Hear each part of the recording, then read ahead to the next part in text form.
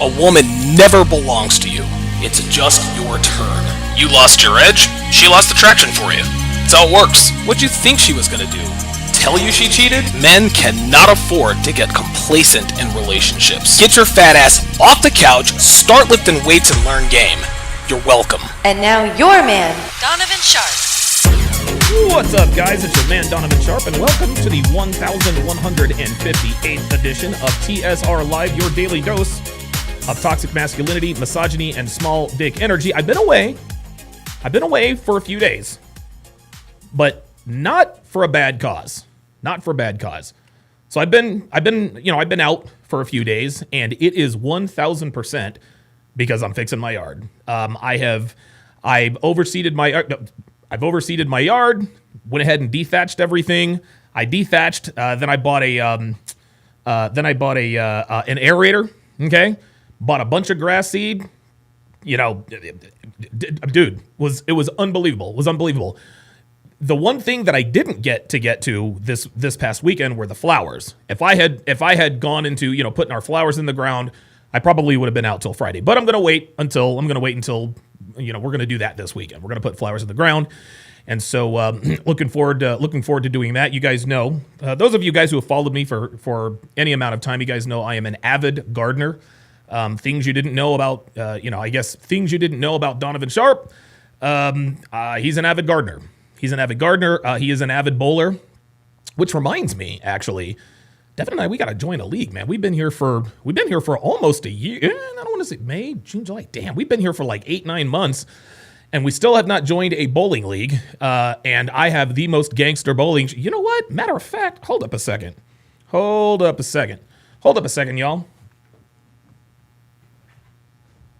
I might as well didn't mean to hit that. Might as well start the show with my, my weekly or bi-weekly unnecessary but necessary flex. Every once in a while, I have to flex on niggas. You know who you are that I flex on. These are the most gangster bowling shoes ever. Yes, they are Jordans.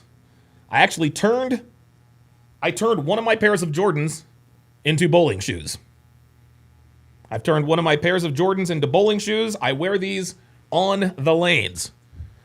Coolest, dude. Those are the most gangster bowling shoes ever. Straight up. And so, Devin and I, we gotta get on the lanes, man. We gotta get on the lanes. Saito Hajime says, "Why don't you show some photos of the garden?" Because I haven't started planting it yet. Haven't started planting them yet. I'm gonna do like a before and after. I'm gonna do like a before and after of the yard. Oh my God, dude, the front yard, the backyard's not too bad. I'm actually gonna reseed the backyard at some point, maybe today or tomorrow, depending. But the front yard was in terrible shape. Front yard was in absolute, dude. It was in terrible shape, and so I had to spend most of my efforts on the front yard. At any rate, there was something. Hang on a second, guys. Hang on a second. Hold on. I've actually forgot. Hang on, guys. Give me 2 seconds because I forgot something. Did I bring it? I know this is bad. That was a bit terrible introduction.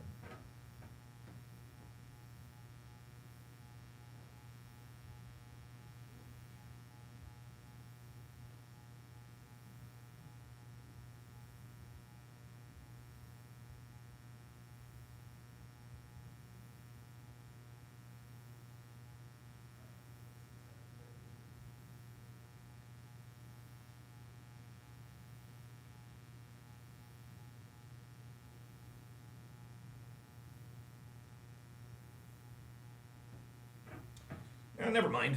I guess maybe I'll see if Devin can find it. It's not a big deal. There we go.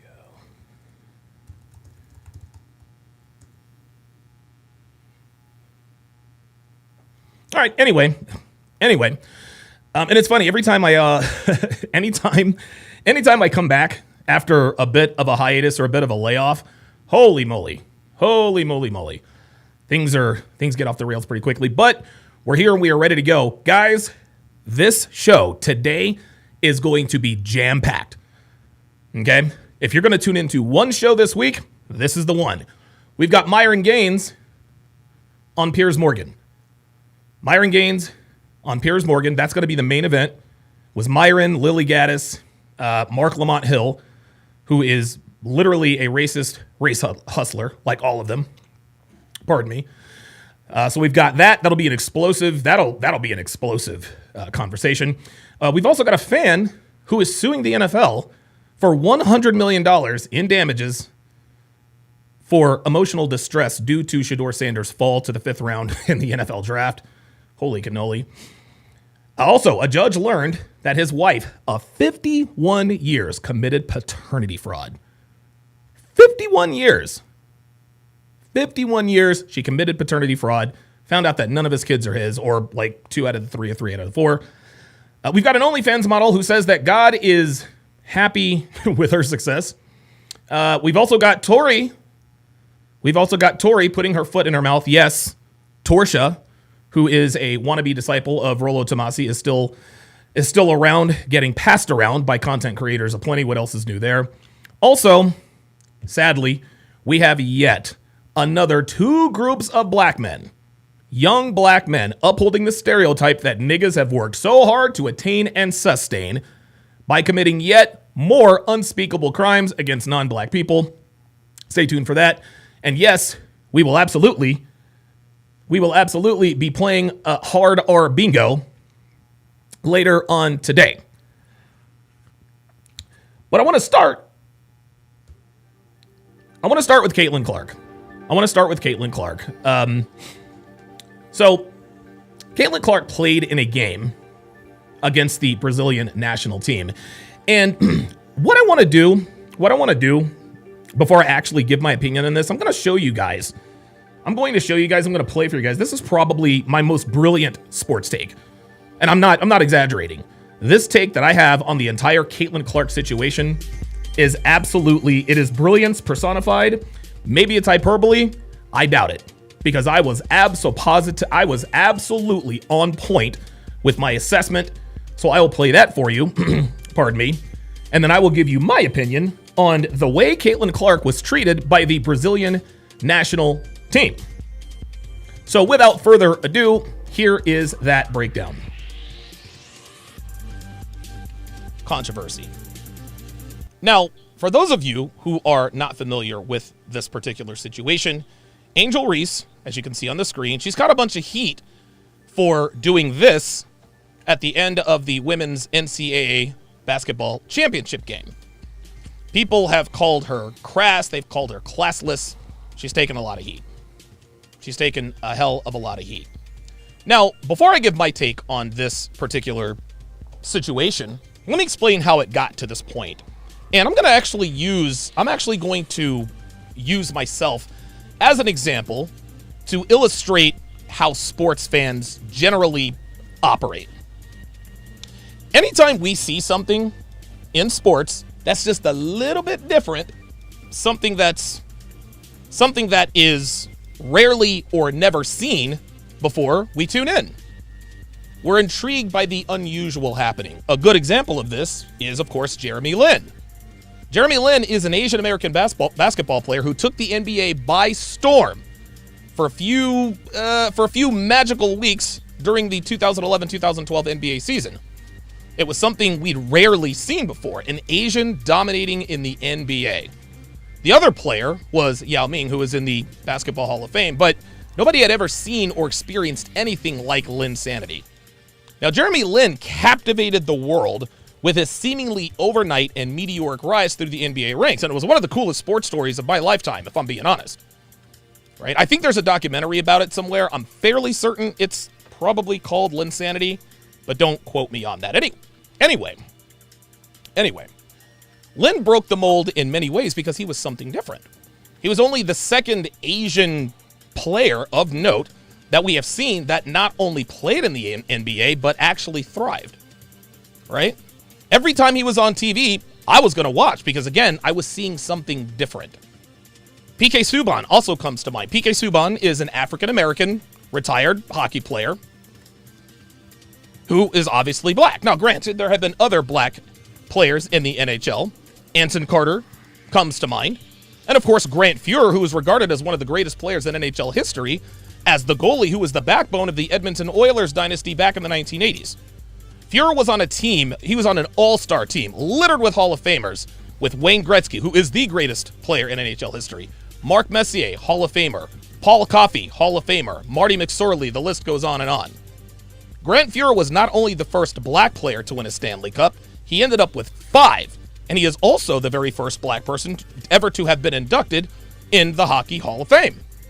The Edmonton Oilers were must-see TV, obviously, because of the dynasty they created, winning 5 of 7 Stanley Cups in a 7-year span. But another reason they were so intriguing is because they had a black man as their goaltender. No one had ever seen this before. Now, the best example that I can think of in my lifetime in terms of breaking the mold in sports is none other than Eldrick Tiger Woods. For those of you who are old enough to remember, we all remember when Tiger Woods was a global superstar of epic proportions. He was the world's most popular athlete for a decade plus. It all started with his record-breaking performance in 1997 by winning the Masters at the tender age of 21. That was the genesis of one of the most incredible stories of the 20th and 21st century. The reason it was so intriguing is because Tiger Woods is black. A black golfer dominating the tour is something that we'd never seen before and probably will never see again. Persons of every race tuned in on Sunday afternoons to watch Tiger strutting confidently around the course in his customary red Nike shirt, which essentially told everyone, game over, drive home safely, thanks for flying American. Jocelyn Alo, a college softball star who is also in this arena, albeit to a lesser degree. She was a Polynesian power-hitting softball player who hit home runs at an unprecedented rate. She got me to a television anytime the University of Oklahoma softball team was on television. Well, gentlemen, we've got another example of this sports intrigue, and this time, it's in women's college hoops. I have never, and I mean never, intently watched women's college basketball or WNBA for obvious reasons, but this season was an exception. And that reason was because of Caitlin Clark. Caitlin Clark, for those of you guys who are not sports-minded, she is the point guard for the University of Iowa's women's college basketball team, and to say that she is must-see TV is a gross understatement. This chick is a straight-up assassin who has been called the Stephen Curry of women's basketball, and for good reason. She is a sniper from the outside, and she routinely hits NBA-range threes all day long. Doesn't matter who's on her, she'll hit threes from anywhere on the court. Iowa, the University of Iowa, they made an unprecedented run to the Final Four behind the sharpshooting of Caitlin Clark. They upset the heavily favored University of South Carolina Gamecocks, who were, at the time, undefeated and the defending champions, to get to the title game against LSU. Now, Iowa ended up losing to LSU in the title game, but toward the end of the game, Angel Reese then taunted Caitlin Clark, and I'll get into that briefly. But the reason I watch Caitlin Clark is because she's different. She is a white woman dominating a game primarily dominated by black women, at least here in America. It's as intriguing as Grant Fuhr back in the 80s, Tiger Woods in the 90s and early 2000s. I'll even go as far as to say that Danica Patrick finishing 4th in the 05 Indianapolis 500 was probably also maybe in the same ballpark. So when a white girl comes along and she shows the kind of consistent range that Caitlin Clark has, and then upsets the undefeated #1 team in the country, who is also the defending champion, the world is going to notice, and notice it did. I was among those who noticed, because for the first time in my life, I actually made it a point to sit down and watch a women's college basketball game on purpose. But let me rewind back to 1997, if I may. The year Tiger Woods won the Masters in historic fashion, and putting the world on notice about what was about to happen for the next decade and a half. A fellow PGA golfer by the name of Fuzzy Zeller made comments about Tiger and what he should serve at next year's Masters dinner should Tiger hang on and get the W. Here is a clip of what Mr. Zeller said. He's doing quite well. Pretty impressive. Little boy's driving it well. He's putting well. He's doing everything it takes to win. So you know what you guys do when he gets in here? Pat him on the back, say congratulations, enjoy it, and tell him not to serve fried chicken next year. Got it. All right. Or collard greens or whatever the hell it's Obviously, that is a regrettable take on his part, but his First Amendment rights guarantee him freedom of speech. That doesn't mean freedom from consequences, as Mr. Zeller quickly learned. So now you're probably asking yourself, okay, Donovan, what does Fuzzy Zeller have to do with Caitlin Clark? I'm glad you asked. Stay with me, gentlemen. You see, Fuzzy, like many other PGA golfers at that time, they didn't really take too kindly to a 21-year-old black kid kicking their asses up and down Augusta National. They were haters. They hated on Tiger because he was new, he was different, and likely because he was black. He took over the PGA by storm and didn't relinquish his grip on golf until his ex-wife Elin Nordegren famously put her golf club through his window, and we all know how that ended. Well, and stay with me, Caitlin Clark is Tiger Woods and Angel Reese is Fuzzy Zeller. Let me repeat that. Caitlin Clark in this situation is Tiger Woods and Angel Reese is Fuzzy Zeller. Fuzzy was simply echoing the sentiments of other golfers on the tour as well as himself when he made that crack about fried chicken and collard greens. And for the record, Tiger Woods is the best thing that ever happened to the PGA Tour money-wise, because it's because of him now purses are higher than they've ever been. Of course, Live Golf came along and blew that out of the water, but that's beside the point. Well, Angel Reese echoed the sentiments of the kinds of black female basketball players who like to trade in racism. Some would even argue that Reese was simply carrying the flame started by University of South Carolina coach Dawn Staley, who indirectly indicated that the University of Iowa coach Lisa Bluter made a racist comment when Coach Bluter described rebounding against a much bigger and much more physical South Carolina team as being in a bar fight. It was a benign analogy that had nothing to do with race and everything to do with giving credit to South Carolina's physicality in the low post and on the glass. Here is what Coach Bluter said. Described it to me as you're going to a bar fight when you try to get into a go rebound. Let's listen again. They're just so good. Described it to me as you're going to a bar fight when you try to get into a go rebound against them. They're just so good. They're just so good. And here is how Dawn Staley replied to that comment. Other coaches, your colleagues, have sitting in that spot and talked about you all being bullies. What's the truth about your team? The truth about our team, okay? It's a good question, okay? We're not bar fighters. We're not thugs. We're not monkeys. We're not street fighters. This team exemplifies. Coach Bluter was simply giving credit where credit was due. She was giving credit to the University of South Carolina for being dominant down low. She said it herself. They're so good. So how the hell did we go from rebounding against them as like being in a bar fight to we're not bar fighters, we're not thugs, we're not street fighters?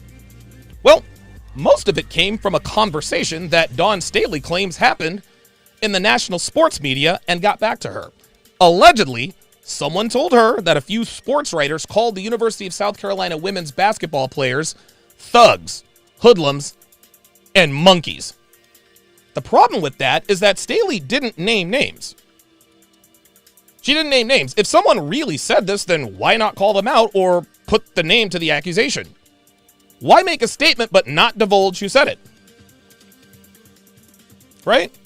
Guys, listen. I'm just going to say what most people are afraid to say. I'm just going to say it, guys. South Carolina didn't like Iowa because they're a white team. Plain and simple. Their starting five, all white. Their star player, white. Their coach is white. And they come from a state where I assume black people probably aren't even cracking the double digits in terms of the percentage that live there in that state. That's what this was, guys. Angel Reese taunted Caitlin Clark because Angel Reese doesn't like that a white woman is dominating a sport that is normally dominated by black women. Now, some might say, but Caitlin Clark did the same thing. No, she didn't. Not even close. Not even close. She was making the "you can't see me" gesture toward her bench as she was walking off the court after a timeout again against Louisville. There wasn't a cardinal in sight. There was not a cardinal in sight when Caitlin Clark did the "you can't see me" gesture. Yes, she does play with flair, but she doesn't direct it at anybody, as Caitlin describes it right here. Shrug. We got the shrug. We got, well, this is new, like right here. Do you get in it? No, I don't like to do it. I wasn't doing it to other people. I was doing it to one of our coaches. Like, I was like, not the coach. I'm not face. No, our coach. I'm not face. Right here. That was before she even played against South Carolina in the Final Four. Angel Reese literally followed Caitlin Clark around the court. And let me bring this up. And we're going to see the difference between what Caitlin Clark did and what Angel Reese did. Let's take a look. There it is. Caitlin Clark, "you can't see me." Look, now watch. Watch Angel Reese follow Caitlin Clark around the court. This is not the same thing. This is not... Look at this. She's following her around the court. Look. Caitlin Clark does "you can't see me" to her bench. That's the end of it. Angel Reese is following Caitlin Clark around, trying to get into her face. Gentlemen, that was not the same thing. That was not the same thing. But here's why I know this was racially motivated. Angel Reese told reporters that Caitlin Clark disrespected them, the LSU Lady Tigers, by the way they guarded South Carolina. Let me repeat that. Angel Reese told reporters that she felt like Caitlin Clark disrespected them, LSU, by the way they guarded South Carolina. To paraphrase, she said that Caitlin Clark and the Lady Hawkeyes disrespected the Lady Tigers because they clogged the lane and left the South Carolina shooters wide open. Hey, huh? Where'd you come from? Wait. I'm sorry. I beg your jargon? Come here, come here. Are you serious with this? The way a team defends another team, not your team, as you guys can see. See, look, Caitlin Clark waves her off like, okay, South Carolina can't shoot. They're trying to crowd the lane. Guys, this is strategy. What does this have to do with disrespect? What does this have to do with disrespect at all? Sorry about that. Now, the reason they clogged the lane, or the reason why the University of South Carolina clogged the lane, Iowa clogged the lane, is because South Carolina has a major size advantage. They got a bitch who's 6'7", who's not even the best player on the team. South Carolina also has Aaliyah Boston, who is this year's likely #1 overall pick in the WNBA draft, along with the rest of their huge lineup. Iowa wasn't disrespecting LSU. They drew up a game plan that gave them a chance to win. And that plan was to leave the South Carolina shooters open so that the Iowa defenders could double and triple team the bigs of South Carolina. It had nothing to do with disrespect. Coach Bluter was trying to win, and that's exactly what they did. That flimsy excuse to justify her behavior is why I know this was racially motivated. Because I'll tell you this. If Caitlin Clark was, say, Lakeisha Clark, Angel wouldn't have done that. Angel wouldn't have done that to Lakeisha. Oh, no. The first reason is because Lakeisha probably would have whooped her ass, for one. But the second reason she wouldn't have done it is because Lakeisha would be black and not white. This is where the Fuzzy Zeller comparison comes into play. Fuzzy was flat out jealous of Tiger Woods. Here's this black kid, just out of college, taking the best golfers on the planet behind the woodshed, and now he's about to win golf's most prestigious tournament by double-digit strokes? Oh, yeah. Yeah, Zeller was drinking that haterade heavy that day. Well, Angel Reese was also drinking the same thing. You better believe it. She was flat out jealous that a white girl was getting all the praise in the sport. By the way, this year's Naismith Player of the Year, Caitlin Clark, was won by Aaliyah Boston last year. She was flat out jealous that a white girl was getting all the praise in the sport that is mostly dominated by black women. She couldn't stand it. So she took the opportunity to act like the classless dumbass she is and use this fake disrespect as an excuse to show her ass. Of course, in the press conference, she was unapologetic, saying that she's glad she could grow the game of women's college basketball. Angel, sweetheart, newsflash. You didn't grow shit. Except for maybe more entitlement next year, when you will no doubt continue to show your ass because the media is now praising you for it. Nah, boo. Nope. It was Caitlin Clark who's growing the game. I didn't tune in to watch Aaliyah Boston when Iowa played South Carolina. I already knew she was a gangster. Like I said before, she won the Naismith Award last season as the nation's top player and had arguably a better season than even last year when she won the title with South Carolina. I didn't tune in to watch Angel Reese's dominant because I already knew she was good. No, I tuned in to watch Caitlin Clark because I had never seen anything like her before. She's kind of a cross between like Stephen Curry and like Pistol Pete Maravich, in my opinion, who, incidentally enough, went to LSU. So no, Angel, you didn't grow or advance anything. All you did was further perpetuate what we already know about the typical rank-and-file black woman in America, which is that you don't like it when white people succeed in your field. Plain and simple. And I wouldn't be surprised if Kim Mulkey, LSU's head coach, probably used a little bit of racism to light a fire under her team. And guess what? I'd have done the same damn thing. Look, whatever it takes to win. Even if it's something as dumb as, let's go beat these white girls. Let's go show the world that white girls ain't got nothing on us. But Angel Reese's antics in the waning minutes of the title game didn't do any favors in terms of their overall image. And I can't say I'm a bit surprised. And that is the memo.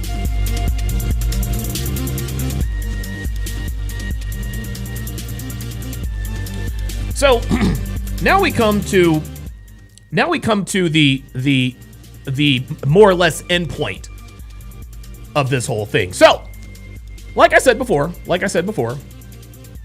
Caitlin Clark, I think it was yesterday, Caitlin Clark in the U.S. women's national team. It was either yesterday or the day before. I think it was on a Sunday. It was actually on while the race was on. You guys know I'm an F1 nut. Anyway, so Caitlin Clark and the Indiana Fever played sort of like a friendly against the Brazilian national team, right? And listen, it was a typical Caitlin Clark game, logo threes, making passes. I've always said that Caitlin Clark is kind of a cross between Stephen Curry and like maybe a Pistol Pete Maravich, because she is brilliant with the basketball. She does two things. She does one thing very well, and the second thing she does, she almost does as well. She shoots the lights out. She's the best shooter in the WNBA. She will be the best shooter in WNBA history. She's also one of the best passers in the game, if not the best passer in the game. Anyway, so yes, absolutely, Caitlin Clark and the Indiana Fever, they destroyed the Brazilian national team. Okay, fine, we all expected that. But the real story is what happened. The real story is the way the Brazilian national team celebrated her. They celebrated this woman. This was a stark contrast, a very, very stark contrast from the way Caitlin Clark is treated here in America. That was the real story. This is what people were talking about. Let's just take a look at. I'm gonna just take a quick. We're gonna take a quick look at the at the first video. So this is Caitlin Clark. This is Caitlin Clark, who is having an interaction with the Brazilian national team's coach, and listen to the reverence and respect he shows her. How are you? Good, how are you? You're an amazing player. Congratulations. Thanks. You changed the history in basketball. I appreciate it. Thanks for coming here and playing Look at us. that. Look at Most that. people you've played in front of. Yeah. Look at this. Look at that, man. How are you? Dude, look at that. Dude, she's gracious. Thanks for coming out and playing us. The coach, the Brazilian national coach just told her, hey, man, you're changing history. You're changing. Let's watch it again. Good, how are you? You're an amazing player. Congratulations. Thanks. You're changing the history in basketball. I appreciate it. Thanks. Congratulations. You're changing the history in basketball. This is how the Brazilian national team's coach handled Caitlin Clark. How do the coaches here in America treat Caitlin Clark? Well, let's take a look. This, of course, is the press conference after the infamous Kennedy Carter, whatever, literally assaulted Caitlin Clark on the court. And head coach at the time, Teresa Witherspoon, wanted to stop all questions about that. Take a look. To give you an opportunity to talk about that moment between you and Caitlin. What was that play, what was said, and kind of what led to. Next question. I'm just going to pause it right here, guys. Look at the look on these. And by the way, Camila Cardozo, I don't think she's a part of this, right? I don't think Camila Cardozo is a part of this. I actually, listen, man, I'm not a WNBA guy, obviously. But, I've seen some stuff on Camila Cardozo. Her she's from Brazil. She came to America to play professional basketball so she can bring her family to America. I'm all about her. Love Camila Cardozo. But I'm going to take myself off the screen just so that you guys can see. Just the looks of utter contempt on the faces of black women when talking about Caitlin Clark. Look at this. Teresa Witherspoon, former WNBA player, looks pissed. Kennedy Carter looks like a man. Watch. You a little bit. Yeah. I ain't answering no Caitlin Clark questions. Did she say anything? I don't know what she said. What'd you say to her? I didn't say anything. That's enough. Yeah, see? Yeah, that's enough. Yeah, I wasn't expecting it, but I think it's just like. And then, of course, in response, Caitlin Clark showed she is class personified. Here was her response to what happened to her on the court. Just respond, come down, let your play do the talking. It is what it is. It's a physical game. Go make the free throw and then execute on offense. And I feel like that's kind of what we did, but, it is what it is, I guess. I don't know. Shit, even her own teammate. I think this is Kelsey Plum. Even her own teammate, Kelsey Plum, looks like she's hating. It just doesn't, guys, it makes absolutely no sense to me.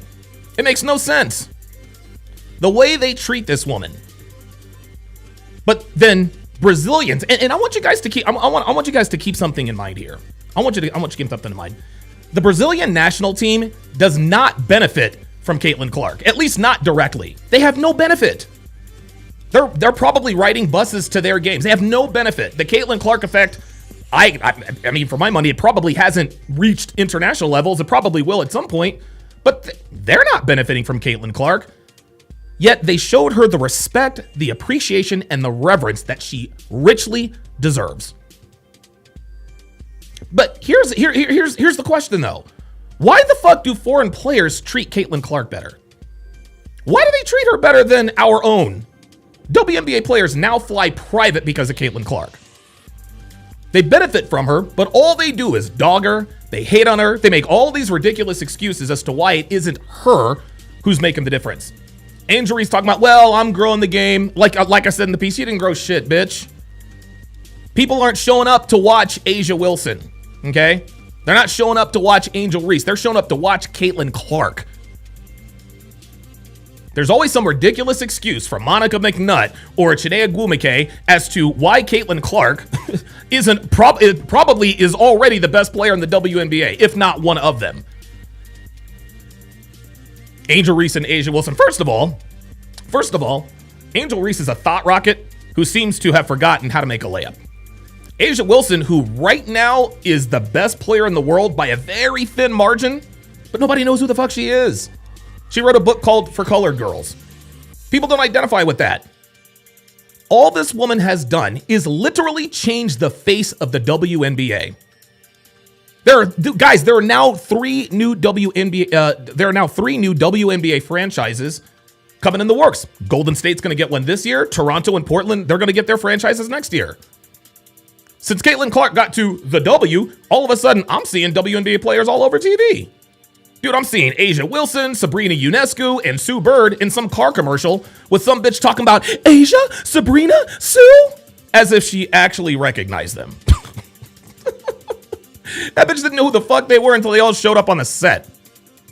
I'm seeing Jewel Lloyd, Kelsey Plum. I'm seeing these bitches all over TV now. Why?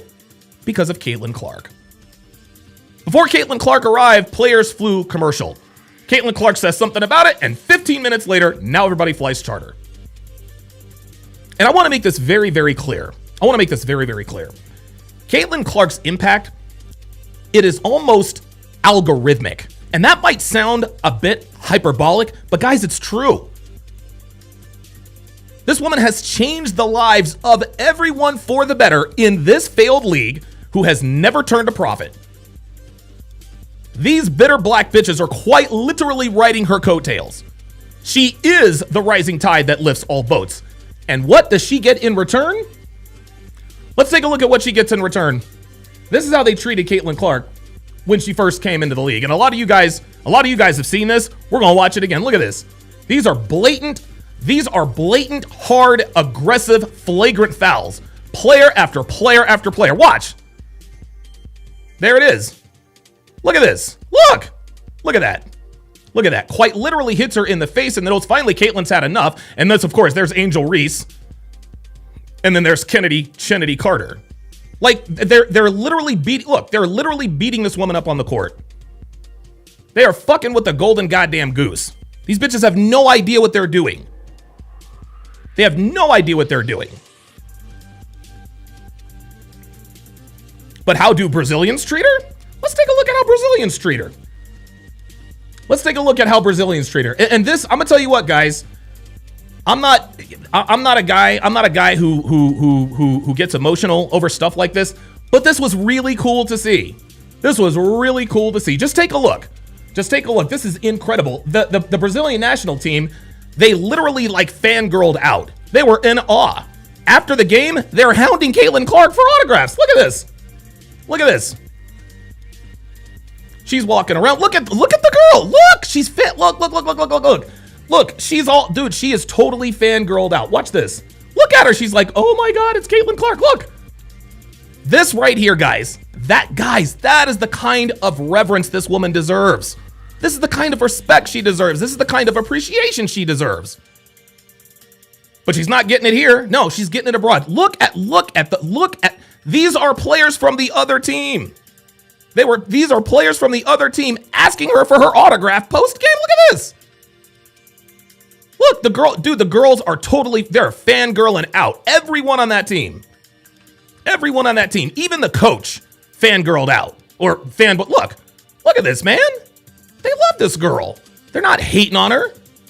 They're not picking on her. They're not assaulting her on the court. They're showing her the appreciation that she deserves.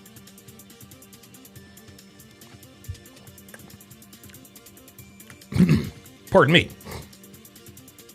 That's how Brazilians treat Caitlin Clark. Okay? And again, I showed you guys the difference between the way the coach treats her here and the way Teresa Witherspoon didn't want to talk about it.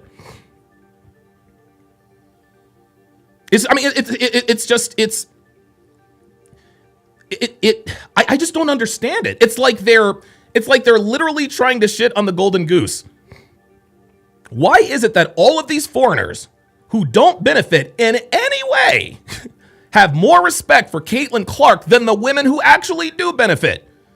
Why does it take a Brazilian coach and Brazilian players to show Caitlin Clark respect? Andrew Reese talking about, I helped grow the game. Bitch, no, you didn't. The white girl you taunted, the white girl you trolled, she changed the game. And by the way, as a side note, there's a reason why Caitlin Clark got a $28 million shoe deal from Nike, but Angel Reese can't get a show and she can't get a shoe endorsement from Payless.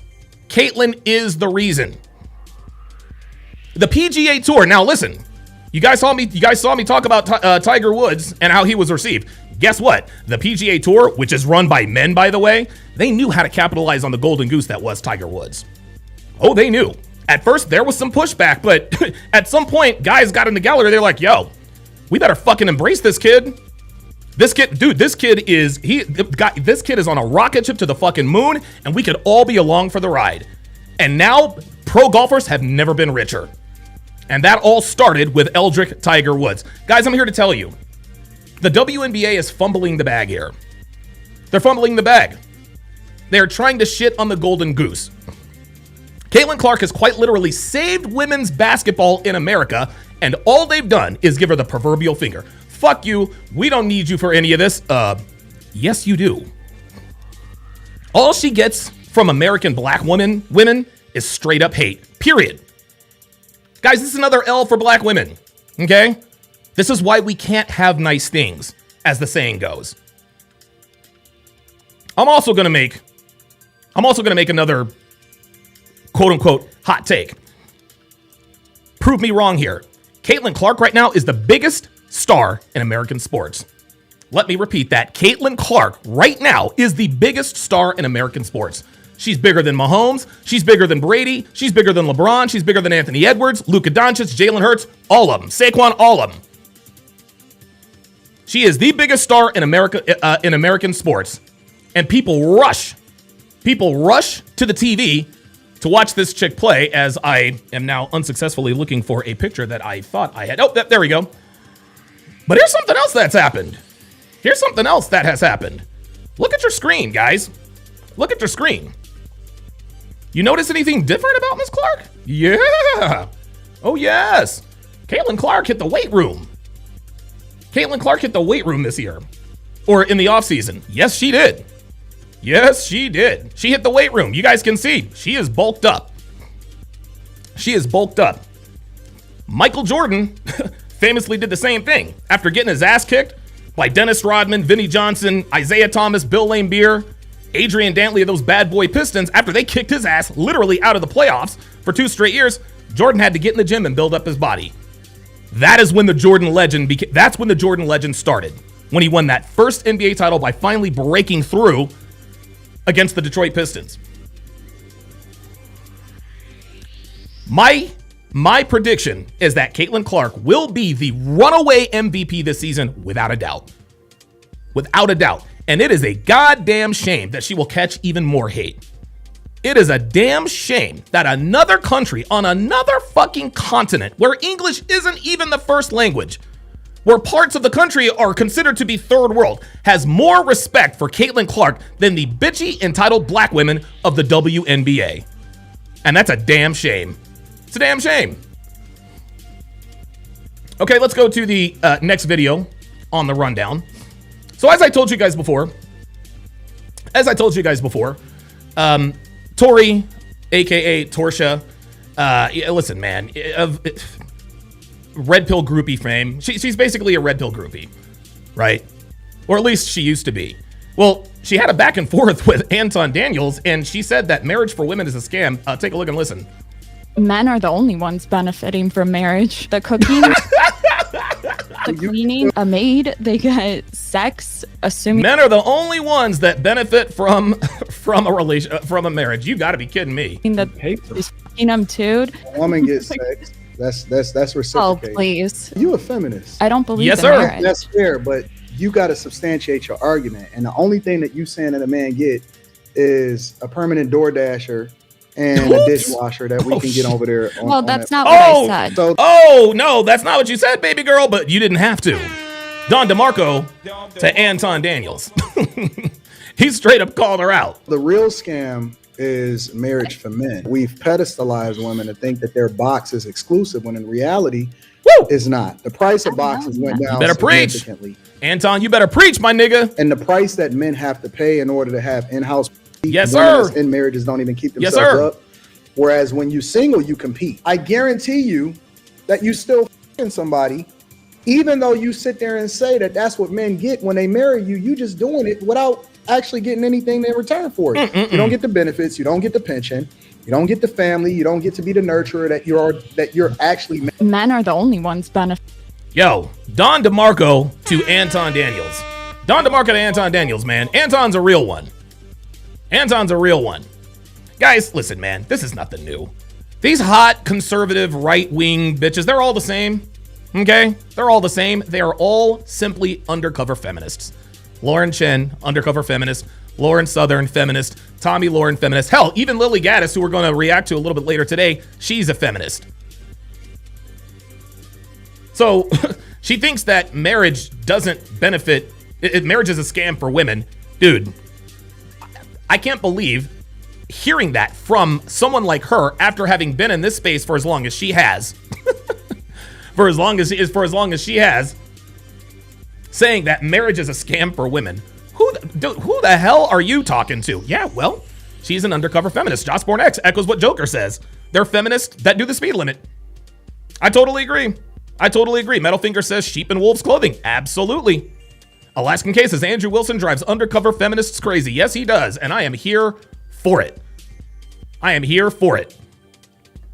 Tortia's time in the manosphere is clearly done. She can get off a Rolo's tit. This doesn't surprise me. This absolutely does not surprise me. This next video was actually sent to me. I think it was sent to me in the Discord. I apologize if I forget, but it's a very telling video. And listen, I don't know if it's real or fake, whatever the case may be, right? I don't know if it's real or fake or whatever, but this shows you hypergamy in its truest form. Just watch. If her man's hand goes anywhere near her phone, she absolutely loses it. Watch and listen. Look at this. Look at that. He reaches for that. Oh, there it is. Look at that. Look at that. See that? See that? He was just reaching for his glass. He was just reaching for his glass, or made pretend that he was reaching for his glass. You saw how quick she got them Thomas Hearns hands. Watch this. She got that sweet pea Pernell Whitaker hand speed. Look at this. Whoop! God damn. Oh, whoa, wait a minute. Bruh, like this has to be the quickest. This right here has to be the quickest phone snatch in history. Watch this. Watch this. Boop! God damn. Bruh, like real shit. I ain't seen hand speed like that since Oscar De La Hoya. Holy moly. Look at her. See, he knows what it is. He knows what it is. He's like, all right. Bet. See, look at that. He just learned something. Look at that. He's like, oh, it's like that? He's like, appreciate it. I'm out. And oh, here's another one. Look at that. More quick hands, y'all. Look at how quickly. Look. Whoop! Look at that again. Look at these hands. Look at these hands. More hand speed. Whoop! Gotcha. All he was looking for was a slice of pizza. So what's he do? He's like, bet. I'm out. Look at that. This is what men should be doing.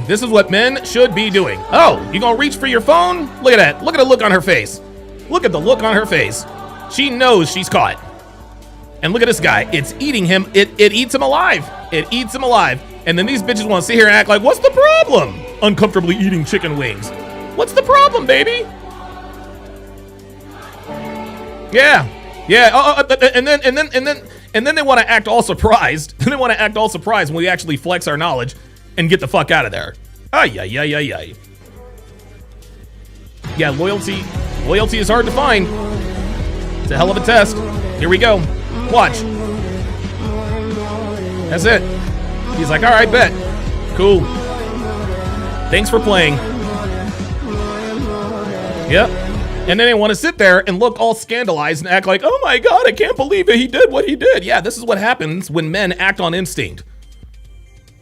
When men act on instinct, when we show that we know what the fuck women get up to, this is when they get in. This is when they get mad. Alpha J says called hoe flexes versus reflexes. Oh my God. Those aren't reflexes, my guy. Those are hoe flexes. Textbook neuroticism. Let's not do that. Why is the dinner being filmed? Let's not do that. Well, guys, come on. Let's not, guys, this isn't Twitter. Okay, this is YouTube. Why is this even happening anyway? Okay, why is dinner being filmed? Everything is filmed. Textbook neuroticism. Everything is filmed, dude. Why are we filming dinner? Well, because that's what we do. It's 2025. We all have video cameras in our pocket. Why wouldn't we? I just thought that this was a very, very interesting video. This next video here on the rundown is an OnlyFans model named Sophie Rain, who speaks on her relationship with God. Oh boy. Very strong. I have a very close relationship with my church. And I love God. Like I believe that he will forgive your sins for anything, and I think that he's happy that I'm successful. I do like a little video call because I'm currently living in Miami, but I used to live. Oh my God. Oh Jesus fuck. Of course she's living in Miami. Tampa. And that's like my home church. I love that church so much, and I'll never, my pastor that is there, I can't listen to another pastor. So Yeah, of course not. Cause newsflash, sugar tits. Pastor wants to smash. That's what that is. Pastor wants to smash. That's why this is why the pastor has welcomed you into his church with open arms, because he thinks or hopes that later you will meet him with open legs. Oh, my pastor's so nice to me. Oh my God, everyone's so sweet. Everyone's so nice. No, it's because he wants to smash. They don't give a damn about you. They seen that, dude. They seen that ass. They seen that ass on Instagram, and now they want a piece. You guys remember that movie, Liar Liar, starring Jim Carrey? Remember that woman with the big tits gets into the elevator? He's like, hey, how do you like working here? She's like, oh, it's been great. Everyone's so nice. And he looks at her and says, that's because you have huge jugs. That's what that is. Oh, my pastor's so nice. Da, da, da, da, da. No, pastor wants to smash. He wants to Hulk smash. Hulk smash. I watched like the little Sunday video thing that they do because they live stream it on Facebook. Mm-hmm. Very strong. I have a very close relationship with my church. Mm-hmm. And I love God. Like I believe that he will forgive your sins for anything. And I think that he's happy that I'm successful. I do like a little video call because I'm currently living in Miami, but I used to live in Tampa. Oh God. And that's like my home church. I love that church so much, and I'll never, my pastor that is there. Oh my God, my pastor just loves me so much. I just can't listen to another pastor. Oh my God. So, listen, I believe that there probably is a God. You guys know I'm in sort of a religious purgatory at this point in my life. But if there is a God, and I think there probably is, God will forgive her sins. He absolutely will forgive her sins. But just because God forgives, just because Jesus died for your sins, that don't mean we will. Listen, shout out to you for making $43 million on OnlyFans. Look, you got the bag. You got the bag, boo. You got the bag. Unfortunately, more people know what you look like naked than people you know actually. That's going to be a problem a little later on in life. It's going to be a problem a little later on in life. So yes, listen, I'm sure, hey, whatever helps you sleep at night. God is happy that I'm successful. Okay. When you get to the pearly gates, I'm sure God will let you strut right on in. Okay? But there are consequences to be had here on planet Earth.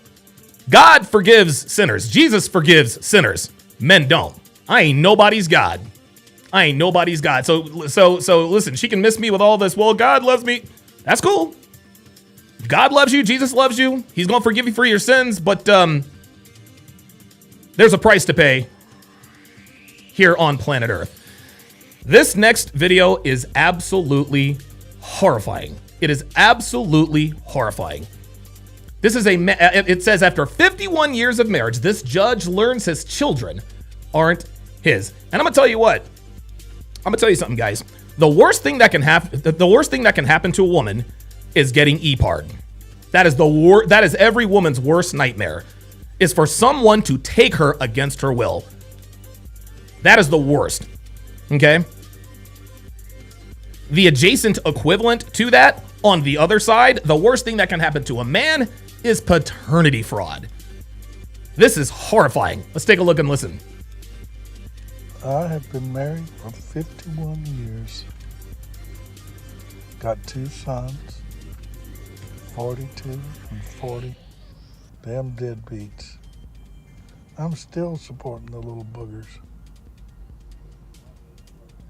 Needed to take a test to see if any of us had a kidney good enough for my brother. Oh my God. Oh my got God. Something interesting. They ain't my kids. There's somebody else's.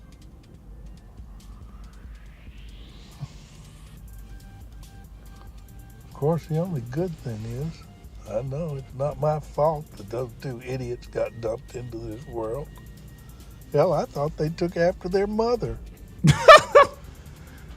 Instead, they take after the plumber or the postman or the milkman. Or they were milkmen back when they came around.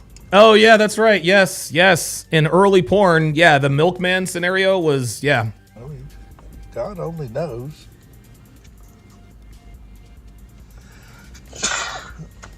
Bless you, my guy. Told. I do wish I knew who the real fathers were. And they ain't the same. No, you ain't. A couple of different guys. But if I could figure out who they were, I've been practicing law long enough that I pretty well figure I could sue their ass and get all my money back that I sunk into those two dead. Uh-oh. It just chaps my ass that she couldn't tell me. I'd probably forgiven her. Maybe Shit. You No, not your boy. Hell, boys. Y'all need to go get your own paternity test. You can't tell by looking who's the daddy. Well, in some cases, you can, if ya mean. Unless you're looking down at the genetic level. I've been in court thousands of times in paternity suits. And 4 out of 5 times, guy says he ain't the daddy, he's right. And the genetic test is the only way to prove it for sure. That is insane. These women are hopping everything that looks fun. You thought you like sex. You ain't nothing. Well, I guess that pretty well completes that story. I'll go home, start drafting up some divorce papers, see if I can't get free of that crazy bitch. Damn. I mean, I stayed with it for the sake of the children and the grandchildren, now the great-grandchildren. Good call there, Sean Morris. They ain't no kin of mine. Fuck 'em.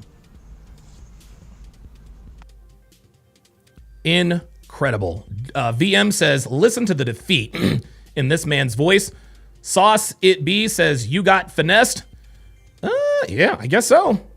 Sean Moore says, Donovan talking about SFNY. Is this a snow bunny situation? Why, yes, it is, Dr. Umar. Yes, it is. All jokes aside, guys, all jokes aside, the worst thing, like I said, that can happen to a woman is being taken against her will. The adjacent equivalent of that is a man who finds out that one or more of his kids are not his genetically. It is absolutely, dude, it is absolutely, it is, and I think somebody said it in the chat, I forgot who it was. They said he just realized his last name dies with him. These hoes ain't loyal, y'all. These hoes ain't loyal. This is why we do what we do, gentlemen. This is why we do what we do. To avoid situations like that. Incredible. On a lighter note, let's take a look at another story. Got this on Yahoo Sports. This is absolutely the craziest thing I've ever seen. This is the craziest thing I've ever seen. Fans seeking $100 million in damages from Shedeur Sanders' fall in the 2025 draft. There is Alex Smith talking to somebody. Let's go ahead and read this. The article starts 2 weeks ago. Shedeur Sanders was expected to be a first-round pick in the 2025 NFL draft. The consensus number 2 quarterback in the class led college football completion percentage in 2024 and helped the Colorado Buffaloes to their first 9-win season since 2014. But Sanders slid from round 1 to round 5 as the Cleveland Browns traded up to secure a potential starting quarterback for the 2025 season. His slide was the biggest storyline of the draft weekend. Now, a Colorado Buffaloes fan is seeking $100 million in damages in a lawsuit filed against the NFL for Shedeur Sanders' drop into the 5th round according to a filing obtained by USA Today. Ay, ay, ay, ay, ay. The plaintiff, referred to as John Doe in the filing, of course he's a John Doe, alleges in the complaint that the, quote, NFL's actions and dissemination of slanderous statements have caused severe emotional distress and trauma. Per the filing, Doe is a Georgia resident and a, quote unquote, dedicated fan of Colorado football who attended Colorado versus TCU football game in 2023. The Buffaloes won 45 to 42 as Shedeur Sanders completed 38 of 47 passes for 510 yards and 4 touchdowns. Doe alleges that the reports of Sanders' performance in interviews, quote, contributed to a narrative that has unjustly harmed his reputation and potential as a player. The filing alleges the NFL violated the Sherman Antitrust Act because teams colluded to influence Sanders' fall to the 5th round. The Civil Rights Act because that fall, quote, may have been influenced by racial discrimination. Wait a minute, hold up, wait. So let me just break this down here. So it was collusion, was it? Did the Cleveland Browns all of a sudden just decide to break ranks and say, you know what, we're not going to collude anymore? If it was collusion, Shedeur would have never been drafted. He would have gone undrafted. That's a fact. The second thing may have been influenced by racial discrimination. I'm sorry. Does anyone remember who the #1 overall pick was in this year's NFL draft? Yes, Cameron Ward out of the University of Miami. Cam Ward's black. Cam Ward is black. Did you forget that the #1 overall pick in this year's draft was also black? So that goes out the window. Ay, ay, ay, ay, ay. Consumer protection laws because the league misrepresented, quote, the nature of the drafting process and qualifications of players. The plaintiff is seeking $100 million in punitive damages. The lawsuit was filed in U.S. District Court in Atlanta at the time of the publishing. The NFL has not put out a statement in response to the lawsuit. Guys, this is the silliest thing I've ever heard. This is the silliest thing I've ever heard. Like, seriously? Seriously? You're going to sue the NFL for emotional distress because Shedeur Sanders didn't go in the first round? All of a sudden, now this is a racial issue. Dude, one of the queens of racism, Jamel Hill, even said it had nothing to do with race. I actually talked about this extensively on my channel. I actually clipped it and put it on my channel. If you guys want to check that out, I give you top to bottom, wall to wall coverage on the whole Shedeur Sanders situation. In the end, guys, when it comes down to a lot of this stuff, what we are beginning to see is the successful segregation of races, man. The left is trying to segregate the races. They're trying to segregate the races. And if they keep going, if it keeps going like this, eventually it's going to work. And that is the memo. All right, let me get in here and see what we got going on. Ken Rose with the $100 super chat. Holy smokes. Oh my goodness. Ken Rose back. Dude, Ken Rose is back with a vengeance. Holy moly, Ken Rose. Where the hell have you been, dude? Holy smokes. Oh my God. Wow. Shout out to Ken Rose with the $100 super chat. Welcome back, K Rose. Phoenix Light Games with the $10 super chat says, yeah, black women hate Caitlin Clark because she has the respect of men of value across all races, but especially black men. Women who are respected by men of value are hated by the majority of low value women. Dude, you can't say that enough, brother. You can't say that enough, man. We see proof of that we see proof of that every single day. All day, every day. Dr. B84 with the $10 super chat says, go ahead and talk about them. Hashtag broke ass niggas. Yes, we will. Yes, we will. Dre Raven with the $2 super chat says represented by the firm of Ray and Pookie. Thanks for calling the law offices of Ray and Pookie. Ken Rose with a $10 super chat says, hey, Donovan, afternoon, RP family. I'm in the middle of a career change, so momentarily I can't be on live streams as much. Hey! Hell yeah. Good for Ken Rose, man. Good for Ken Rose, dude. I was wondering where you were, man. Like, I would see you. I would see you. I saw that you'd leave a super thanks every now and again, and I was kind of wondering, like, what happened to Ken Rose, man? Like, where did he go? Like, what's up with that? Very good. I appreciate your generosity. I appreciate everyone's generosity. I really, really do. Dirty Dance is very on brand for the Democrats. Absolutely. Ice Dragon Kid says it's already working. People don't want niggas around. Dude, I'm telling you, man. Dude, I say this, guys, on every Hard R podcast. On every Hard R podcast, guys, people are getting tired of niggas. They are getting tired of niggas. They're getting tired of niggas committing crimes against non-black people and seemingly getting away with it. So I'm going to play you guys. Oh, there's Jay Blaze. All right. Oh, by the way, I saw somebody in the chat. His name was Slingin' Sammy or something like that. Yeah, Sinister Sammy. Sinister Sammy. He had the happy thumbs. Y'all know what that is? Happy thumbs, where he thinks he can sit here and debate with me in the chat while I talk and he has happy thumbs. Nah, fam. Nope. Not gonna happen. Not gonna happen. Nope. If you disagree with me, I couldn't say nigga because he said he wasn't black.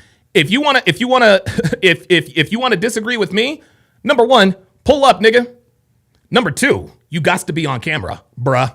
You got to be on camera. I ain't doing none of this. I ain't doing none of this trolling from behind avatars. Nope. No, sir. If you have a disagreement with me, pull up and we will talk about it face to face. We will talk about it face to face. I'm not going face to thumbs. No, I don't do that. I don't do that.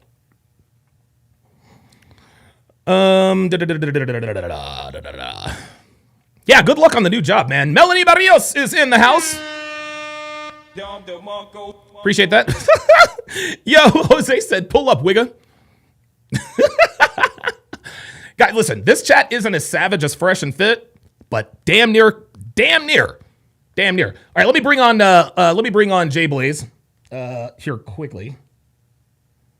There you go. Hey, I just wanted to talk about Caitlin Clark real quick. Yeah, what you got? So she got her flowers. She got her flowers on the Brazil.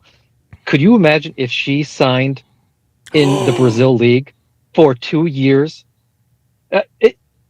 The black women were completely triggered over all the snow bunnies on the NFL draft. If she goes down there, gets her flowers, similar to what LeBron did with the Heat, and then, oh my God. Dude, there would be a complete bidding war. And dude, the WNBA, the black women would lose their that'd be private it. Jets. That would be it. They'd lose their private jets. Yep, dude, it would be a complete shift. Wow. And she would get her flowers in the WNBA after that.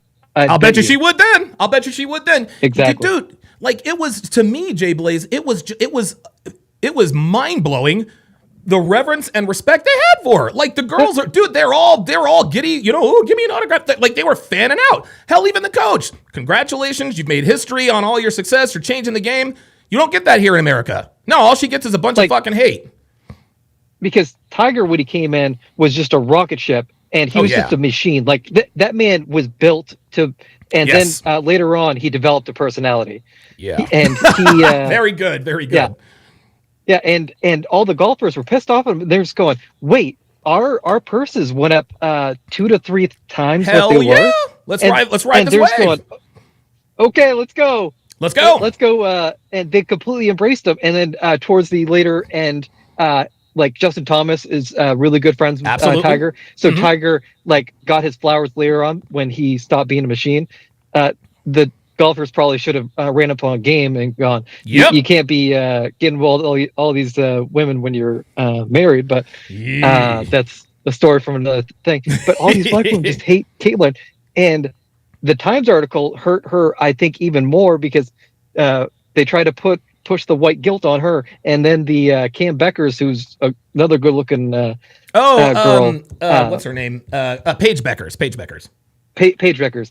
Yeah. She did a complete white guilt Times article too, and I'm just like, why would you do this? Like, people are tired because I don't know if you covered the woman who said the N-word to the little kid. Yeah, we're gonna get into that later. We're gonna get into that later. Yeah, we're gonna get into that. But dude, people are so tired of this racial division, and they just want to push it onto these Caitlyn and Paige, and you're going, it's crazy. Embrace what is working. I don't get it. And it's funny, the difference in what you just mentioned about the PGA Tour and, you know, the juxtaposition between Tiger Woods and the PGA and Caitlin Clark and the WNBA, that is I cannot think of a better comparison that shows people in so many ways the sheer difference between men and women. Dude, the PGA Tour, after, you want to know what happened after Fuzzy Zoeller made those comments? They called his ass into the principal's office. They said, look, bruh, you got to stop all that. You got to stop all that. This kid is about to make us all rich, and we can't have that element around here. And that's why nobody has seen or heard from Fuzzy Zoeller since. And then, like we said earlier, Tiger Woods was on a rocket ship to the moon and took everybody with him willingly. People embraced Tiger because he changed their lives. And of course, the PGA is run by men. They recognize they have the golden goose. The WNBA is literally fumbling the fucking bag. And I'm telling you, that's a very good point. If they're not careful, Jay Blaze, I'll make another analogy. I'll make another analogy. And stay with me here. You remember, you're old enough to remember the decision by LeBron James, right? Yeah. He decided to take his talents to South Beach and join up with Dwayne Wade and Chris Bosh, 2.5 men or whatever. They won 4 titles in 2 years. They went to the NBA Finals 4 straight years. Complete and total success. Cemented Eric Spoelstra as probably one of the most underrated head coaches in league history. The reason why LeBron James took his talents to South Beach is because of the Olympics. Okay, why? Exactly. He's playing on Olympic hope. So this is what it's like to play with other superstars. This is what it's like to not have to carry the weight of the world on my back. This is what it's like to actually play on a basketball team that's trying to compete. That's why he took his talents to South Beach. I'm not saying that this is likely to happen. I doubt that it would, but I'm telling you what, the kind of love, respect, adoration, and appreciation that Caitlin Clark received on Sunday, that, I don't know, man, that might have put a bug in her ear. She might say, you know what? I kind of like this treatment that I'm getting from Brazilians. I wonder what it's like in other countries. I'm just putting it out there. I will compare LeBron to first wave or second wave feminism for LeBron, because LeBron, when he left, all the pieces were in place, because the key to the NBA and NFL, you have superstars that are there. If you turn on your TV, you knew Kobe was going to be in that Lakers uniform, and that helped him embrace with the community and stuff. Right. And when LeBron did the decision, it crippled the NBA after that, because now you have so much player movement. So now all the fans are going, who am I watching? I can't get invested in, because we just saw the Steelers, they're about to trade Pickens, and one fan's just going, I can't buy any uniforms. He bought can't buy jerseys anymore. Because they're all leaving, and it's crippling the NBA and stuff. And I'll say one thing on Sophie Rain, dude, the forgiveness thing for Christians was not made for OnlyFans girls. It was made for men that were at their bare minimum, their breaking point, in prison or whatever, to turn away and say forgiveness and have his redemption arc. That's what it's for. Wow. It's not for you OnlyFans models who are saying, no, people are going to forgive me. I'm going to get a man to forgive me that you will never respect. We just saw Riley Reid just got married and just going, what? And everyone was clowning on the guy. Yeah, it's absolutely incredible, man. Thanks for coming up, man. I think I've come up with a hood name for you. I'm not, and if I ever have you on during the Hard R segment or the Hard R podcast, I'm gonna call you Jablaze.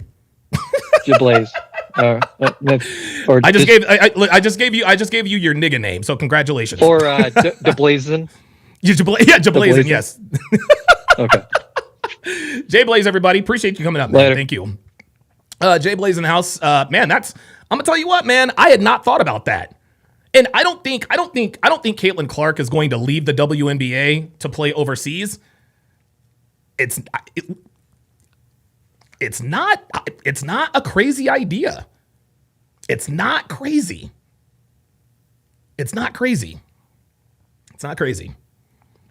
Ay. Reverend Brown. with the $10 super chat says, "Sup, Don, listening to the podcast while I'm getting my chubby self back in the gym for the first time in a long while. Good for you, brother. Good for you, brother." Let's see, y'all. Somebody disagreed with my LeBron take. I forgot. I should have marked it. Oh, there it is. Sauce It Be says the LeBron take is whack. He went for the money and recruited Bosch. Listen, man, multiple things can be true.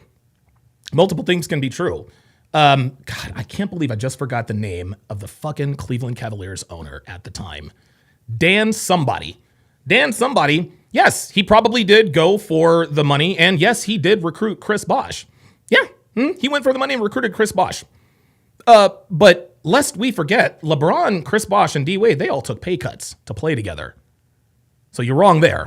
He took a pay cut. LeBron was not making as much in Miami those first couple of years as he did in Cleveland. So you can miss me with this, he went for the money. Yes, he recruited Chris Bosh. He was tired of playing with Matthew Dellavedovas, right? He was tired of playing with Tristan Thompson's good, not great players. It was LeBron, the superstar, and then a bunch of role players. He literally, he dragged that team into the playoffs year after year. He dragged that team into the playoffs year after year. And the owner, I can't believe I forgot his name. The owner just wouldn't open up his checkbook. Dan Gilbert, thank you. There it is. Dan Gilbert. Yep, Dan Gilbert. Dan Gilbert, he would not spend the money. He would not do it. So he had to take his talents to South Beach. He got a taste of what it's like to play with other superstars in the Olympics back in 2008. You guys remember the 2008 Olympics? When Kobe and LeBron, all those boys, at Carmelo Anthony, the other Carmelo Anthony, right? Dude, Melo was like, LeBron's probably looking around like, holy shit. I'm playing with guys who have athleticism, high basketball IQ. Man, and keep in mind, he had just watched Paul Pierce, Kevin Garnett, and Ray Allen all team up in Boston, the Boston 3 party, and win a title that same year they went to the Olympics, 2008. He's like, so this is what it's like to play with talent. Yep, I'm out. Took his talents to South Beach. Jablasius, yeah. Jablasius. Yeah, D-Wade is no slouch. No, D-Wade is a Hall of Famer. Bona fide, surefire first ballot Hall of Famer. Unfortunately, his statue, you want to know what's whack? Is that statue. That statue in Miami, they got a D-Wade. That shit is whack as fuck. Now that's whack. That's definitely whack. Trinity Boy 32 says Melo was supposed to be in that trade. Now that I did not know. How about that? That I did not know. Jay Blaze says his old teammate, Delonte West, fucked LeBron's mom, right? Absolutely. Delonte West smashed Bron's mom. Rumor has it, Delonte West is homeless. Eek. Delonte West is homeless. Oh my God, Max says that statue is almost as worse as his parenting skills. No, his parenting skills are much worse. Jose says Heat LeBron was the best version of him. Absolutely.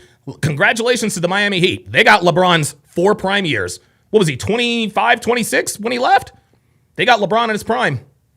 Yeah, LeBron in his prime. Literally put Miami back on the map in terms of NBA basketball. They used to call them the Heatles because they were selling out everywhere they were going. All right. Oh boy. So we're going to take a look. We're going to take a look at 2 stories.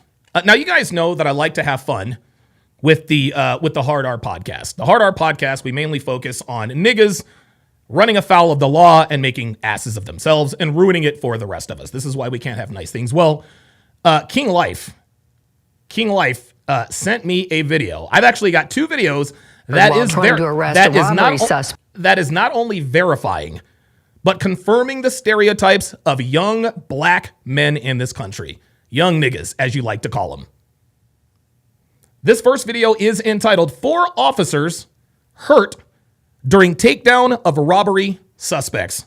Let's take a look. Oh, of robbery suspects. And oh, by the way, it's the usual suspects. It happened in downtown Dallas. 2 Dallas police officers. Oh, how about that?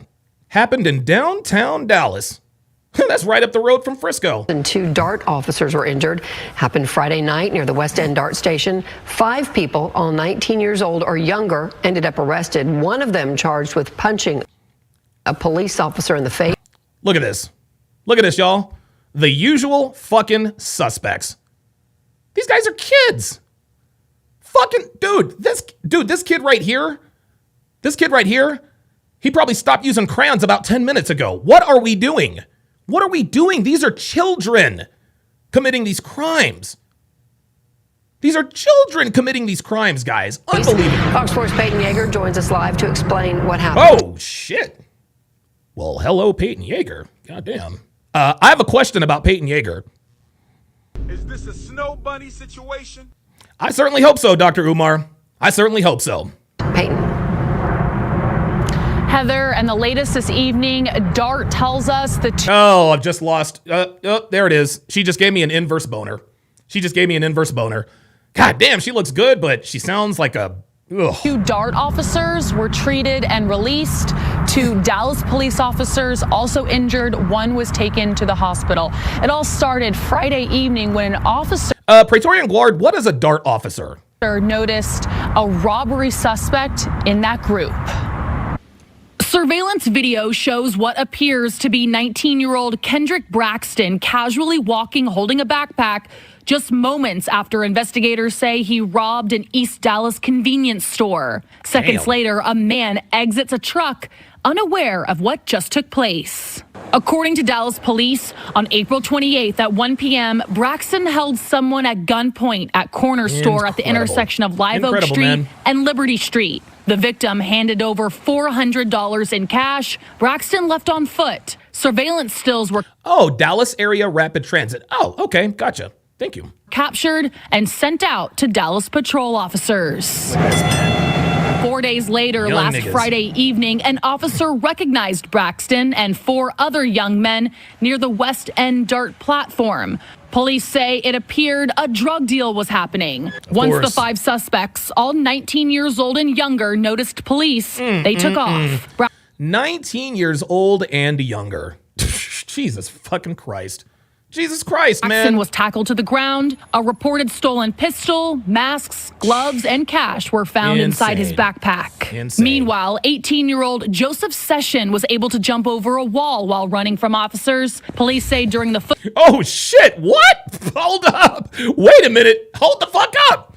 This nigga jumped over a fence? Gloves and cash were found inside his backpack. Bruh. Meanwhile, 18-year-old Joseph Session was able to jump over a wall while running from officers. Yo, I'm gonna tell you what. You know who needs to give this kid a call? you know who needs to give this kid a call? Bill Belichick. This kid clearly, dude, this nigga has the athletic ability to leap over fucking fences. Unfortunately, his life is going to probably be spent in prison or 6 feet deep. All of that God-given athletic ability used for what? Being able to jump over a fucking fence, that's Division I athlete kind of stuff. Holy shit. Police say during the foot chase, Session punched a DART police sergeant in the face. Session was quickly placed in handcuffs. A BB gun was found in his pants. According to DART, a second DART officer was also injured. Dallas police tell Fox 4 their officers responded to the assist officers call. During the takedown, 2 Dallas police officers were also injured. One was taken to a nearby hospital. Another DPD officer had minor injury. Oh my God, J-Mon said American Ninja Warrior. This nigga, oh my God, J-Mon, oh my God. No, the fuck you didn't. Oh my God, this nigga said American Ninja Warrior. Oh my God. Woo, you got that right. Holy shit. All 5 suspects were eventually taken into custody. This includes Braxton, Session, plus 17-year-old Martaeus Robinson, 17-year-old Arthur Alexander, and 17-year-old Jalen Mathis. Kids. Fucking kids, man. And Heather, back to the East Dallas robbery. We visited the corner store today, and the victim told me off camera the suspect came in on Sunday, the day before the robbery. Thankfully, that victim was not injured during the robbery. Meanwhile, Braxton and Session, both of those teens remain in the Dallas County Jail this evening. Jesus Christ, man. Dude, the usual suspects, man. The usual suspects. You know what? Honestly, I'm going to add a sound to my soundboard, and I'm going to have to write this down. You guys ever heard the Rick Ross track, The Usual Suspects? You know us, we the usual suspects. The Usual Suspects sound bite. Yep. And yeah. Max says Carmelo age. There you go. Guys, I've said it once, and I've said it again. Guys, America's getting tired of these people. America's getting tired of these niggas, man. I'm telling you. America is getting tired of these niggas attacking non-black people. They're getting fed up. They're getting fed the fuck up. Like, nigga fatigue is abso-fucking-lutely real. Incredible. Literal menaces to society, these guys. Insanity. Incredible. King Life says, these young niggas could be making millions, but they be playing. You know what, King Life? I would have agreed with you about a month ago. These young niggas could be making millions, but they be playing. But guess what? A 17-year-old kid who stands accused of capital murder is probably going to be a millionaire. That's the new way to become a millionaire in this country, apparently, is to do some racially charged shit. And then, of course, both sides get into the tribalism. Well, I don't want to bleed into that conversation. We'll get into that. But yeah. Because I'm going to tell you something. And I can't go off on a tangent like this because I got a lot to talk about. If Carmelo Anthony is acquitted, guys, we got niggas on the other side talk about precedents. We got to use precedents. If Carmelo Anthony is acquitted, dude, it's open season on non-black people. It's open season on non-black people, man. If Carmelo Anthony is acquitted, you are literally telling America that it is okay for black people to kill white people and get away with it and make money from it. The money part, we'll talk about a little bit later. But that's what this is. Guys. If Carmelo Anthony is acquitted, it's going to be open season on non-black people. When black people kill non-black people and then they get acquitted and then they get money for the crime because of the racial tension, what do you think it's going to stop? You think this is going to be the last Carmelo Anthony that we see in our lifetimes, guys? Really? You know what I'm saying? Pasa Doom says, stop spreading fear, Case and Allison. I have no idea who the fuck that is. It's probably, see, oh, wait a minute. Oh, wait a minute. There it is. Uh-oh. I think we got to pull up the Periscope and pull out the niggadar. We got our first nigga in the chat. Niggas love to do this all the time. Anytime a black person commits a crime against a white person, all they want to do is talk about other shit that white people have done. What, so because a white person got away with it, you want a black person to get away with it too? You niggas all the same, man. You niggas all the same. Fuck out of here. Case and Allen. Who's another one they like to? George Floyd. Man, look, but Kyle Rittenhouse. I don't give a fuck about none of that. You guys can miss me with that disingenuous bullshit. Fuck out of here, man. Fuck out of here. Stop spreading fear. Are you kidding me? Black kid stabs white kid to death, gets acquitted, and $1 million. We just saw these 5 niggas, get popped for looting and robbing stores. They're gonna be like, well, wait a minute, dude, I got arrested for a measly $400 at a liquor store. Shit. Let me just go out here and stab me a white boy, make $1 million, and become an instant and become instant. Sens Dude says, what's this channel, bruh? A channel that you are apparently here in. So, Sens Dude, I can already tell you. So I want to talk to you. Sens Dude. I want to talk to you, but I'm not going to talk to you in the chat, nigga. I want you to pull up. Because, and here's the thing. You know what? You too, Pasadoom. Pull your ass up. Get your black ass up here and talk to me face to face. Y'all got them happy fingers. Nah, fuck all that noise. I don't have conversations with niggas with fingers. Nah, if we gonna talk face to face.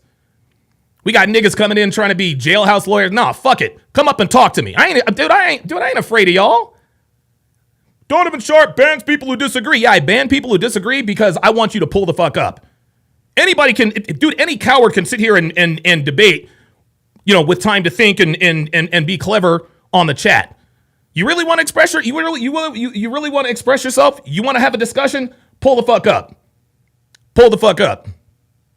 Pull the fuck up. I'm not going back and forth with fucking avatars. I don't do that. Sorry, you got the wrong nigga. Now we got another video. And this is the one that King Life sent me. This is, and guys, I'm going to warn you, this is insane. This video is entitled 14-year-old pleads guilty to teen girl's murder. Say what?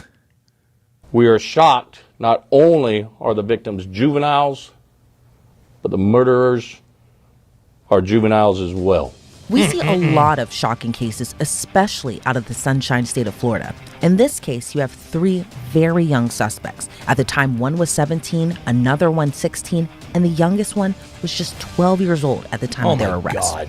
All were arrested and charged with first-degree murder in connection to the murders of 3 other teens. But there's still so much more to this story. Each and every one of them, in some shape or form, is associated with a gang.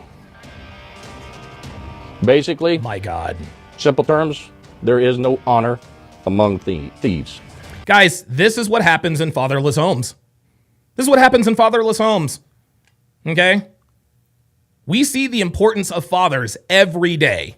Incredible. And at some point, these 3 individuals turned on our 3 victims and murdered them. I'm Elizabeth Milner with Law and Crime. So you have 3 suspects and 3 victims, but it looks like one of the boys charged in the case won't even be going on trial. He went forward with a plea deal, but like with many deals, it comes with strings attached. We're going back to March of 2023 for this case. On March 30th, 16-year-old Layla Silvernail was found on the side of the road. She was rushed to a local hospital where she passed away from her injuries. Now, the following morning, deputies found another body, this one of 17-year-old Michael Hodo Jr. Then another body was found the following day, also of gunshot wounds, this one of 16-year-old Camille Quarles. All of their murders were connected, from what investigators say, but the details were pretty shocking. As all of you are well aware, last Thursday, March 30th, we received a call near Forest Lakes Park, where our first victim, Layla Silvernail, was located suffering from a gunshot wound. She would later succumb to her injuries. The following morning, we responded to a location about a half a mile away and located a second victim deceased on the side of the road from an apparent gunshot wound. Jesus Christ, man. Then on Saturday, April 1st, my deputies located Layla's car abandoned and partially submerged in a pond about 9 miles from the location where she was found. My investigators located the 3rd victim inside of the car. Jesus. I'll go ahead and tell you, because you've been asking me for specific details. She was located in the trunk. Now, I want to clear up before we get into those details. Based on the interviews, digital evidence from her phone, she was there of her own free will. Marion County Sheriff Billy Woods kept it tight-lipped on who the 3rd victim was during that press conference, but it was later revealed that it was 16-year-old Camille's body found in that trunk. Sheriff Woods said at the time investigators were quick to know who the suspects were. I mean, you can see 2 of the suspects on the screen at the press conference, but who are they? Well, a then 17-year-old Robert Robinson and a then... There it is, the usual suspects. There we are. There we go. 12-year-old Christopher Atkins. And then... What? Oh, hell... That can't be true. Hold up. That cannot be true. There is no way this is true. Who are they? Well, a then 17-year-old Robert Robinson and a then 12-year-old Christopher Atkins. And then a 16-year-old Taj Bruton. Oh my God. 12 years old. 12 years old. Holy shit. What on God's green earth are you out here killing people at 12 years old? Bro, you've got 2 pubes. Your balls haven't even dropped yet. What? Oh, my God. Who was actually on the run at the time the sheriff held this press conference. Oh, of course. The suspects were in the vehicle. Jesus. This individual, who is a juvenile also. Fucking juveniles, my God. Is who we're looking for. Now, I'm talking to the viewers. Some of you know. Yeah, Everyday Classic says, oh yeah, there's a whole documentary on this. You guys want to know something? Devin and I, and there's Callie in the background. Devin and I watched What are you doing? Callie. Callie's awesome. Devin and I watched a crime documentary about the murder, the gruesome murder of one Jessica Chambers. This nigga, oh my God. This dude E-par'd her, thought he had killed her, put her body in the car, strapped her in, put her body in the car, poured gasoline all over the car, poured gasoline all in the car, poured gasoline all over her, and poured gasoline down her throat and started that car on fire. I said it. Doused the car in gasoline, doused the inside with gasoline, doused her with gasoline, poured gasoline down this woman's throat, and set that car ablaze. You want to know what happened? The same thing that's happened with the Carmelo Anthony situation. The same thing that's happened. Racial divide. White people are like, we know who did it. It was this guy, Quentin Tellis. Black people are like, nope, couldn't have been Quentin Tellis. He's a choir boy. He's this and that and the other. There was substantial evidence. In that case, the prosecution met its burden to prove beyond all reasonable doubt that Quentin Tellis was guilty of first-degree murder. They should have got him with malice. What happened instead? Two hung juries.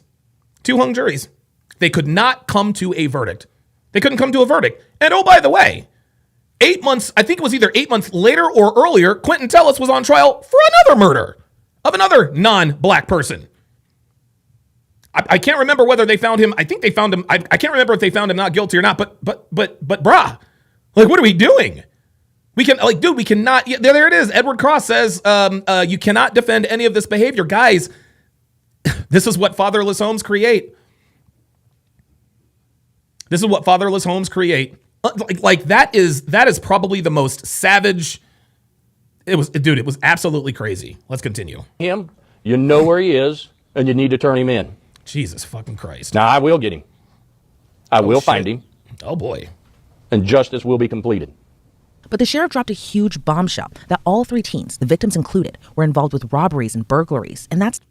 Oh, my God. Some guy off topic says, I was baiting the crab trap for the first time this season, Don. Gonna catch some fresh blue crab and make some smoked crab dip. Oh, my God. That sounds magical. That sounds absolutely fucking magical. Okay, I had to cut the tension somehow. Sorry. It's not all. Now, the investigators were able to determine that this group of juveniles were involved in committing burglaries and robberies, which they referred to as a lick. Yep. Hit it for a lick. Now, although we had out there that was gang-related, it sounds like this dude is almost crying. His voice is like shaking. We have nothing specific to say that it was any rivalry or anything to such that cause. No, they were doing what's called putting in work, committing crimes to get into the gang. However, each and every one of them, in some shape or form, is associated with a gang. Basically, simple terms, there is no honor among thieves. And at some point, these three individuals turned on our three victims and murdered them. Two of them, insane, man. Right there. They fled the scenes, but left a lot of evidence in their wake. Look at that. The usual fucking suspects. Guys, I'm here to tell you. Dude, white juveniles are not committing crimes at the rate that black juveniles are. They're just not. They're just not doing it, man. This is, guys, this is literally crazy. 12 years old. How are you involved in a murder as a 12-year-old? Through the cooperation of the agencies that I previously mentioned and my office, we were able to begin compiling all of the evidence and finding these killers.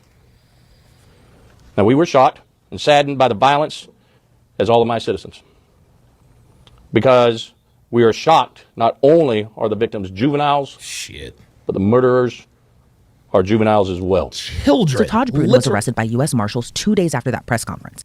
Look at that. The usual suspects. Look at this. And in May of that same year, all three were indicted by a grand jury. But let's get into what investigators revealed in the arrest affidavit, specifically Christopher Atkins. According to the document, a witness reported to deputies that a car struck his garage dumpster. As he walked to the dumpster, he saw Layla bleeding from her head. She was... Where are you niggas at now? Huh? Where are you niggas at now?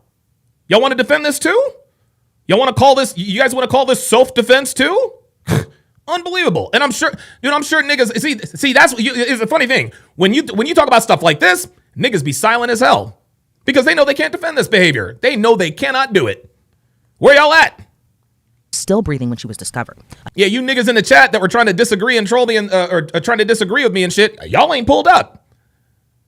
Y'all ain't pulled up. Y'all are just like these niggas, cowards. Another witness, whose name was redacted from the report, also recalled hearing the sounds of 4 or 5 loud pops, which she believed to be gunshots. This witness said after hearing the pops, she looked out of her window and saw a 4-door sedan drive off, but slowly, and that's when the car collided into the dumpster. She said she saw someone run out of the front passenger seat, only noting whoever it was skinny and wearing a baseball cap, but whoever was driving the car took off again after being confronted. So Layla was shot, but her car was gone. Investigators say the final 2 license plate reader detections were consistent with Layla's car traveling to where her body was found, and where Michael's body was later found. Because as we know, the next day, he was found unresponsive in a ditch, and a bunch of blood was near his head. Now, authorities saw drag marks. Michael was wearing gloves and a ski mask, and his clothes were saturated in blood. A lot of Michael's portion was redacted, even his name. We only know his name through reports after the fact. So the sedan the witness saw was found. It was found near the edge of some water. Evidence techs opened the trunk and saw a body. Camille... Moist Fista says, LMAO, yeah, I need Jerome to pull up. Dude, Jerome ain't never coming. Dude, he ain't never coming in here again.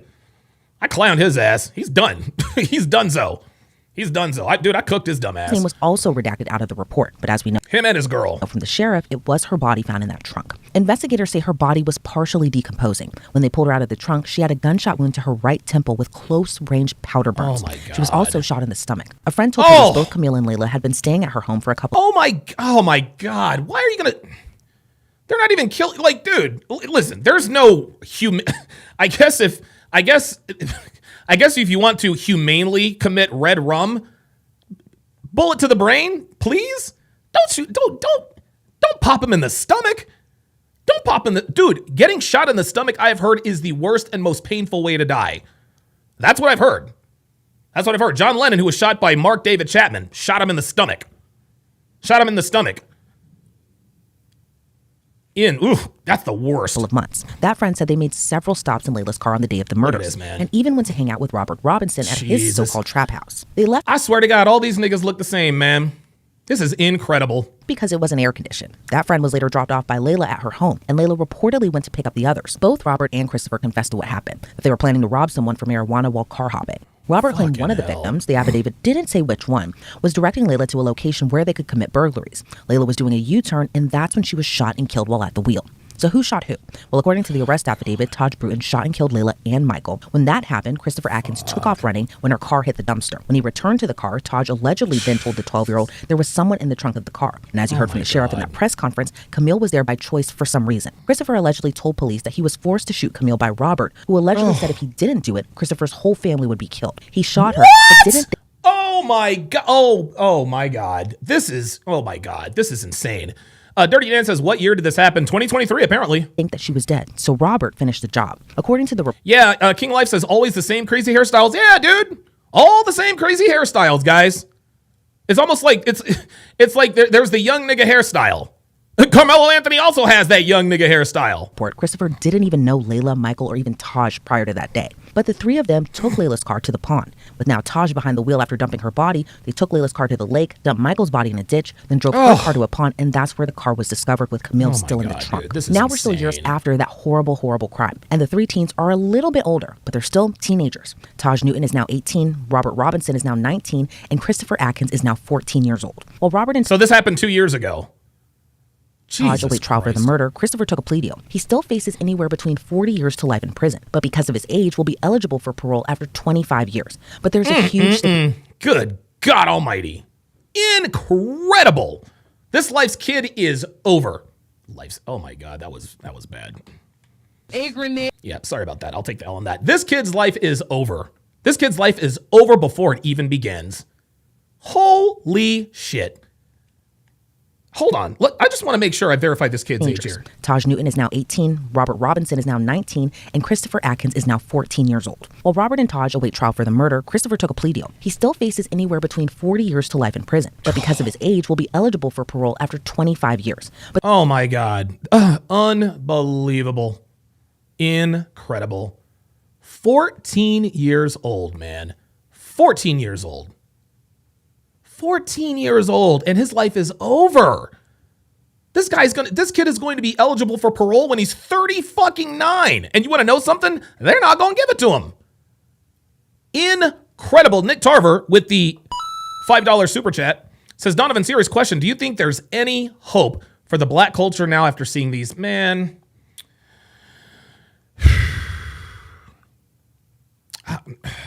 Man. I don't know, dude. Guys, this is getting worse and worse. Like, dude, these young black boys are escalating their criminal activity. I can't believe this. I don't know, man. Look, is there any hope for the black community? Yeah, I guess. There's hope. But guys, it is minuscule. It is minuscule. The black community, the so-called black community, there is a world in which they can fight their way out of this. I don't think it's going to happen in my lifetime. Insanity. Absolute insanity. Bad Rasta with the $10 super chat. Only in nigga culture, the streets are glorified. Being a thug and living and just being a menace to society. No hope, no future, and living a life so small they don't even want to get out of it. Pfft, fucking hell, man. It's like they see what happens to people. They see what's happening to these young. Dude, Edward Cross says black people are biblically doomed. Oh my God. It's done. Jamon says not as a whole. We have to separate the good from the bad. Hang on a second. There we go. We have to separate the good from the bad. Guys, this is why I have the Hard R podcast. This is why I have the Hard R podcast. We need like-minded black men calling this behavior out and telling people, get the fuck out of the so-called black community or they will take you with them. Man, they will take you with them. It's like, it is absolutely incredible. Yep, here we go. Yeah, look, it looked like there was a bit of a glitch in the Matrix on my side. Yeah, it's funny how anytime a black man's keeping it real about niggas. Ay. Incredible, man. Insane.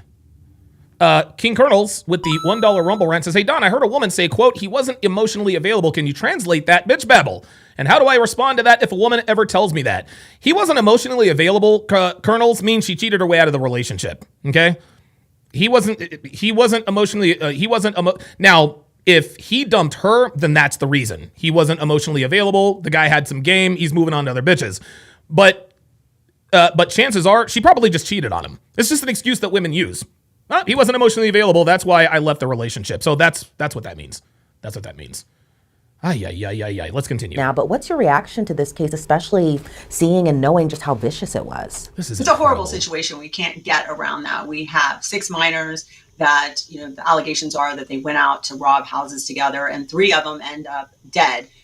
It's very sad with the youngest at the time being only 12. 12 years old, such a young age. Like, I just remember being 12 and, it's completely different, just my experience versus what this defendant's experience was. But what do you make of just authorities? Yeah, somebody in the chat earlier said, I was trading baseball cards at 12 years old. Yeah, so was I. At 12 years old, I was trading baseball cards, playing Nintendo, and hanging out with my friends. I wasn't going around robbing places. I'm talking about, all the robberies that they were planning on committing that day, the burglaries that they were planning on doing. And in your opinion, is that something that you see often? Yeah, and then when one of these niggas does something to a white person, niggas get on the train. Maybe unbelievable, particularly man. in Marion County. I know you're not from that area, but in that area specifically, what are your thoughts? Yo, the black dude, the so-called black community is cooked. Okay, the so-called black community is cooked, y'all. It's cooked. It's over. It's over. The only way to save black people in America is to separate from niggas. That's it. That's it.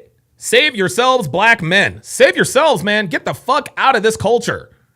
Because I know that I know that there are some people who are watching and who know about this channel, okay, who are afraid to come to the right side.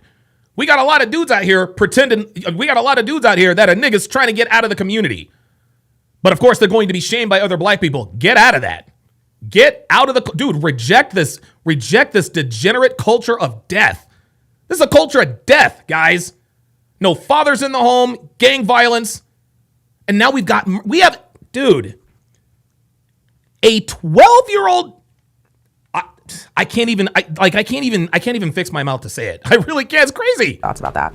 So what's come out is that at least the 3 that are, have been charged with the crime were part of a gang. There are some allegations whether the other 3 were also part of a gang. So I think that, what's really concerning about this is because that they're all minors. And you want to know why? You want to know why these want to know why these young boys are joining gangs? Guys, you want to know why? It's because there's no father in the home. Boys join gangs because they do not have fathers.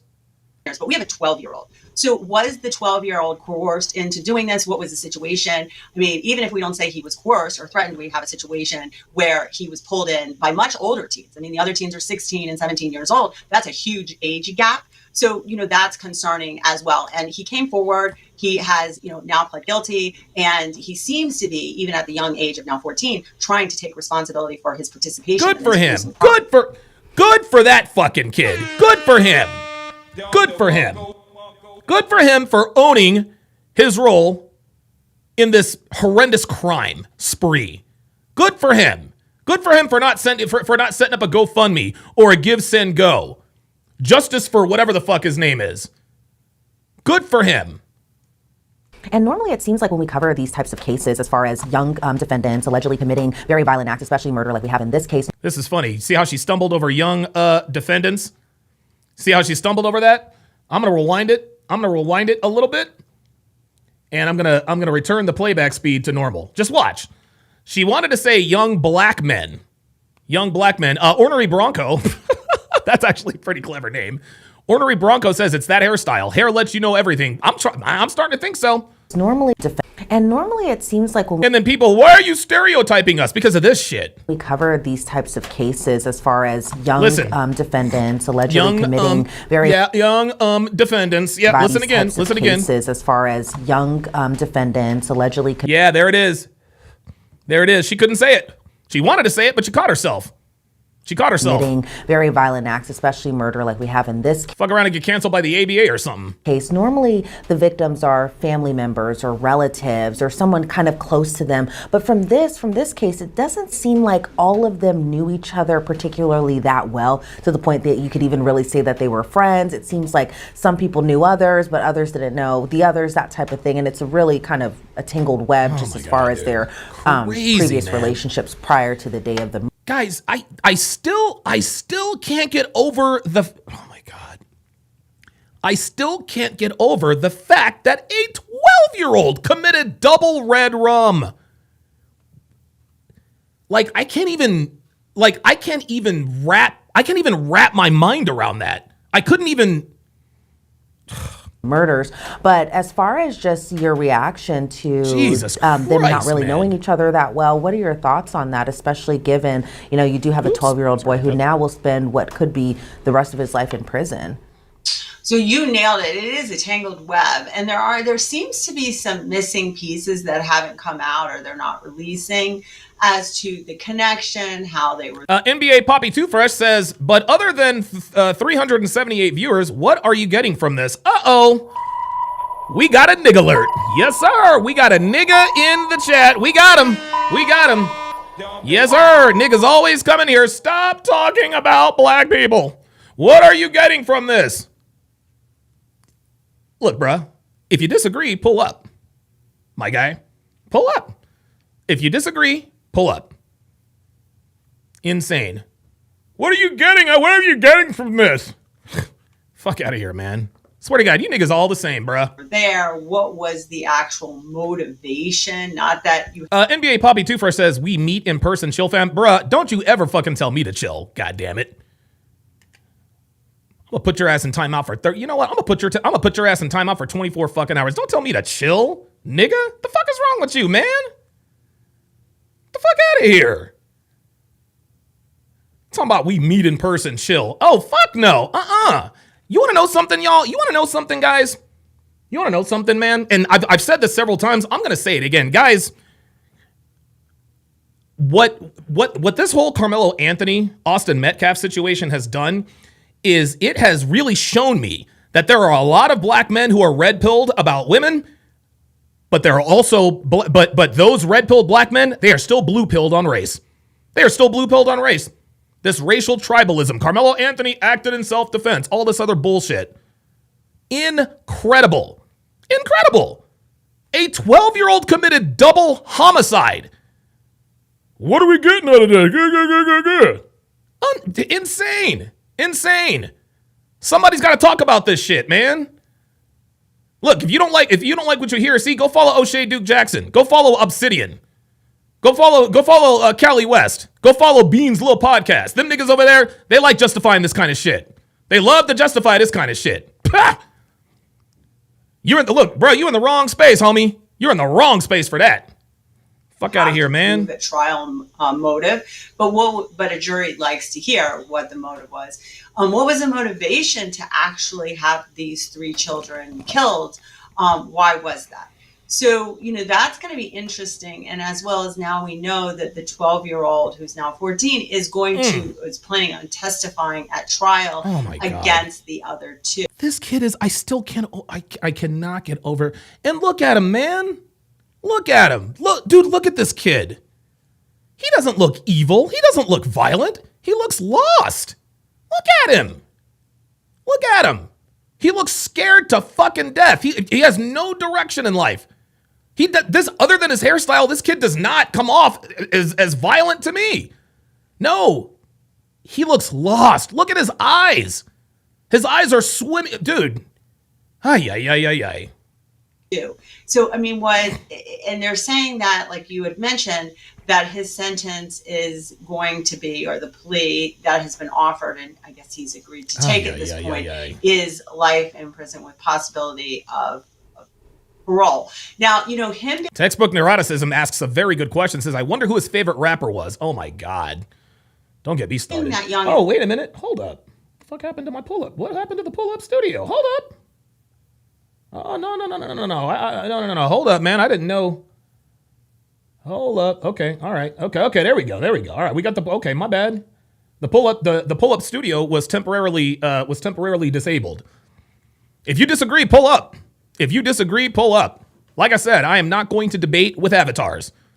And if you decide to pull up, show your face. I'm not doing that. You guys know what I look like. A lot of you niggas know my goddamn.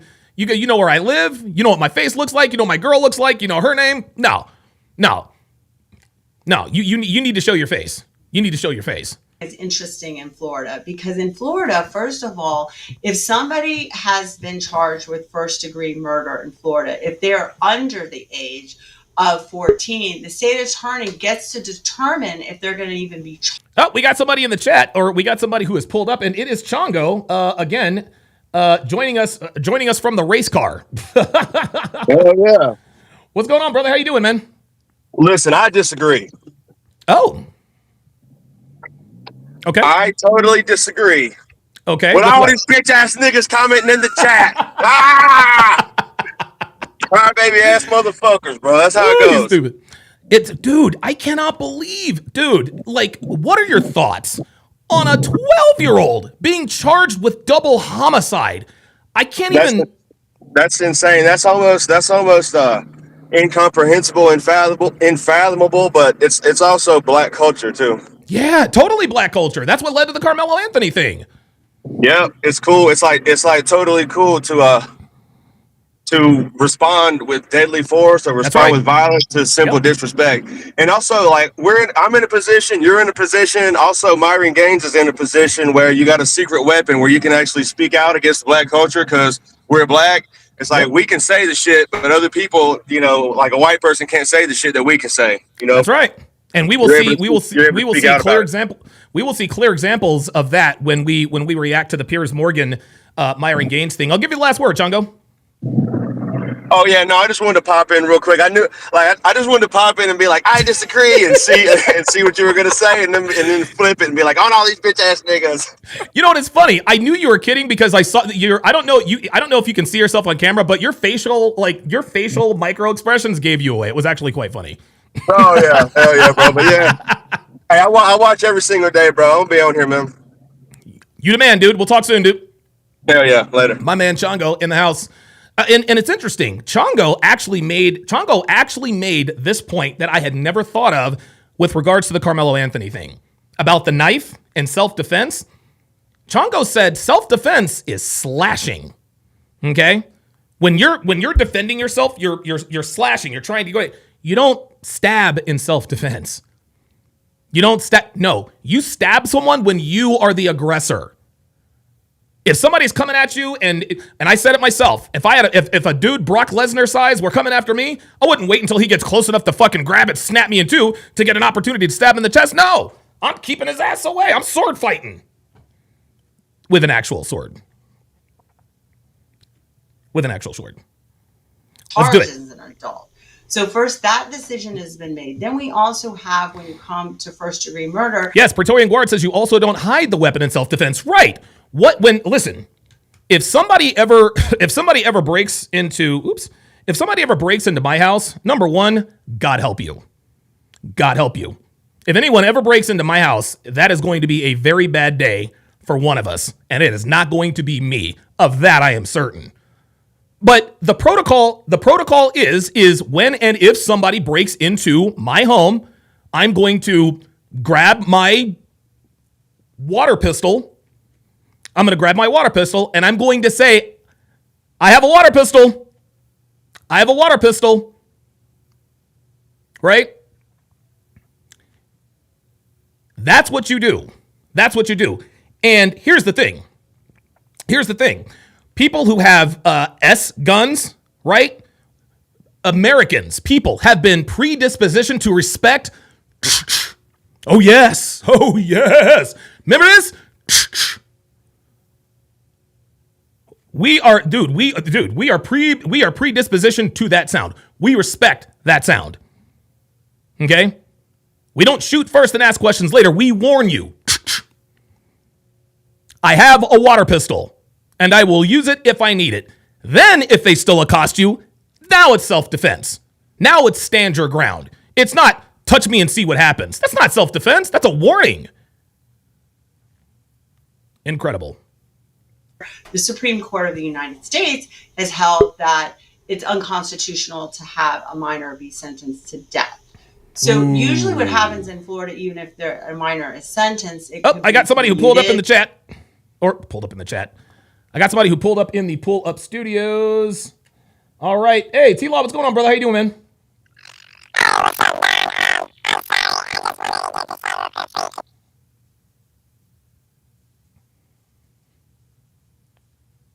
T-Law, hold on.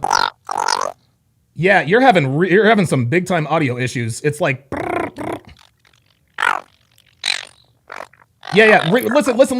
Rewind it a few seconds, and then listen, because it was. I don't know what's going on. Jump out, and then jump back in, and I'll bring you up. To 25 years with possibility of parole, and that gets a little complicated in Florida. Okay, well, I like what the lady attorney just said, that in the state of Florida, if you're charged with red rum or convicted of red rum, they're not allowed to sentence you to the death penalty. What's going on having to do with that, but I think we need to keep in mind that this particular defendant is 12. Was 12 when this happened, and to even like you mentioned.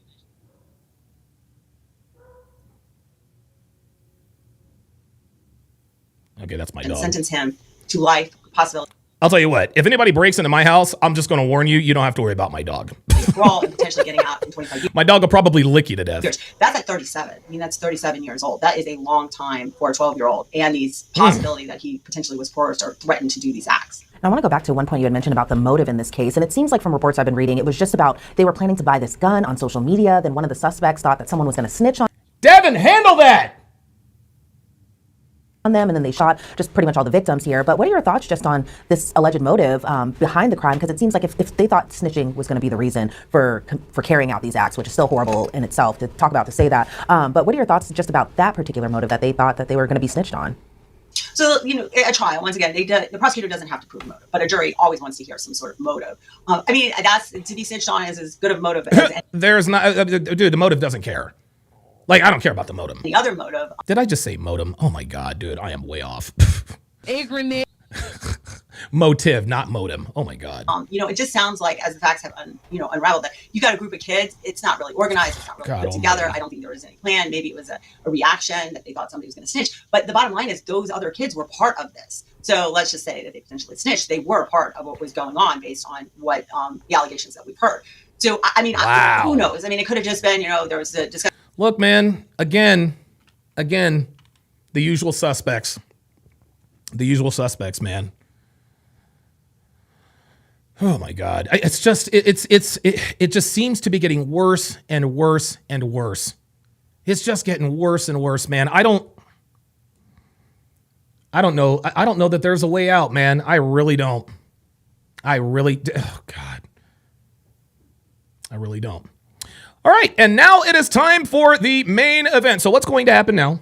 What's going to happen now is I'm going to react to Myron Gaines's appearance on Piers Morgan whenever it was, probably recently, but I think they dropped the video yesterday. And of course, the whole Shiloh situation was talked about in comparison to the Carmelo Anthony situation.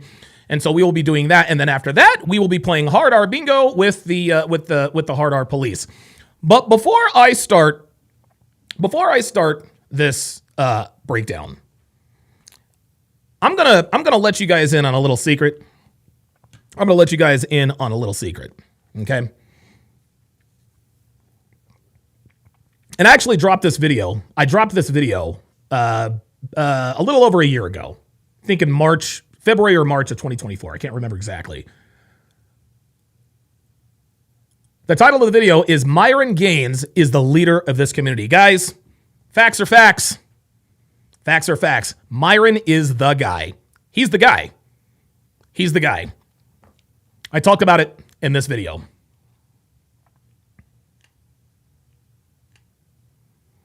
Guys, you guys are looking at the leader of the manosphere. You're looking at the leader of the manosphere. This is it. Like, this is him. That's it. Myron's the guy. Myron's the guy. And guys, I want you guys to know something. And this isn't, I'm not trying to take credit or pat myself on the back. This is what it is. At this point, Myron has more than proved that he certainly did not need to be discovered by me. If I didn't discover him, somebody else definitely would have. Okay? Somebody else probably would have.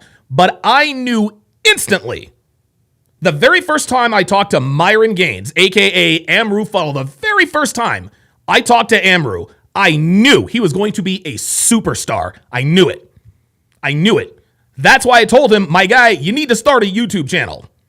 You need to start a YouTube channel. I might actually bring up the video that proves that as well, because a lot of you motherfuckers don't realize who you're fucking with.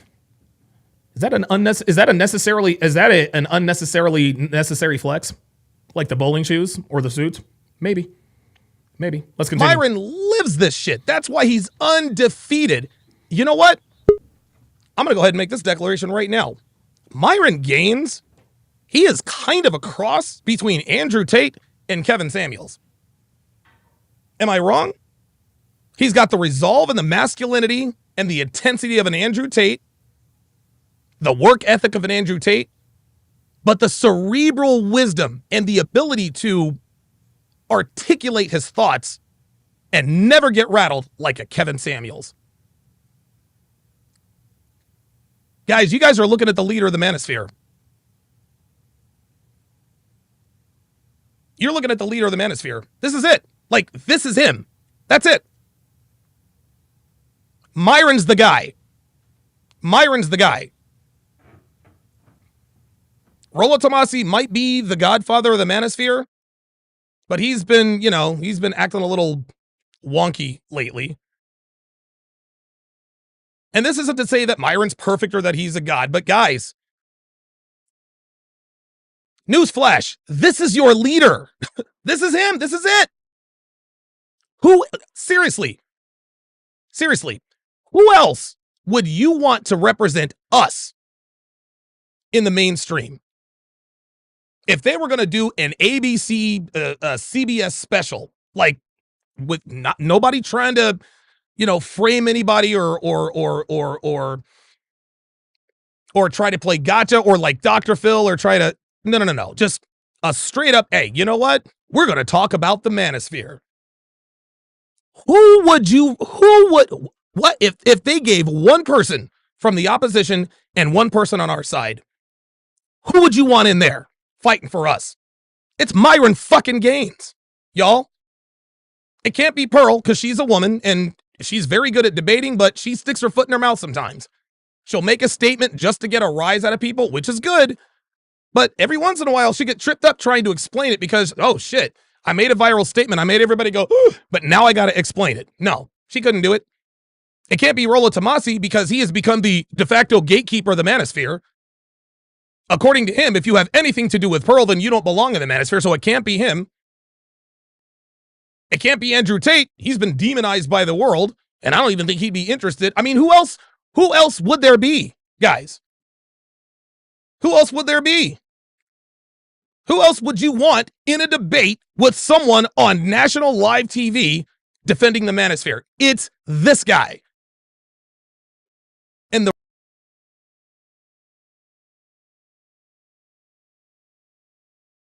Nope.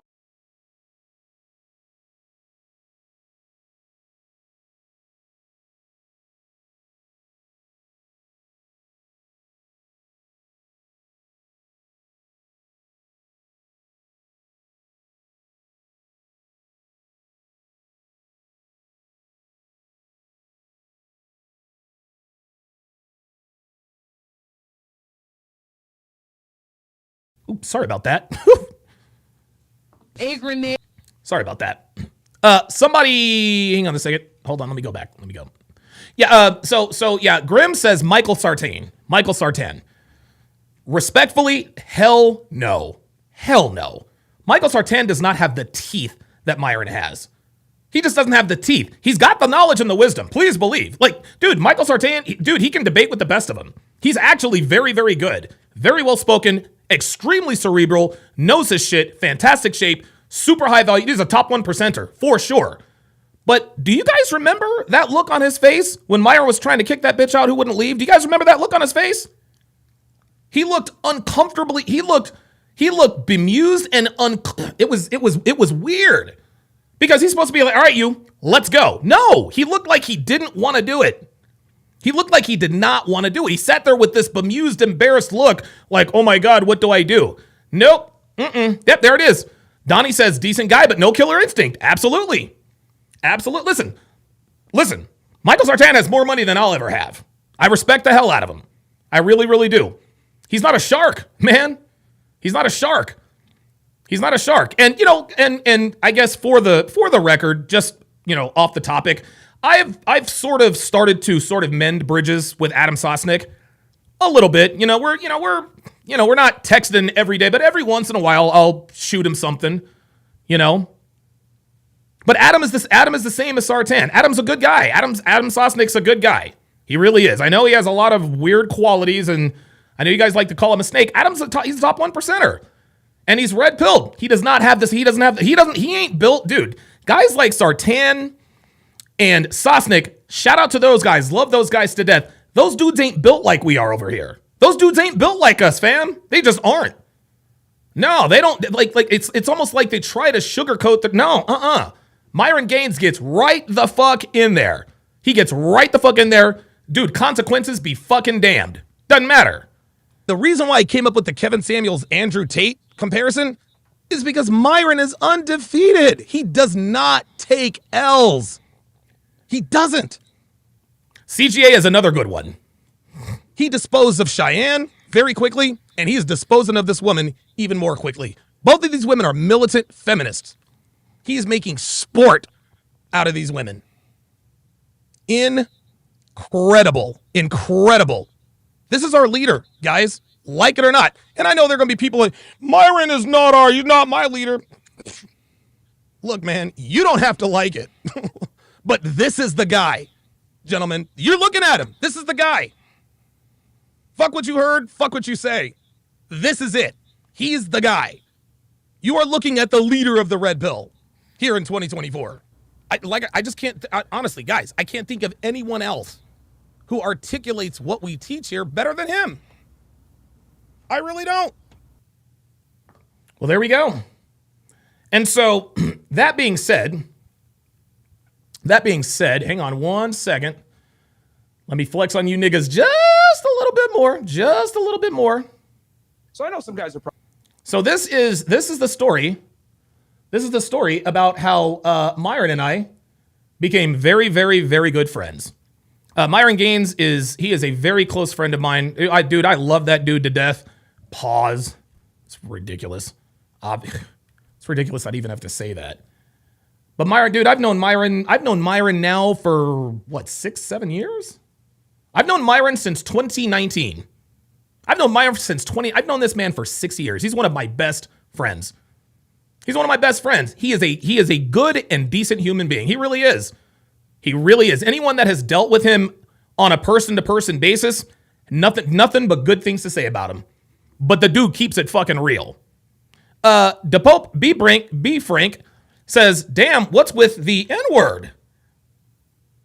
Wait a minute. Oh, there it is. We got to put up the Periscope. We know niggas don't like to swim, but I'm looking in the Periscope. We got another nigga in the chat.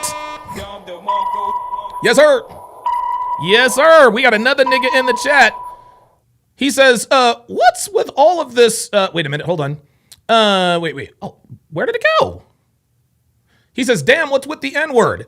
The reason I use the N-word is to differentiate men like us from black men like us from black men like that. There's a difference between black people and niggas. That's what's with the N-word. There you go. So this video is the story. This video is the story of how Myron Gaines and Donovan Sharp became friends. Watch and learn. Probably wondering, Donovan. So I know some guys are probably wondering, Donovan. Or actually, not Donovan. Myron, how did you meet Donovan Sharp? How did you make this happen? Because a lot of people have asked, like, hey, man, how did you guys become friends and everything like that? Because obviously we do our show Weights and Dates on Sundays now. Sundays right before the 7th. Yes. Sundays at 6 right before the 7th. And so it started, man. I actually got a consultation with Donovan, and we were talking about, shooting stuff about fitness, game, everything like that. I was like, hey, man, you're a pretty knowledgeable guy. Would you like to come on the show? And I was like, dude, it'd be an honor. And he had me on, and we talked about fitness. We did a show. And then we started doing it pretty much like weekly, bi-weekly, where we would do like fitness shows. And then I'll never forget, Donovan was like, hey, man, you need to make a YouTube channel. You need to do this. You can definitely make a pretty good living for yourself doing this stuff. And I was like, in my head, I was like, man, I don't know if I want to leave this school teacher job. Right. and do this. Teacher, listen, you're a school teacher and then you moonlight as a florist, right? Exactly. You don't want to tell them that. And then Chippendales on Sundays. There you go. But right after the 7. But I was like, man, do I, and I took it seriously, man. And, fast forward about a year later. Yeah. And now I got Donovan Sharp in the studio here in Miami, Florida, at the Panorama Tower, not the TSR Towers, but the Panorama Tower. So, man, it's an honor. And I just want to say on air, thank you, Donovan, because you're a big inspiration for why we have the studio right now, why we've went so hard with the quality. And yeah, man, thank you so much. Yeah, listen, the interesting thing is before we had our consultation, I remember you used to call into my show a lot. Yeah. And I remember, and I used to see your area code every time. And I think the third or fourth time you called me, I said, okay, this guy is in the field. This guy knows more than a lot of my other callers. That to me was the genesis of, maybe putting a bug in your ear in terms of, starting a show, maybe doing a podcast and then going to YouTube. Mm-hmm. And so I said to myself, okay, and you're the most knowledgeable guy in terms of fitness and nutrition I've ever talked to. Thank you, man. I've had other fitness and nutrition guys on my show. I've had Drew Bay. I've had a couple of other guys, but nobody explain. Like, you seem to be the most confident. Number one, number two, what you say makes the most sense. And then you came with the graphics and all of the facts. PowerPoints. Yeah. Right. And then you understand women, you understand how women work. And I was like, this guy could really start doing things. And so I remember when I started doing shows with you, I said, okay, this dude really, really knows what he's talking about as far as, being fresh and fitness, if I can do a little show plug there.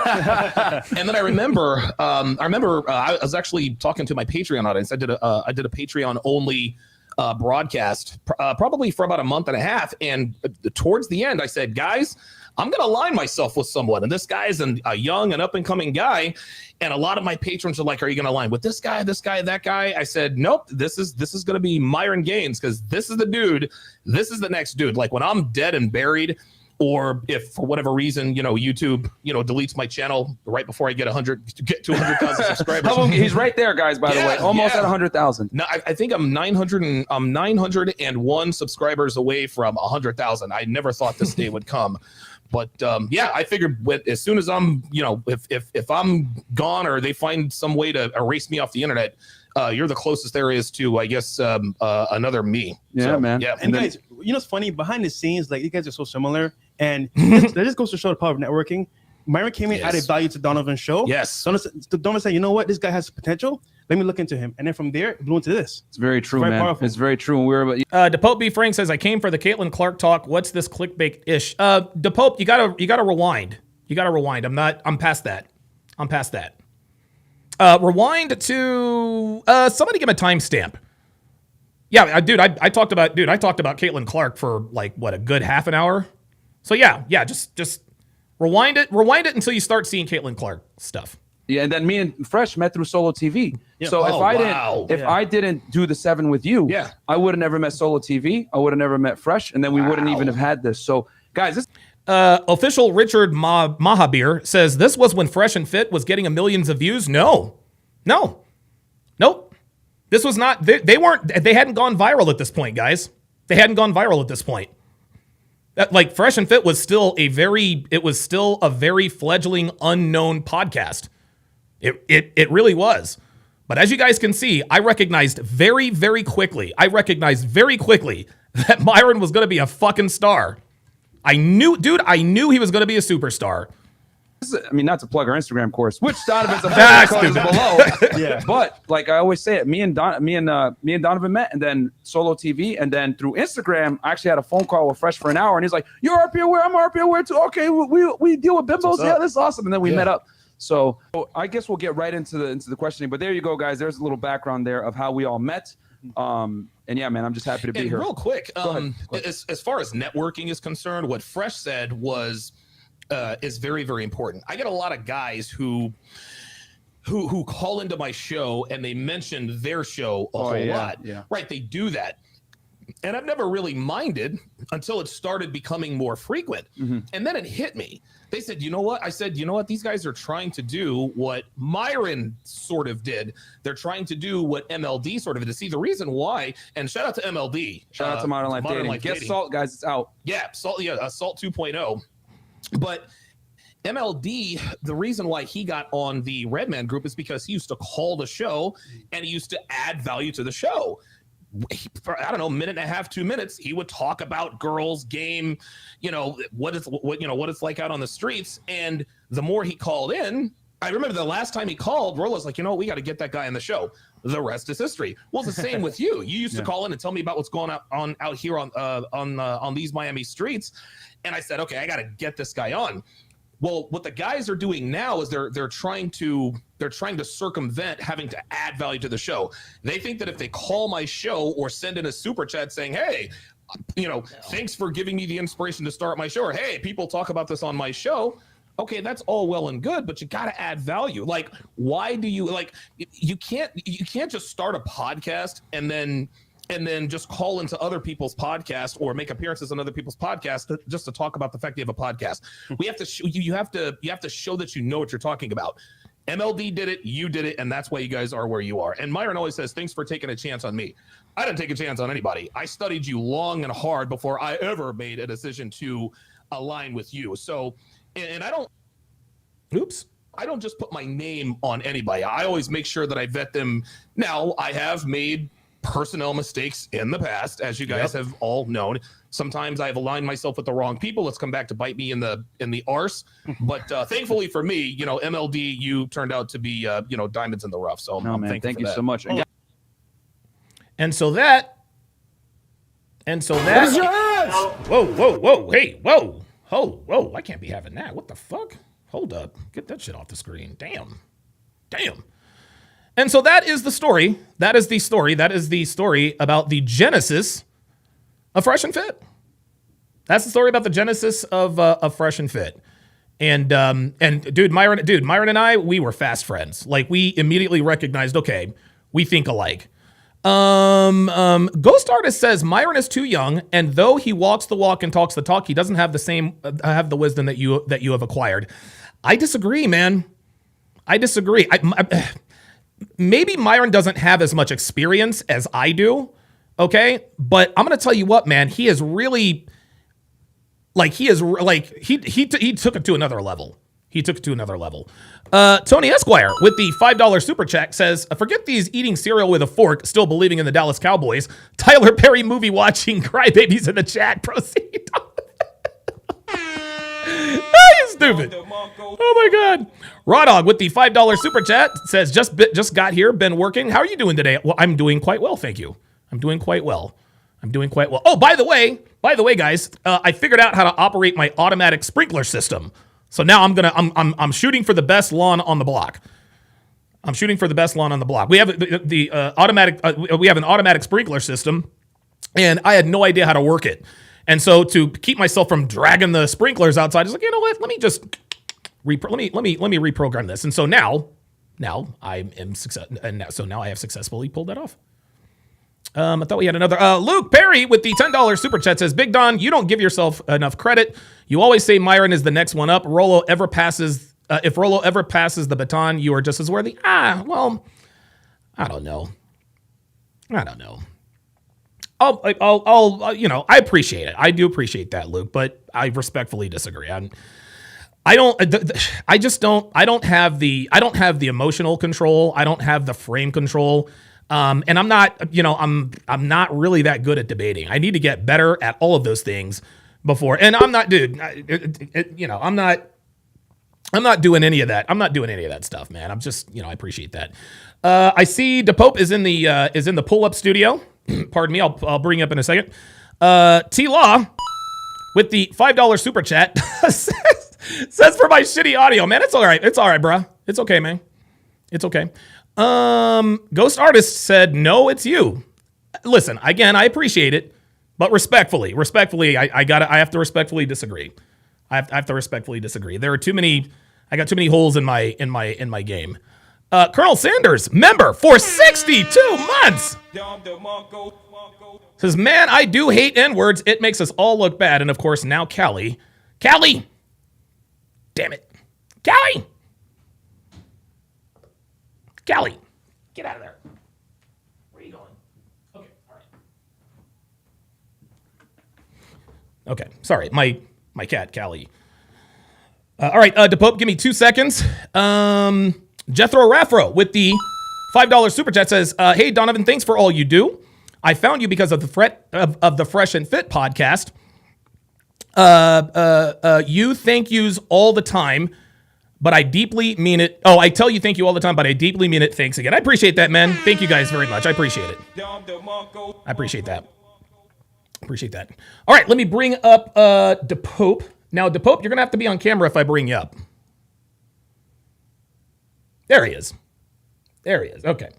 All right, very good. All right, let me make sure everybody can see and hear you. Yeah. All right, DePope, you're on live with Donovan. What's on your mind? No, man, I came in and I was asking you what was the N-word about while we was using it just because I just got in the building. Now, I don't like niggas neither. Oh, okay, cool. So then you went crazy on me, talking about niggas like you. I'm like, wait a minute, baby, I wear Lacoste. Let's chill out. No, you're right. See, the thing is if when you're in this business long enough, you sort of have like shoot first, ask questions later. So I don't know. Maybe it could have used a little more context, but it's good to know that we're like-minded for sure. Yeah, because I was trying to see what the conversation was going. What would you? Because I just got in, and I just as soon as I got in, I heard. Yeah, we're talking something. We were talking about the difference between black people and niggas and how the so-called black community is lost, man.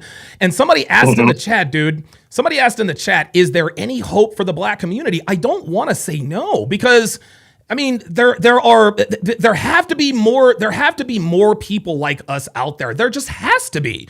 I can't imagine that most people have this nigga mindset.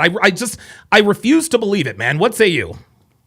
Well, what the thing is with social media being controlled and everything like that, the hip hop culture, right? These rappers and who they promote, what they promote the angel Reese's for the black women to look at fake eyelashes, long nails, fake weave, don't know who they are, don't know themselves, don't love their own blackness, right? Yes, sir. And then you have the men who you want to promote, the John Morants, who like the King dangle Von. guns, Yeah, and right. things of that. You know, you want to promote Ant Edwards. You want to try to make him the face who has a kid. And I'll pay for the kid, but I don't want nothing to do with the kid. Dude. You know, 5 baby mamas, man. That's what our kids is looking up to. So Yeah. they keep pushing these type of black people, the niggas, in front of us. And you know, the young generation, no matter what you teaching your kids in the house, because me and you, we could be teaching them these things.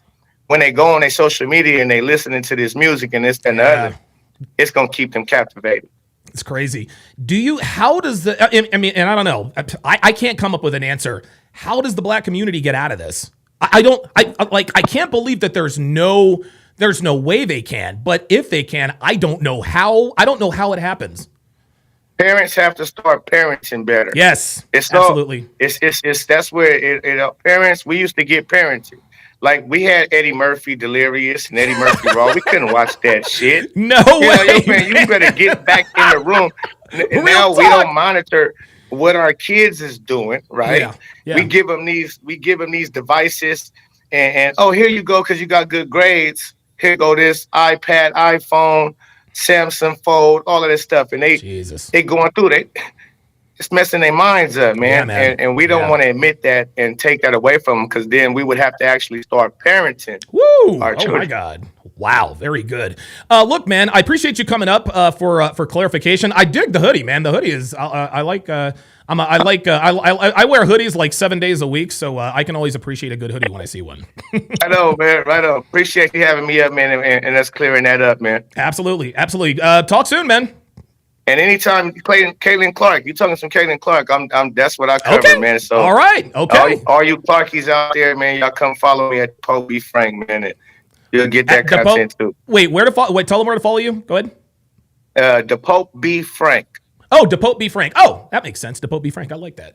Yeah, DePope B. Frank. That's all I can be is Frank with the people. That's all. There you go. I like it. DePope B. Frank. Thanks for coming up, brother. Thank you, bro. Yes, sir. See, guys, this is what happens. See, this is what men do when there's a disagreement or a misunderstanding. You guys see what happened there? I misinterpreted what he asked. He said, all right, I'm going to come up and we're going to do something adult and talk it out. He didn't threaten me. I didn't threaten him. He didn't call me an Uncle Tom or a coon or a house nigger. He didn't do none of that stuff. He didn't act like Callie West. He didn't act like Jerome's bitch ass. I know you don't like black people. No, I love black people. I hate niggas. There's a clear delineation between the two. This is how men solve problems. That's how you do it. What just happened is what we need more of. That's exactly what happens. Okay, so I've been long stroking y'all, TLA style, pause, for too long. It is now time to get into the main event. And so to business. So I want to say this was yesterday. So they dropped this yesterday, May 6th. Today's May 7th. May the 6th be with you. I don't know. Yes, textbook neuroticism says no one was shot or stabbed during this conversation. Exactly. You see, we can just work things out like that. So this was an extremely incendiary discussion about straight up race and politics, and holy moly, shit got absolutely heated. Myron, of course, being who he is, kept it all the way real, while Mark Lamont Hill, professional race hustler and race grifter, definitely did not. So I'm going to play this at 1.5 times speed, and the reason why my face is scrolling up the screen is so that I can steer clear of the copyright people. And by the way, guys, recently, and this is funny. This is why I know I'm making a difference. This is why I know I'm making a difference here, guys. This is why I know I'm making a difference. Okay, because recently all of my pop the balloon or find love breakdowns have been demonetized. They've all been demonetized. I have a person or people who report me all the time. And when something slips through the cracks, they get me. They get me. If I have one person's content without this on the screen, that's how they get me. So unfortunately, in the future, Pop the Balloon or Find Love, I'm going to have this on here. But that's for another day. Without further ado, let's get it. The way things are going, you're going to make a millionaire out of a woman who racially abused a child. Did you call the child word? It is my own business. You call him a What you're advocating for, it seems, is that for the rest of Shiloh's life, she should be cancelled and silenced rather than try to bring some redemption into the situation. If you call black people the N-word and racially abuse them, unfortunately, yes, it has consequences. Racially abused? Are you kidding me? Was flipping out over Shiloh Hendricks saying the N-word. Nobody flipped out like this when the United States was getting destroyed in 2020 because of black protests destroying every liberal city in America. So I don't want to hear about, this she made $500,000 because she said the N-word. Who cares? I want to live in a country where people are allowed to say what they want unashamedly, and you will well, go on not then, have say it. Say the N-word, go on. No. I don't want you to invite this woman to say a racially This horrible nigga. thing. So if she says it, I'm the victim. This nigga. I'm the victim. This nigga. A victim of what? Somebody called you a name? Guys, look, check this out. Let me just go ahead and clear this up. Let me go ahead and clear this, let me just go ahead and clear this nigger word up. Guys, being called the N-word, it should not trigger you. It shouldn't trigger you. And I'll tell you a story. I'll tell you, and here's the thing. And I don't know, maybe it doesn't bother me. Maybe the reason it doesn't bother me when I'm actually called the hard R N-word, maybe it doesn't bother me because I didn't grow up around that. Okay, but the first 16 years of my life were spent on military bases, Air Force bases and military bases. Okay, I grew up at AMR, Aleemanu Military Reservation when my dad was in the Army. Later moved to Hickam Air Force Base in Hawaii when he became when he was in the Air Force. I've lived on McCord Air Force Base in Washington. I lived at McGuire Air Force Base in New Jersey. All military bases. I lived on Altus Air Force Base when we lived in Oklahoma. So I wasn't really exposed to, I guess, the N-word like that. But after a really bad breakup, you guys know the story, you guys can go back and watch, I moved to Atlanta and got a really, really good job delivering mattresses. One of the smartest people I've ever known. Well, me and my delivery partner, Jeff, we're out delivering mattresses. And we come up to this old timey gas station in buttfuck Georgia. I think it was like Jessup, Georgia. You guys, it's on the corner. I mean, it's like two gas pumps. You go in and there's hot. So we go in. We're going in to get some snacks, lunch. I grabbed a hot dog, some chips, a soda, whatever the case may be, right? And so I go to pay. For. And dude, this place is Confederate flags all around, right? Confederate flags all around. So I go to pay. And the cashier was an older white guy. And he gave me the total. And I pulled out a 20 and he said, I didn't know niggers carried $20 bills like that. I didn't even blink. I said, yeah, we do all the time. And handed it right to him. What he wanted me to do was give him a reason to blow a hole in my chest. That's what he wanted to do. He wanted me to give him a reason to pull whatever weapon he had hiding behind whatever and end my life. Never came close. It just didn't bother me. I didn't care. I just didn't care. Yet we have Mark Lamont Hill about to crash out over the potential of someone saying the N-word. My niggas, it's time to let it go, man. Seriously, it's time to let it go. If you're going to let one word dictate your entire life, your entire day, you got other problems. Holy smokes, man. It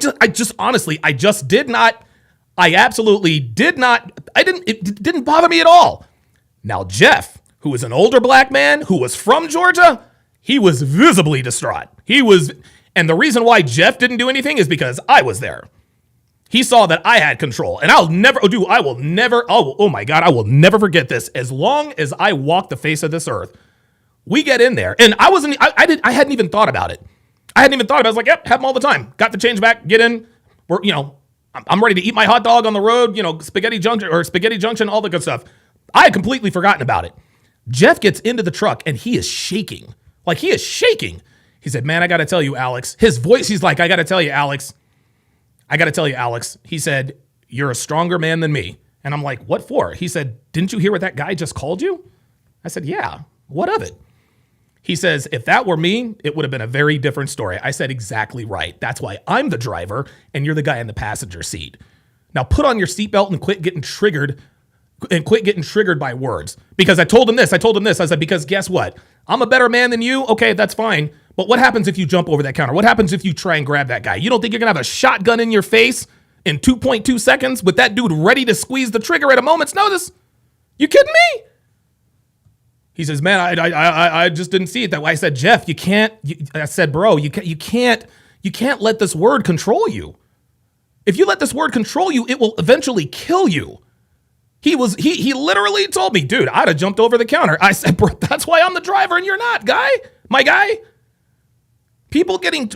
Black people getting upset about being called a nigger. It's I just don't understand it. It's just a word. It's just a word. Unbelievable, man. Unbelievable. Jethro Raffro with the $5 super chat said it shouldn't bother us, even though I'm half white, half black, but none of us are still picking cotton. I haven't picked cotton a day in my life. The last time I touched cotton was in a Q-tip. All right. J Mont says, butt fuck George, is that near kissing cousins? Come on, man. Oh my God. Okay. Without further ado, let's go ahead and get into this. Recent stories in the US have laid bare the shocking levels of racial division in American society, amplified. Yeah, and the reason why is because of niggas. By extreme and viral takes on social media. 17-year-old Carmelo Anthony is a black teenager charged with stabbing a white boy to death at a school track meet. Yeah, same hairstyle. And see, this is why we know Carmelo Anthony is not getting good advice. This is why we know he's not getting good advice. Nigga, cut your hair, bruh. Cut your hair, my guy. Listen, say what you want about Michael Vick, but at least Michael Vick understood he had to cut his braids so they wouldn't throw his ass up under the jail. You guys remember that? Remember when Michael Vick got popped for the dog fighting a few years back? Right? When they arrested him, he had the braids. When his ass got out of jail on bond or whatever before the trial or whatever the case may be, his shit was cleaned up. Michael Vick has had that same hairstyle ever since. This is why we know Carmelo is not getting good advice. Someone should have told you, my guy, cut those fucking locks. Cut that shit off. Get you a nice, tight, clean fade. Unbelievable. Josu Rodriguez with the $5 super chat. Same reason why someone calls me a beaner, I say, what else you got? Yeah, right, exactly. Dude. Exactly. Guys, you cannot let these words control you. You can't let racist people control you, man. You can't do it. Man. And hopefully, I would like to think that I made an impact on Jeff's life. And Jeff was an older guy. I think it was like in his mid to late 50s. He was in his mid to late 50s. But yeah, I hope I made an impact on him. He sat there, watched me. He sat there and watched me. I just brushed the dude. I didn't acknowledge it. Yep, sure do. What's my change, buddy? Just brush that shit off. I didn't know we were going to talk about it when we got back in the truck. Apparently we were. That's how it goes. Meeting in April. More than $600,000 in donations have poured in, not for the victim's grieving family, but for his alleged killer. Last week, Shiloh Hendricks went viral after a video showed the young mother racially abusing a 5-year-old, allegedly for stealing from her young child. Call him a child? Did you call the child word? It is my own business. You call him a Okay, why don't you have the balls to say it right now again? Fuck you. Huh? All right, that's what you say. Rochester, Minnesota. That little kid, you call him the little child? Are you about to hit him? You chase him here? He took my son's stuff. So that gives you the right to call the child 5-year-old. Well, as you can see, Hendricks doesn't deny using the slur. In fact, she repeats it many times. That's all the stuff is bleeped out. When a bystander in the park follows her with his smartphone. Hendricks set up a fundraiser on the same website as Carmelo Anthony supporters, on which she... QLSD, with the $5 super chat, says, if white people know how black people feel about it, why say it? It may be a, quote, word. It's still racist and offensive. See, there you go, man. See, guys, that's what I'm talking about. QLSD, I appreciate the super chat. Respectfully, I disagree. I respectfully disagree. Is being called the N-word racist and offensive? Only if you allow it to be offensive, my guy. Only if you allow, something can't make you mad and hurt you if you don't let it. is being called the N-word by a racist white. Of course. Of course. Of course it's racist and offensive. Okay, but that doesn't justify people just going absolutely bonkers at the mention of it. It's ridiculous. Because I'll tell you something else, QLSD. Black people call white people racist slurs with impunity. Nothing ever happens to them. Nothing ever happens to them. They don't get all up in arms about it. They don't go, well, he called me a cracker. No, man. The so-called black community uses he called me an N-word to justify their criminal behavior. Why'd you stab that kid in the chest? He called me the N-word. No, man. Look, appreciate the super chat, fam. I respectfully disagree. Jethro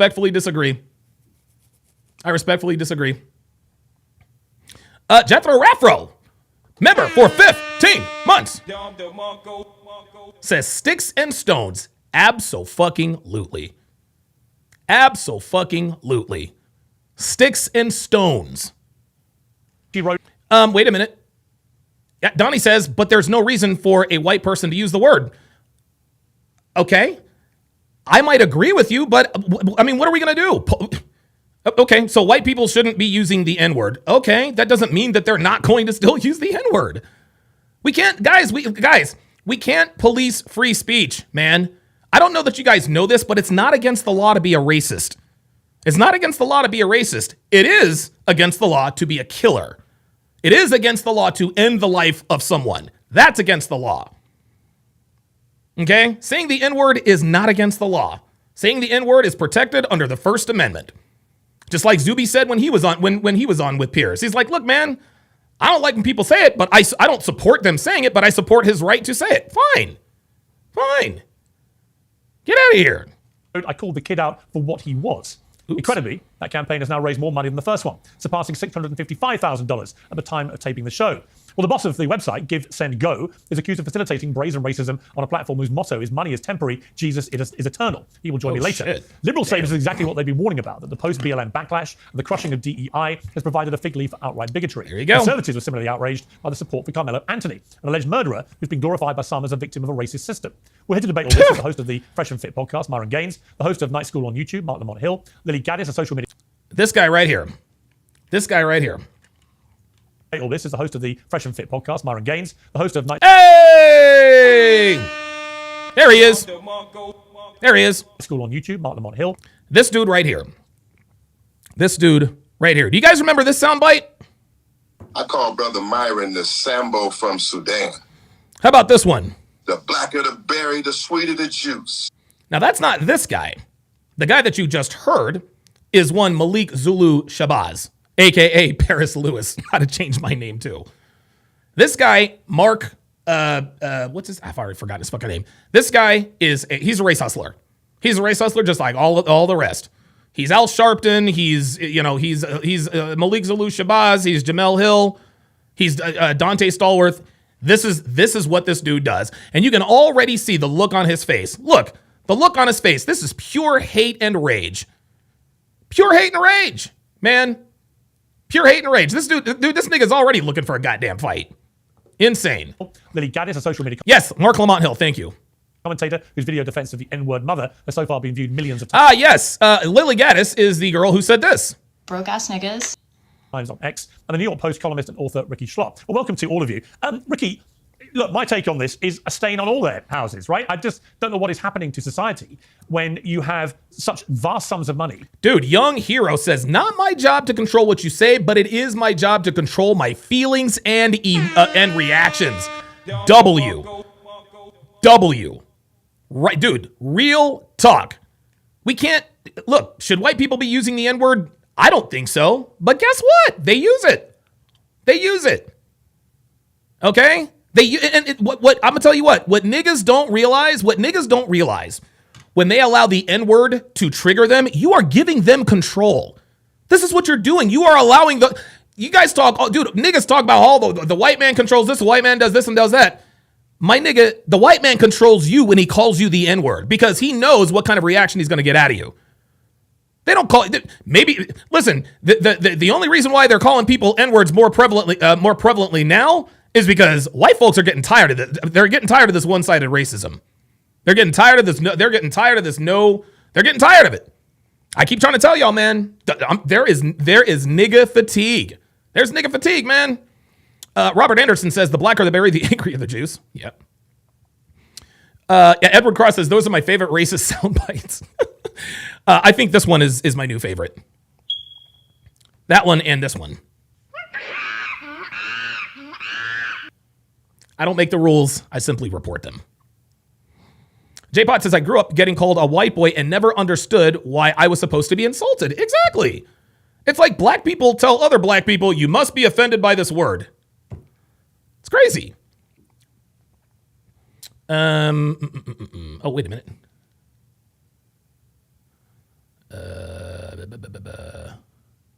Oh, man. Damn. Yeah, Ellen says, why your face... Oh, my God. Why is your face across the screen? It's distracting. It's to protect me from copyright. That's why. That's why I've sped it up and all that good stuff.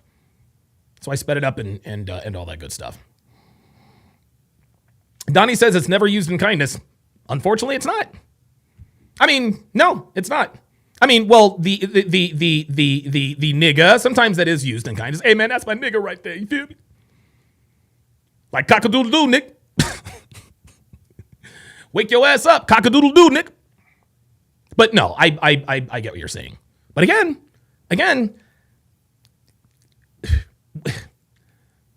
you can't let, like, dude, when you allow a word. Oh wow, we got people pulled up.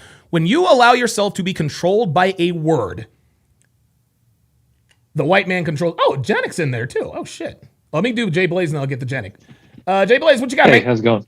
Good. This is the issue I have with it, where you can either there's two options: either allow none of it or allow all of it. Right. But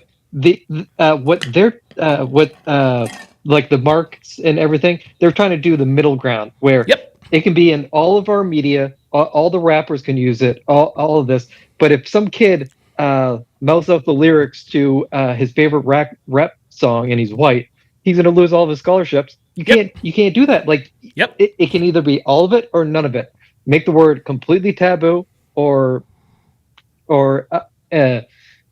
don't. And I think it was the perfect storm where you had Carmelo Anthony making all that money through the GoFundMe. Yep. And this woman came out, and the guy that was filming shouldn't have even been there because he had a bunch of priors. I think he was an immigrant.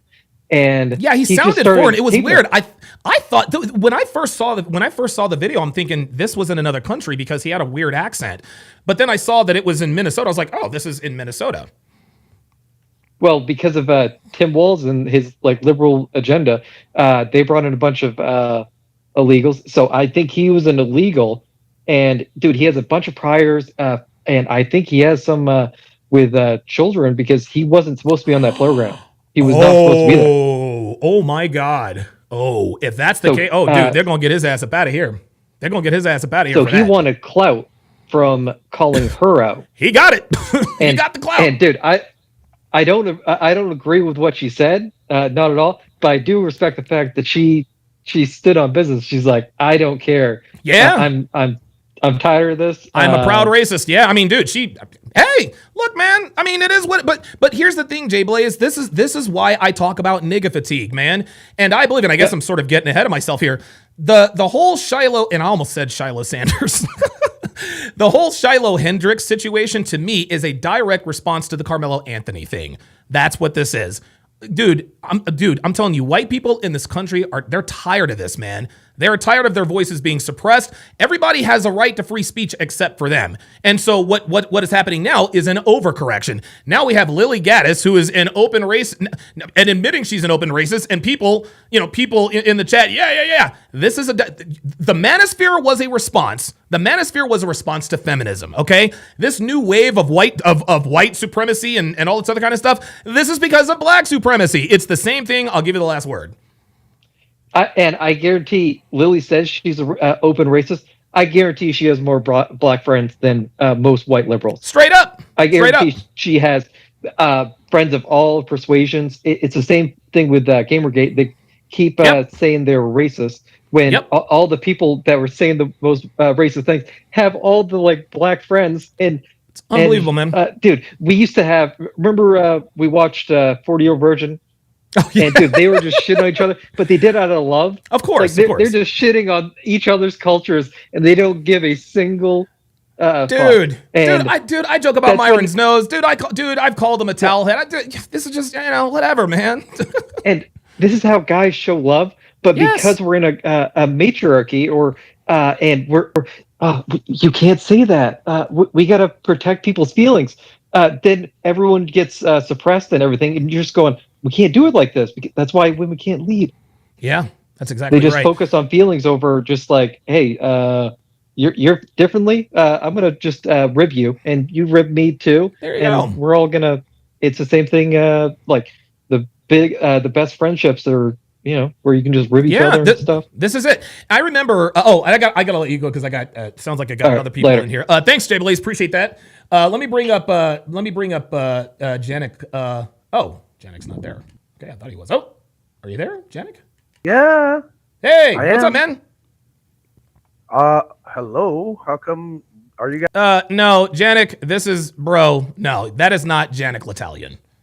Janik, you need to be on camera. You need to be on camera. No. You are not. You are not about to do that. You are not Janik L'Italian. Nice try. Nice try. This is why I require you guys to be on camera. This is why I require you to be on camera. So goodbye, Janik. Nice try. I'm going to ban you. Yeah, there. Yeah. You disappeared. There you go. See you later, guys. If you want to come up and talk, if you want to come up and debate. Don't be a coward. Show your face. Show your face, man. Show your face, guys. You don't come in here. Cowards. Couple of quick comments. Textbook Neuroticism says, I can actually respect someone who is racist to my face. Subtle racism is annoying as fuck. Don fucking DeMarco. Don DeMarco. This is why I don't agree. The Sneakle interview with the kid on the New York subway. Listen, say what you want about that kid. Say what you want about his mindset. That dude has a nigga mindset. That kid is a nigga. But guess what? At least he kept it real. He's like, look, man, I don't care if Carmelo's innocent. I don't care if he's guilty or not. I want him to go home. I want him to walk free. I don't care if he's guilty of first-degree murder. I hope he goes home. He said it. Literally. It's almost cathartic, like in an OJ kind of way. Okay, I can disagree, but it is what it is. I don't agree with that mindset, but at least he was honest. But then he got niggas like Beans who want to come up and talk around the issues. Talk about, well, it's not first-degree murder. It's a second-degree involuntary man. Nigga, whatever. Second-degree, dude. What, involuntary manslaughter? Nigga, are you for real? That's a nigga. Dude, that's the undercover racist. Those are the guys that I don't like. Guys like Beans is an undercover fucking racist. Guys like Kelly West he's an undercover racist. Coming up with every reason in the world to excuse Carmelo's behavior. If you're going to be a racist, at least own it. At least own it. Guys like Jerome, who tried to come in here and talk circles and everything, and then his racism came out. I know you don't like black people. No, I happen to love black people. I hate niggas like you and everyone who thinks like you. All right, let's continue. Being raped. Oh, wait, I missed a super chat. Reverend Brown with the $10 super chat. He says he's got that I would never smash a white woman face. Why does this guy look so upset? Holy moly. Guys, you want to know what racism does to a man? Look, guys, just real quick. And I know this might seem insignificant, guys, but I just want to point this out. This is what racism does to you, man. Look at this man's face, dude. This man looks like he woke up pissed off. This guy woke up pissed off today, trying to think of another way the man is keeping him down. Who the fuck wants to be around a nigga that looks like this? Like this nigga he just looks angry. This is what racism does to you. It destroys your soul. Shit, chocolate cake doesn't even taste good anymore. My God. What the fuck? Dude, who pissed in your fucking cornflakes today? God damn. For what seems to me to be deliberate racially charged motivational reasons. Yeah, absolutely. I mean, we're fighting ugly with ugly right now, and I think this level of racial tribalism and hostility is just simply not sustainable in such a diverse democracy like America. She's absolutely right. I agree. And I think Donnie said, Donnie in the chat says, I don't like the something about the overcorrection worries me. I agree. The overcorrection worries me too, guys. It worries me too. I think it's, one is... Oh, shit, that really was Janik? Oh, shit, my bad. Oh, boy, I took the L on that one. Damn, I thought that was fucking Janik. I thought that was somebody. I swear to God, I low-key thought that was somebody else. I really did. I'm gonna have to do another. What you call it? I'm gonna have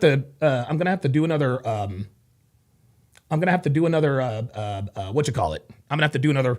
Now I have to do another pull-up studio. If everybody else can pull up except for Janik, unfortunately, I'll make a new one on the next podcast and get you in. I do apologize for that. That's on me. Really a reaction to the other. I think both campaigns are really hideous, and I think we're showing our ugliest colors. I mean, in the scheme of things, these are small sums relative to the population of America, but you do see, I think, a really tremendous explosion of ugliness and racial hostility that I think that we should all be ashamed and embarrassed of. Yeah, I mean, you described it, I think, in one of your posts as genuinely, is this a psyop? This would be the best $1 million invested by a foreign adversary to start a race war in America. And I knew exactly what you're getting at, because many of the I think the comments have now been suspended actually on both of these funding pages, because people were quite obviously deliberately misusing them to post race. Hey Dev, if you're watching Dev, I need water urgently. Baiting commentary. Absolutely. I mean, if you go through some of the comments on either of them, you have White Lives Matter on one side and like suggestions that the teenage boy who was stabbed was somehow like a manifestation of white supremacy, and it seems to be just a fight at a track meet that has nothing to do with racial hostility in the first place. And the poor father of this young man who died too said, please don't make this into a racial issue. And yet on his own Give, Send, Go campaign, there are comments after comments saying this is White Lives Matter, we're avenging against Carmelo Anthony's family. I mean, on all... Do you hear this? Do you hear this? She's speaking the truth, guys. She is speaking the truth. This whole, I keep wanting to call this woman Shiloh Sanders. I got to take my sports hat off. I gotta take my sports hat off. This whole Shiloh Hendricks situation, this is an overcorrection to the Carmelo Anthony situation. That's what this is. And this is ugly. I think that it's really co-opting the charity and giving community. I mean, Devo Bronk. Devo Bronx says, P. Diddy diddle people's peepees at parties. Yeah, say that 3 times fast. P. Diddy. I can't do it. I feel bad for the fundraising platforms, because I don't think this was the intention originally. But unfortunately, I think that people are really starting to take over good intents and the charity industrial complex to make it into a victim industrial complex. And it's really there you go. Well, we're going to have one of the founders of the Give, Send, Go site a little later in the program. But Mark Lamont Hill, you were shaking your head there. I mean, what's your take on this? Oh, boy. There are a couple of things that were said that I think are really interesting and important. Yeah, I'm sure they are. One, there is an outside audience of people who are watching all of this and opportunistically using it for their own agendas and projects. That's facts. It's happening on both sides, Mr. Hill. It is happening on both sides. So, I have an investment in believing X, so I'm going to jump in the comments of this GoFundMe, etc. I have an investment in Y, I'm going to do the same thing. But what I don't want to do is compare these two things as if they're opposite sides of the same coin. For me, here we fucking go. Here we fucking go. Oh, thank you. Here we go. These aren't the same things. One is different. Surprise, surprise. The black race hustler is going to say that the Carmelo Anthony situation is valid, but this N-word situation is not. Here we go. The intention of the campaign matters. In the case of this woman who is using the N-word, the woman isn't disputing using the N-word. The woman isn't disputing being racist. And the comments that are being left on the site before they were suspended and the attitudes behind it weren't saying she's being railroaded, she's being misrepresented. They were simply saying, we support racism. And I think that's disgusting, no matter who's doing it. Okay, look, if you support racism, fine. You're not going to be my friend. I'm not going to roll with you. But if you want to be a racist. I don't care. I do not care. On the other hand, the people who are fundraising for Carmelo Anthony, the argument here isn't, yeah, we did something and we don't care like the other woman. The argument is we're being misrepresented. Like the other woman called a kid a name. Carmelo Anthony stabbed a kid to death. There's a big difference. Represented here. We're being railroaded. This was a self-defense claim. This is not an act of... Oh my God. I swear to God, I cannot, guys, I cannot for the life of me. I don't know how these niggas can really be out here wearing shirts that say justice for Carmelo. Justice for Carmelo? What about justice for Austin? What are we doing? This is a first degree murder. I'm saying what they're saying. This isn't my argument. They're saying this is a first degree murder claim that is wrong. This is actually self-defense, and we need the money to make sure that we get a fair trial. I think, and so whether you agree with his argument or not, I think raising money for a fair trial is different than raising money for a racist. I mean, I think the common theme between the two, and this is not to pass any view about it at this stage, although I have strong views about it. I guess the common theme is that both of them say that as a result of all the publicity, they've been doxxed and had all their personal details put everywhere on social media, which is, of course, the modern scourge which gets involved. And as a result, they've had death threats and they had security issues and they have to move home and so on. You know, I understand that part of the argument. You know, when you're at the center of a firestorm in America and you're not used to public attention, then the levels of intimidation, threats, and so on that can come your way can be extremely intimidating, if not outright dangerous. So right, and guys, this is why I condemn people who are doxing the Anthony family, telling people where the father works. Like, dude, don't be doing that. You can't be doing that, man.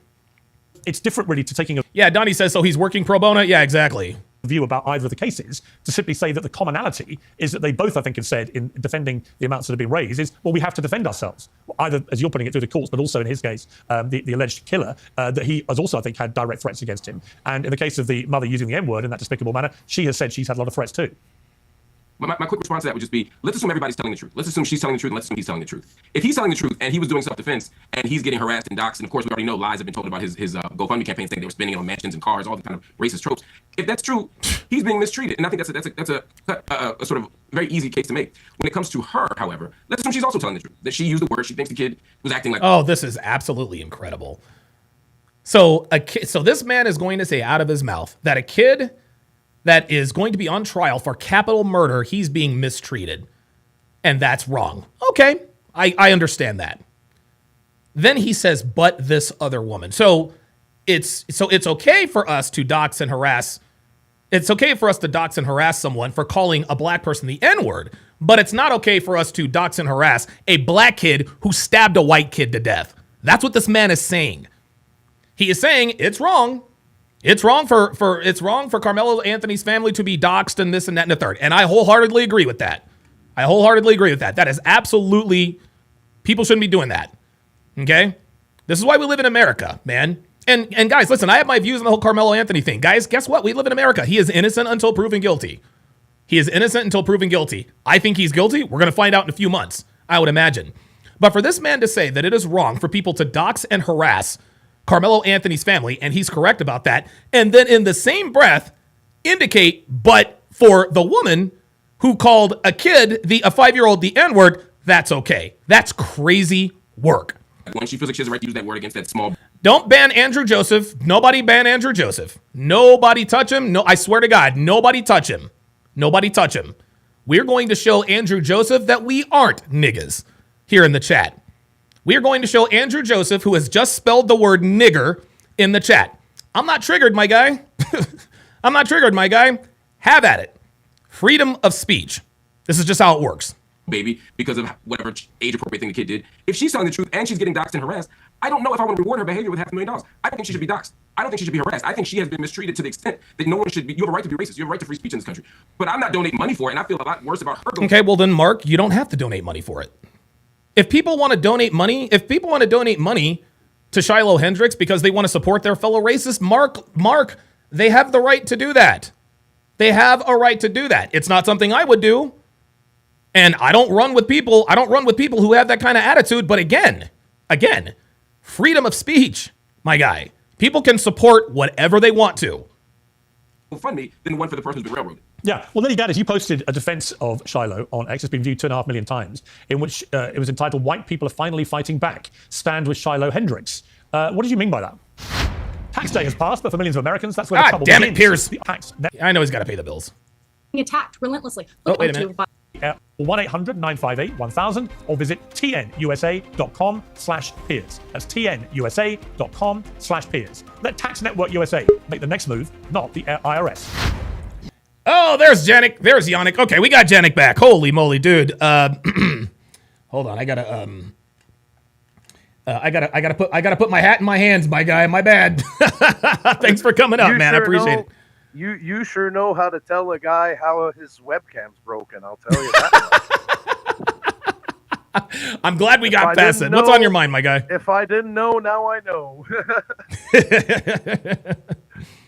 I actually just wanted to follow up on what Jay Blaze said earlier before the camera mishap. Yeah. Yes. I look at it, and you've lived on military bases. I look at it like Gunny. Remember that sentence he says at the beginning of Full Metal Jacket? I don't look down upon N-words, this, that, yes, and everything. Right. And Yeah. he says, that. here you're all equally worthless. There you go, man. There you go. And I actually wanted to chime in on this because I myself, from 75 to 1982, I lived as a kid in Haiti. If I'm talking to you on the phone in French and I put on a Haitian accent, there is no way you will know that I am a white guy. Right. I'm that good. Okay. Wow. And, okay. The thing is, as a kid, growing up, we were going to an American school in Haiti, but they did teach us Haitian history. And the thing is, with the N-word, there's in Creole, like I said earlier in the chat, in Creole, when somebody succeeds, when somebody makes a lot of money, the expression in Creole is gros nègre, which means big N-word. Oh, wow. Big nigga. Yeah. And if you look at the Haitian flag, which is red and blue, right. The Haitian flag was actually made out of the French flag after they revolted and they won their independence in 1804, and they basically tore out of the French flag the element that they didn't want to see there. Let's put it that way. Gotcha. Okay, I gotcha. Okay, but going forward, during the time that I was there, the flag was actually black and red because Duvalier, the president that was in power there, Papa and Baby Doc, were actually doing a policy called blackism, where people with darker skin and everything were actually given positions of power and so on. And anybody from Haiti in the chat, please correct me if I'm wrong. Okay. I'm 53. It's a while back. But in the Pledge of Allegiance at the time, one of the sentences was that where the Haitian N-word would suddenly feel sovereign and free. So the word was integrated since a very long time. I don't use it. I have Haitian siblings. But, I mean, it goes all around. It really does. Yeah, it really does, man. I think as far as like, and I'll get you out of here on this, and I do apologize again. That's all good. What do you make of? Because listen, man, I have a lot of people in the chat who, whether they admit it or not, the N-word really does trigger them. And I'm not trying to be insensitive because, for a lot of older black, like my mattress, my coworker in the mattress place, I understood why the N-word really made him like visibly upset. He was older. He was in the South. He's been exposed to that stuff. What do you say to what do you say to people who, because now if somebody calls a black person an N-word, it's almost like now I have permission to do and say whatever I want to that person just for calling me a name. What do you make of that? I'm honestly going to plead ignorance. I'm Canadian. I haven't lived long enough in the States or in America to really understand and everything. I'm just trying to give, I could say, my external viewpoint. Okay. And I mean, there's that word. I'm called a farang here all the time, which is the name for foreigners. In Hong Kong, I was called a guailo, which basically means white ghost in Cantonese. And in Hawaii, the word for a white person is haole. There you go. Yeah, probably not derived too far. And when I was a kid in Haiti, I was called Petit Blanc, little white, because I was pretty easy to find in a crowd. Let's just put it that way. So you've experienced people calling you racial epithets, but you didn't lose your mind. Why is that? Like, why didn't it trigger you? Cannabis helps. No, I'm just kidding. No, you stupid. No. I don't know. You know what? I mean, I've lived everywhere around the world. In the last 4 years, I've gone around the globe 32 something times. Wow! Holy God! I've always been a foreigner. I mean, I go back to Canada today. I'm going to feel like a foreigner in my own country. So, I mean, at some point you realize you're always going to be the odd one out, the foreigner and everything. And you know what? What you going to do? How you going to change it? Yeah, exactly. And you have to change your response, man. You really do. Janik, thanks for coming up, man. I appreciate it. Cheers. All right. Somebody said, what part of Canada is Janik in? I don't think he's in Canada right now. I think he's overseas. All right. Oh, we got Colonel Sanders in the building. What's going on, brother? Unmute yourself, please. Yo, can you hear me, man? Yes, sir. Awesome, bro. What's going on? How you doing? I'm doing good, man. Just Jesus Christ. I still can't wrap my mind around the fact that a 12-year-old boy committed double homicide. I just can't even. Anyway. I can. When you don't have a father in the house and the only people influencing you are, the drug dealers on the corner. Yeah. Right. When your mom's out working 3 jobs. Yep. Of course you're going to be doing that stuff. Of course you're going to want to fit in. Of course you're going to want to, be cool in the neighborhood. Yeah. That's why you see a lot of these niggas out here. They tend Wilding to get out. stuck there.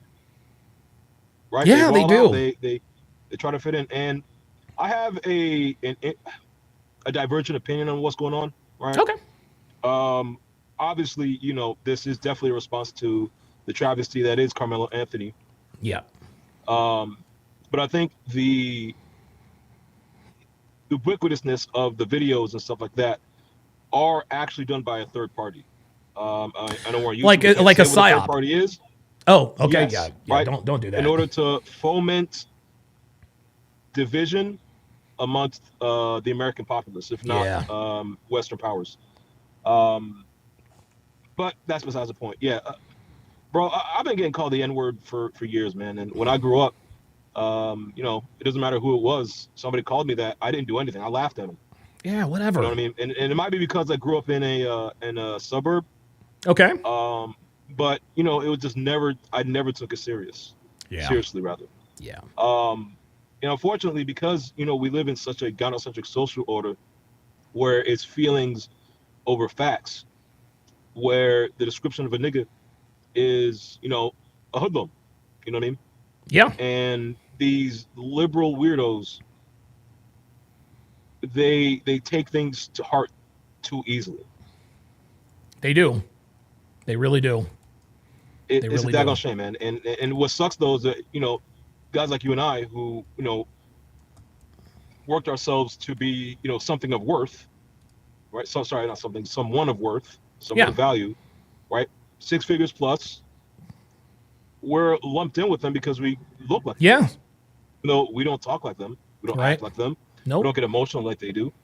Don't really have much in common with them. Right. So, yeah.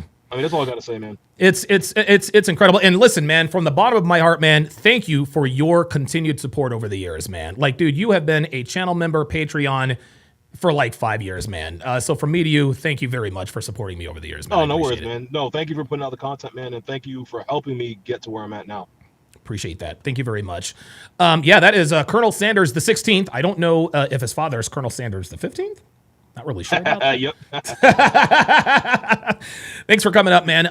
So it looks like yes. Oh, the niggadar. We got the niggadar. We got a nigga in the house. Yes, sir. Let's give him a Don DeMarco. We got a Don DeMarco. There it is. And this time, looks like his name is Ty Black. He says, white people won't call the chat N. I don't know what that means. I have no idea what that means. Ty Black says play stupid games, win stupid prizes. There you go. So Ty Black is one of these niggas who wants Carmelo Anthony to be exonerated because he hates white people. He hates white people. He thinks he's oppressed. He thinks the white man is keeping him down. But the real reason why he's a nigga is because he won't admit it. He won't admit, yeah, you know what? I want black people to get away with committing crimes against white people because because, in an OJ kind of way. Play stupid games, win stupid prizes is an extraordinarily obtuse thing to say about the Carmelo Anthony situation, and that's what proves he's a nigga. There you go. Phoenix Light Games with the $10 super chat says, why would I want to live in a world where I'm under the assumption that everyone is my enemy and the world is against me? You're just making your own makeshift prison of everlasting goddamn misery. Jesus Christ. Tell you what, man, PLG woke up and chose violence today. Ty Black says white people won't call the chat the N-word. Are you? Okay. So are you saying that niggas are gonna beat up white people for calling them the N-word in the chat? Nigga, you really gonna come in here and talk violence in the chat? Come on, man. I bet you white person won't call me the N-word in the chat. Nigga, shut the fuck up. What the fuck you gonna do? Reach through the screen and hit somebody? Nigga, fuck you, man. Ty Black says freedom to insult anyone you want without consequences. Interestingly enough, niggas are fighting for the right for black people to kill white people without any consequences. So they're kind of two sides of the same coin. Nice try. Andrew Joseph says, I'd rather be black on welfare at home watching TV than white slopping around in worlds. Okay. Ty Black also says, some people don't mind insulting you. Some people don't mind you insulting them by calling them the N-word, and some people do just find people that don't mind. Dude, you're speaking incoherently. Okay, now he's arguing with somebody. That means, so now he's calling people fools and dummies. Don't be degenerate. Yeah, Ty, I'm gonna need you to shut the fuck up, disrespectfully. Okay, because you are another one of these ignorant ass niggas who come into chats like this and literally verify the stereotype. You are the type of nigga that wants Carmelo to walk, whether he is guilty or not. And if you want to talk about it, you can pull the fuck up, bruh. And when and if you do pull the fuck up, I need to see your face on the goddamn camera. But you won't do it. You won't do it. You ain't gonna do it. No. You are not gonna do it. You want to know why? Because niggas are cowards. Listen, say what you want about Jerome. At least he pulled up, right? At least he pulled up. Say what you want about Kelly West. At least he pulled up. Say what you want about Bean's little podcast. At least he pulled up. Let's continue. Here's the thing. White people have been under attack for years. It's been systematic racism. As much as black people and people of color want to talk about systematic racism in the United States, it's quite the opposite. They get preferential treatment when it comes to getting a job, when it comes to getting into colleges. White people, on the other hand, have been getting attacked relentlessly. Look at 2016 and BLM and all the riots. We just had to sit back and watch people burn down our cities and do nothing about it. So the way to fight back against essentially this anti-white hatred that's been systemically, ingrained in U.S. society is with white unity. We don't see. There you go. Do you hear what she's saying? Guys? Like, this is the result of the Black Lives. This is the result of black supremacy. The Black Lives Matter. # we stand with Carmelo. George Floyd, all the rest of that. This is the overcorrection. Did niggas really think that white people were just going to sit around and let this happen for this long? Like seriously, did niggas, honestly, did the so-called black community, did they really think they were going to be able to get away with what they were getting away with without repercussions? Guys, the chickens have come home to roost, okay? And although I don't agree with what Lily Gaddis, stands for, she likes to say this. Broke ass niggas. She is a manifestation of the overcorrection of the Black Lives Matter movement, guys. That's what it is. But somebody else in the chat asked a question earlier. He wanted to know, is this a snow bunny situation? Oh no. Do we think Lily? Yes, sir. Do we think she fucks niggas? Do we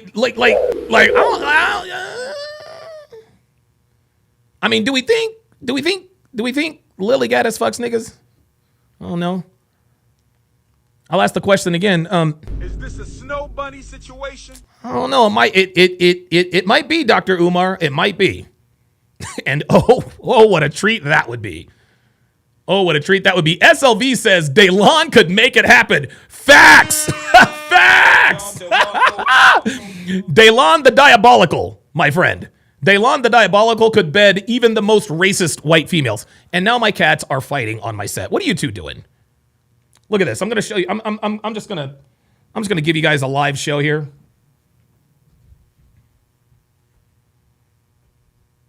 There. Okay, so there's Callie and Walter. There's Callie and Walter. Say hi, guys. Say hi, guys. See? There's Callie and Walter. Say hi. Callie. Walter. Okay, so the cat on the right of your screen, that's Callie. She's a Devon Rex. The cat on the left of your screen is, of course, the incomparable Walter, who makes it his life's mission to disrupt the podcast any chance he gets. And as usual, he is looking to pick a fight with Callie, and it looks like it's about to go down. Yep, here we go. Whoa, whoa, whoa, whoa. You gotta slip the jab, Walter. You gotta slip the jab. Slip the jab. I think he's gonna try again. See, watch Walter. He's gonna try again, watch. He's gonna try again. Look. Look, here he goes. He's trying to... And now Callie is growling at him. Oh, he's going back to licking the paw. Walter's going to try the sneak attack. He does this all the time. Yes, bob and weave, Walter. Bob and weave.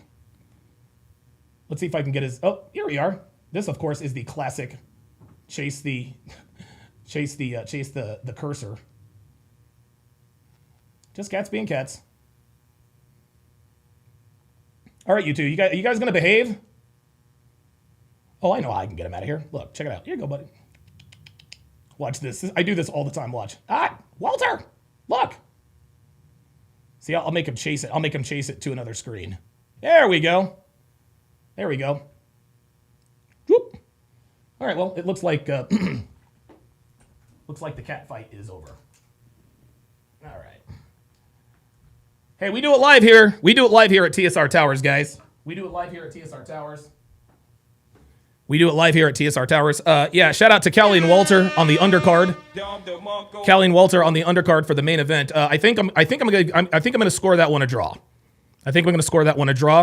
Walter had very good head movement. Callie was very, very good in sort of, positioning herself, making sure, she cuts off the ring. Walter didn't really have an answer for it, but he was the more aggressive fighter. He threw more punches. So we're gonna call that a draw. What do you guys think? This is fucking crazy. This is why I love my life, guys. This is why I love my life, dude. Donnie says, is Walter named after Fresh? No, he's not named after Fresh. That's what everybody thought. Everybody thought that I named Walter after Fresh. No, it's just, I like giving my pets people names. I like giving them human names. It's just something I do. Like, I have another cat. His name is Dexter. Dexter Walter. Anyway. Universe looks after me, says 4-time lightweight champ. Oh my God. The husband says pussy's fighting over Don's attention. Josborn X says stick and move. Textbook Neuroticism says my money's on Walter. Yeah, dude. Melanie Barrio says Walter wants the smoke. Yeah, dude. Dude, Walter loves to wrestle. He loves to fight, man. He loves to fight.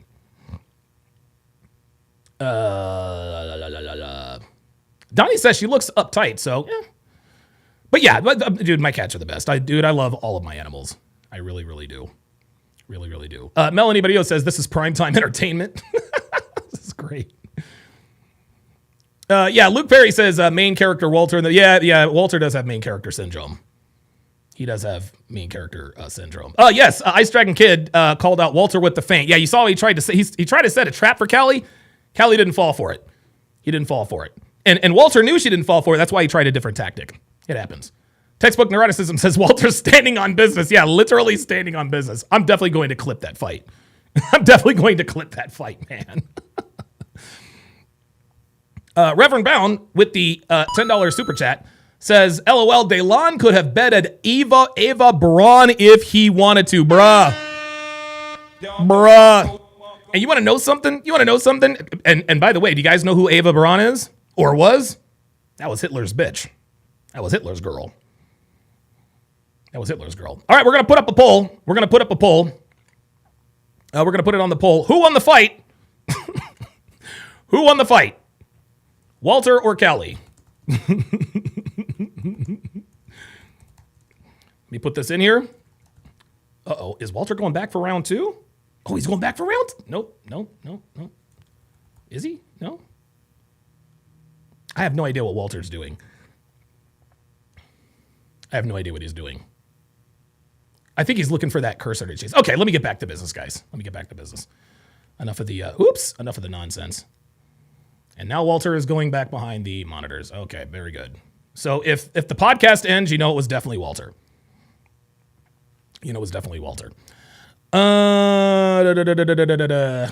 Rogue Nation says thanks for that. Yeah, dude, I love cats. I love cats. The main event of the evening. Oh, yeah, that was the undercard. Dr. B84 says Walter by a long shot. Ty Lord Hunky says the white cat lost. I don't have a white cat. What are you talking about? Uh-oh, we might be going for round 2 here, y'all. We might be going for round 2, y'all. Hold up. Yeah, he's looking for the cursor. Yeah, he's looking for that cursor. What are you looking for? Uh-oh. Walter might be looking for a... No. All right, well, let's continue. White unity on... Hang on. Okay, hang on. Sorry, just to be clear. This has got nothing to do with anything you just said. This is a disgusting racist... No, it has everything to do with what she said, Piers. It has everything to do with what she said. This is the response to the Black Lives Matter movement. This is a response to nigga culture. That's what this is. It's an overcorrection. I'm not saying that I agree with the way she thinks. I'm not saying what she's doing is right. But guys, what did you expect? Did you really expect white people to just bend over and take it in the ass this whole time? Guys, trees don't grow to the sky. Pigs get fed, hogs get slaughtered. That's what's happening. Colonel Sanders with the $10 super chat. Try to read this over Callie's ears because Callie is sitting right in front of the... Callie, why are you... Callie is literally sitting... Callie, you know what? Callie always sits right in front of whatever you need to look at, dude. He says, again, I cannot stand N-words as they bring chaos and ignorance to any location they happen to be in. Also, Lily is definitely a Knight Rider. I think she could be. But I agree with y'all. If anybody could bring Lily Gaddis, if anybody could bring Lily Gaddis to the dark side, it is definitely Daylon the Diabolical. Daylon the Diabolical could get it done. Okay, let's continue. Woman who repeatedly spews the N-word, first at a young child, and then at the person taking the video of her, does it with complete impunity, does it numerous times. We are talking about a bona fide, unquestionable racist. So I don't understand why what you've just said to me bears any relation to white unity or anything you've just said. She's just white people are tired of getting shit on. White people are tired of black people being able to be racist against them and not in return. Racist white people get canceled. Racist black people don't. Racist. And isn't she? You wouldn't dispute that. It's not about her. It's not about her. It's about white people coming together and supporting another white person. And it doesn't matter. Why would you want to support a white racist? Because I want to support free speech, and you cannot have free speech in a country. That's fine. You can support free speech, but you also have to be accountable for what you say. Would you use the N-word out of interest? Yes. You would?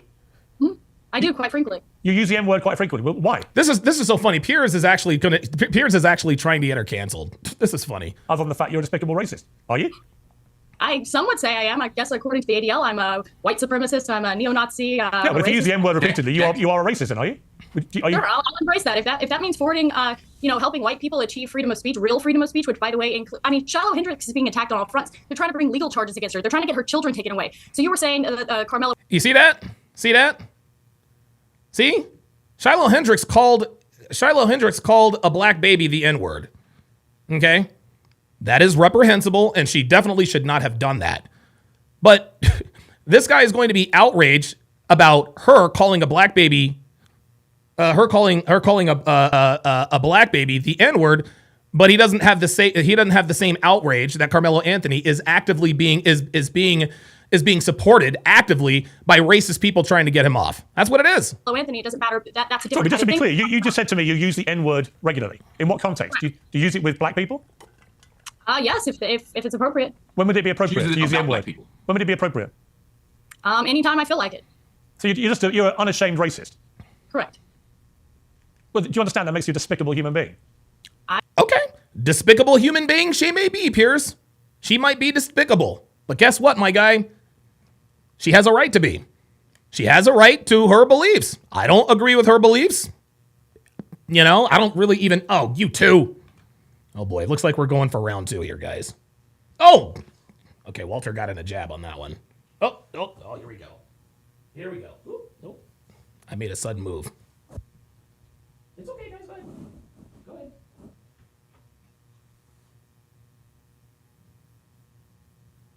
Round 2.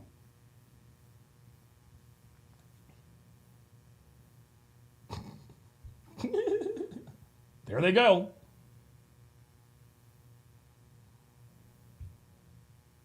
He's trying to get around. Oh, Callie with the jab. No, Walter counters. Oh, boy. Oh, tell you what, man. I'll tell you what. We're getting some. This is going to be an action round here. Walter goes for the paw lick again. This is fucking hilarious. He tries to reach under. This is great.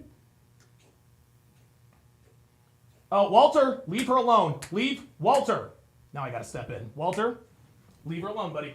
Come here. Let's go. Come on. Yeah, I had to break that up. So what Callie is doing right now, just watch.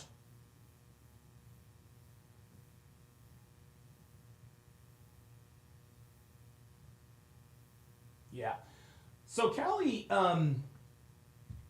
has this she has this condition. She has this condition where she'll cough. And we believe that the reason why it's like 3 or 4 times a day, she'll kind of bend over and kind of cough and move her head from side to side. And that's because we think she has an abscess in her tooth.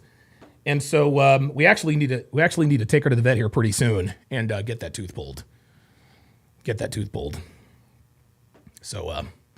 So Callie was coughing. Walter still trying to stick it to her.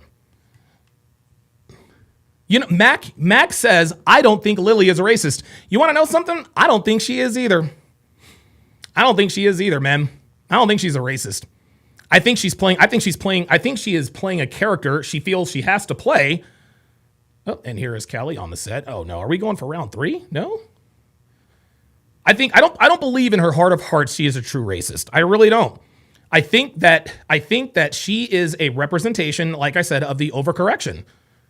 She's like, dude, freedom of speech has been taken away from white people, and this is really the only way to call attention to it.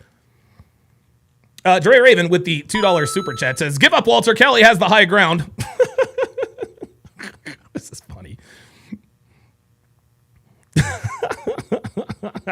Dr. B84 said round 2. Gully Blanchard says, Walter got those hands, y'all. I'm trying to tell you. Walter doesn't mess around, man. He's a little fucker. He really is. Okay, let's continue. I guess so. I don't really care. I mean, why are we not talking about Shiloh Hendricks? Why are we talking about? Well, actually, I think you've moved it on in this debate very quickly to your own racism, which explains why you've supported her Piers. in public and why you've got all these views. You see no problem with a woman shrieking the N-word repeatedly because you yourself are a despicable racist, and you've just proudly admitted that with a smug grin on your face, which is pretty horrifying, actually. Yeah, actually, this is a bad look for Piers. This is a bad look for Piers. So now all of a sudden we're going to virtue signal? We're going to virtue signal Piers? Really? I thought you were supposed to be the moderator. Most people to have to watch. And shame on you. You're entitled to do it, and I'm entitled to call you despicable. Okay, there you go. Shame on you. You're entitled to do it, and I'm entitled to call you despicable. Okay, very good. Well, shame on white people for allowing themselves to be systematically discriminated against in the United States. This is our country. There you go. See? Shame on white people for allowing themselves to be racially abused, as Piers said. White people, dude, I'm telling you guys, white people have had enough. They've had it, man. They've had it. White people are so fed up with the blatant black supremacy and the racism out of the so-called black community that they almost have to dress up in KKK garb to get anybody's attention to say, hey, Why are we the only ones that are racially attacked? Why is it that when one of us calls somebody the N-word, we get canceled, but when a black high school student stabs a white high school student in the heart, he's called a hero? That's what this is. This is the overcorrection. This is a country that should What do you be mean your country? Because I'm white and my Well, there are no black people in American history. Is that what you're saying? That they've all just landed in America, invading your white country? Is that your position? Mm-hmm. Well, I mean, they were brought here technically. My God, do you understand how dumb you sound? This is stupid. This is stupid and racist. And at some point, we have to ask ourselves: do we want to reward this kind of disgusting behavior by platforming it? I don't disagree. Oh, wow, we got two people up here. We got Jethro Raffro and Jamie Herring. Let me bring on Jamie first. Jamie, what's going on, brother? What's on your mind, man? How you doing, Mr. Sharp? I'm doing good, man. Dude, I like the hair's looking clean. Hair's looking clean, bro. I don't want to say something because you told one of the guys about his hairstyle, how he needs to cut his hair. Yes. I definitely agree. I'm gonna tell you this. I do not like dreadlocks. Yeah. I think it's an ugly hairstyle. I never liked it. Like it's and it makes black men look more criminal than they already are. It makes them look aggressive, and that's supposed to be like a Rastafarian type look. There was a time where black men didn't have dreadlocks in their head. Right. There was a time. I don't know what made them adopt that kind of style, but to me, I'm sorry, it's going to offend you guys. That is an ugly freaking hairstyle. It looks good on black women. I ain't gonna lie. It looks good. Yeah, it looks good on. Yeah, it looks good on black women. Yeah.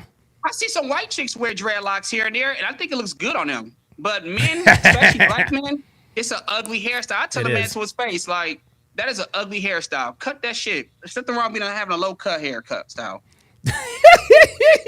So my nigga went, so you went and got a lineup, went and got you a fade and said, hey, cut that shit off, man. Cut that shit off, black men and men in general. Dreadlocks is not how we do it. But I want to say something because I watched the panel too with Myron Gaines. Yeah. The two white ladies and what's that guy name? The Mark liberal dude. Mark Lamont Hill, his dumbass. I can't stand him. He's a whiny bitch. He is, dude. He really is. Don't give. Hold on, Jamie. Hold on. Ty Lord. No. Ty Lord Hunky says Jamie is soft. Would you like to come up and tell him? Yeah. Would you like to come up and tell him why you think he's soft? Yeah, he says Jamie is soft. He's just talking shit. Would you like to look, my guy? The link is pinned in the chat. You are welcome to come up at any time. Please continue. Yeah, no, don't give it an okay to say the N-word. Don't give it okay to say the N-word. Do not give it okay to say the N-word. First of all, who are you to tell somebody how they should or should not speak? We have a thing called freedom of speech. That's right. And let me tell you about my experiences though. I've never been called the N-word in a derogatory manner by white people, but I have heard white people use the N-word. Right. I had an associate of mine. He's a white Italian guy from a bar I used to work at. Yeah. And we used to chop it up with each other all the time. And he used to use the N-word. He used to say nigga instead of nigger. It never bothered me. I'm a very rational person. Like I don't react off emotion too much. And I realize in the society that we live in, you don't have control over other people, what comes out their mouth. You cannot tell other people what kind of language they should or should not use. Yep. At the end of the day, white people using the N-word, whether it's nigger or nigga, I don't have control over that. And I'm not going to be getting into fights with 10, 20, 30 white dudes or white chicks because they use the N-word.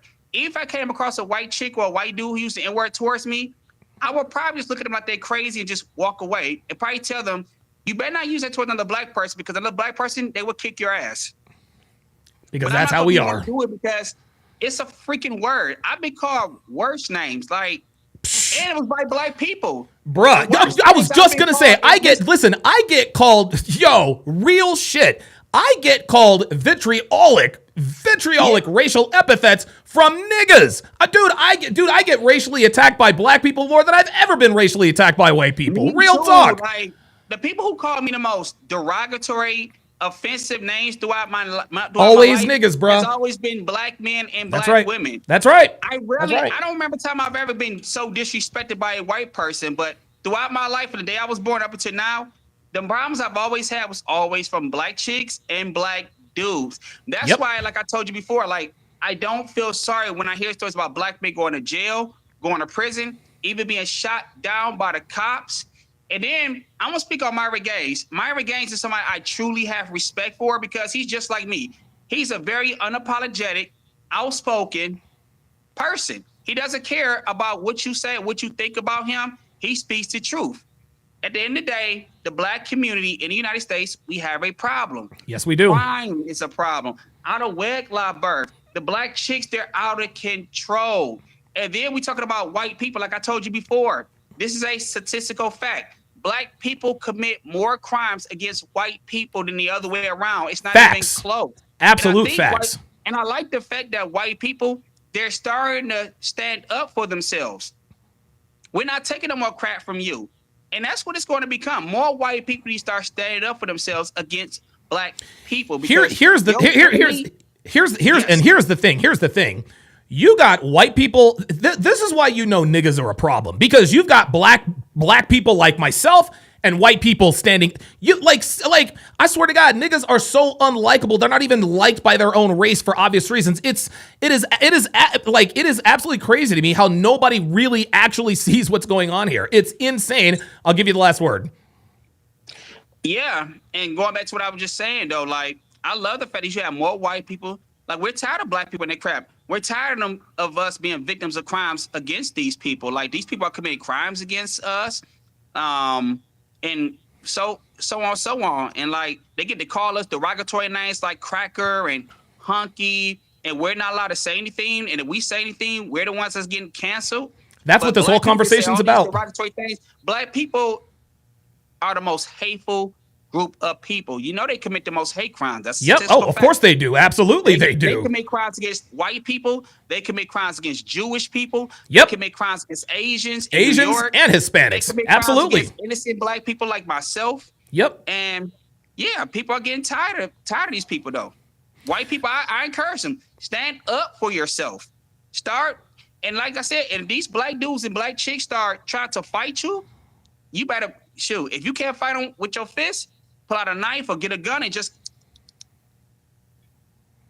Jamie, I appreciate you coming up, man. Yeah, dude, yeah, absolutely. You gotta hit me in the Discord, fam. You gotta hit me in the Discord, bruh. Okay, Discord. How do I do that again? Go to the link in the. I'll tell you in a second. Go to the link in the chat. If you go to the link in the chat, you'll see the sign up. Jethro Raffro in the house, man. How you doing, brother? Pretty good. Can you hear me? Yes, sir. I sure can. So it's funny. I really wasn't ever trying to hop on race, but now it's become so apparent that it's bothered me to a degree now, because being half white, half black, when I was in school, all the black kids would pick on me. The white kids would just be silent, even if they had something to say or they felt a certain way. They would just be silent. Black people would always try to pick on me, like, "Oh, well, you know, you're black, but you're not black," and you always come out in some kind of form. Yeah, so that's it's exactly funny right. how now people are asking, like, what do we do to try to curb the racism, or black people talking out and white people are trying to speak up to. It is true that white people are finally now trying to come out and be like, okay, we can't put up with this anymore. Yeah. Yeah. When I used to date white women to a certain degree, and black women, when I go through a drive-through, they would look at me in a certain way, or they'd give off some kind of energy, and the white girl would be like, "Didn't you notice that they were racist? Like, didn't you know they had a certain tension?" And I was like, "No, I never noticed it. Never seen it. I never noticed it because I don't pay attention to things like that." Sure. And to another point that you were asking earlier was, I think it's because of damage and personality. When people are black and you're like, "Oh yeah, black this," and that doesn't bother black people, and they try to speak out about it, it's because they were damaged, and the type of personality they have. The type of personality they have really matters, because I see a lot of black people be like, "Oh, I don't really care. It doesn't bother me." And I've been thinking about this for a long time. It really, I think, does depend on the damage that the black person's been through, combined with the personality they have. I agree. What you think about that? No, I agree, man. I agree. I think when we look at it, that way, I think not to condone it, but at least it gives us a better understanding. Let me get you out of here with this. I think and this is just my opinion. I want to know what your opinion is in terms of black people. The so-called black community being triggered by the N-word. What are your thoughts on that? Because the way I see it, it's, and I know that some people feel differently. I know that there are some people who grew up in the American South during racist times and the civil rights movement. I get it. But what about people who are my age that didn't live through that time? What about people, you know, my age or people like me who grew up on military bases or in the suburbs? What are your thoughts on that? Well, that's kind of that's what I meant by damage and personality, because if it's damage from not being raised right from back then, because I said, I have a black grandma she raised 4 kids, and she graduated from the college from here, first black woman to graduate from the college from here. Oh, wow. And none of my uncles, not my dad, they're not like that. Yeah. Yeah. So, I mean, like she raised them right. So that's what I mean by when I say a lot has to do with personality and damage. So whatever you were born as with your personality and damage, well, it's going to carry on if you weren't raised right, whether you have a father in the home or a mother in the home, because if your mom raised you right, even though you were black back then, like I said, my grandma was way back when she graduated, the first black chick from her college, and none of my uncles, not my father, they're not that way. So she obviously, to a degree, it's a learned behavior. Didn't put up with exactly a learned behavior. So that's what I think about. I really think it's damage from the previous generations not teaching them some degree of, hey, we're all human and be this way. That correlates a lot with damage. So that's what I really truly think about it. Coming from, you know, you being older, me, I'm only 38. Oh, okay. But being half white, half black, I feel the tension from both areas, and then being to a degree that old, and then having people that are older, they always seem to do that. A lot of them kind of gave that up. Like, even if they're, you know, black and they're racist or whatever, they still kind of sit back a little bit more. And then, like the story you said earlier about the truck, the employee you were with. Yeah. So he, to the same degree, it's like, for me, it's like, if I ever went to my grandma and was like, well, black people isn't that, it's like, no, like, I don't see it that way. Hence, it has a lot to do with damaged personality and just going through the shit. Because if you just keep on being a racist, even though we, like I said before in the chat, like, we don't pick cotton anymore. We're not. We didn't come over here. We're not enslaved. Yeah. We got great opportunities now, and then people that are kind of, you know, black and racist, they're like, well, and they don't see that if you don't get over that, then you're just going to be pretty much like back in the times, even though it's not back in the times. All right. Thanks for coming up, man. I got to let you go because I got to get back to this. And I can't hear you because I just ran out of my Bluetooth. Now I can hear you. Thanks for coming up, Jethro. I appreciate your perspective, man. Yep. Thanks for all that you do, man. Oh, shoot. I can't hear you. Oh, boy. Now we're in trouble. Okay. Hang on. Oh, boy. Wait. I didn't know she was going to say that. I don't disagree with you. There we go. Okay. All right. There we go. I'm gonna tell you what, dude. When these Bose earbuds have extraordinary battery life, I'm actually surprised that I can use them for as long as I do. Because, I mean, we're nearly 4 hours into this. And I just lost the charge. Okay. King Kong. King Kong made an excuse. He's like, I don't want to talk to these people. They don't make any solid points. Yeah, translation, your ass is scared, King Kong. You don't want to come up and talk because you're a fucking coward. Niggas are cowards. You guys like to troll people in the chat and this and that and the third. My guy, if you got something to say, pull your ass up. Pull your ass up, man. I don't want to talk. They're not making any good points. Dude, that is literally Blackenese for I am afraid. Fuck out. I swear to God, one thing that niggas all have in common. You niggas are cowards, man. I swear to God, every one of y'all, cowardly as hell. Cowardly as hell, man. Look at Mark Lamont. Dude, look at Mark Lamont Hill about to lose his fucking mind over a goddamn word. Holy shit. Holy moly. No. Yeah. I'm with you. I don't think you knew ahead of time. I'm saying at this moment, someone who's saying it's technically black people were wrong. No, technically Africans were stolen, enslaved, and they built this country. And the idea that you can justify calling a baby. The fuck is he, dude? Oh my God. You gotta be kidding me. Dude. Whites. Oh my God. The N-word by saying that white people are losing the country is absurd. It's morally bankrupt, and it's honestly besides the point. I mean, all these are just distractions from the fact that she wants to justify dehumanizing and even animalizing a small black child. Donnie says the South was pretty dicey in the 70s and 80s. Donnie, my guy, I'm starting to catch nigga vibes from you. Listen, man, respectfully, but I'm starting to catch nigga vibes here with some of your commentary. I'm sorry, like real talk. Listen, I could be wrong, but I'm starting to catch nigga vibes. He asked, did you ever experience racism traveling with military families? No, I did not. You see, guys, when growing up in the military, every kid that I grew up with sounded and talked just like I did. They sounded and talked just like I did. I had black friends, white friends, Hispanic friends, Asian friends. It's literally a melting pot. We all sounded the same. We didn't care. We loved each other. We're all best friends. We just did not care. But one thing that this, like I said, one thing that this Carmelo Anthony situation has done, the Carmelo Anthony situation has done, it has revealed to me that even though there are black people who are red-pilled about women, they are clearly blue-pilled about race.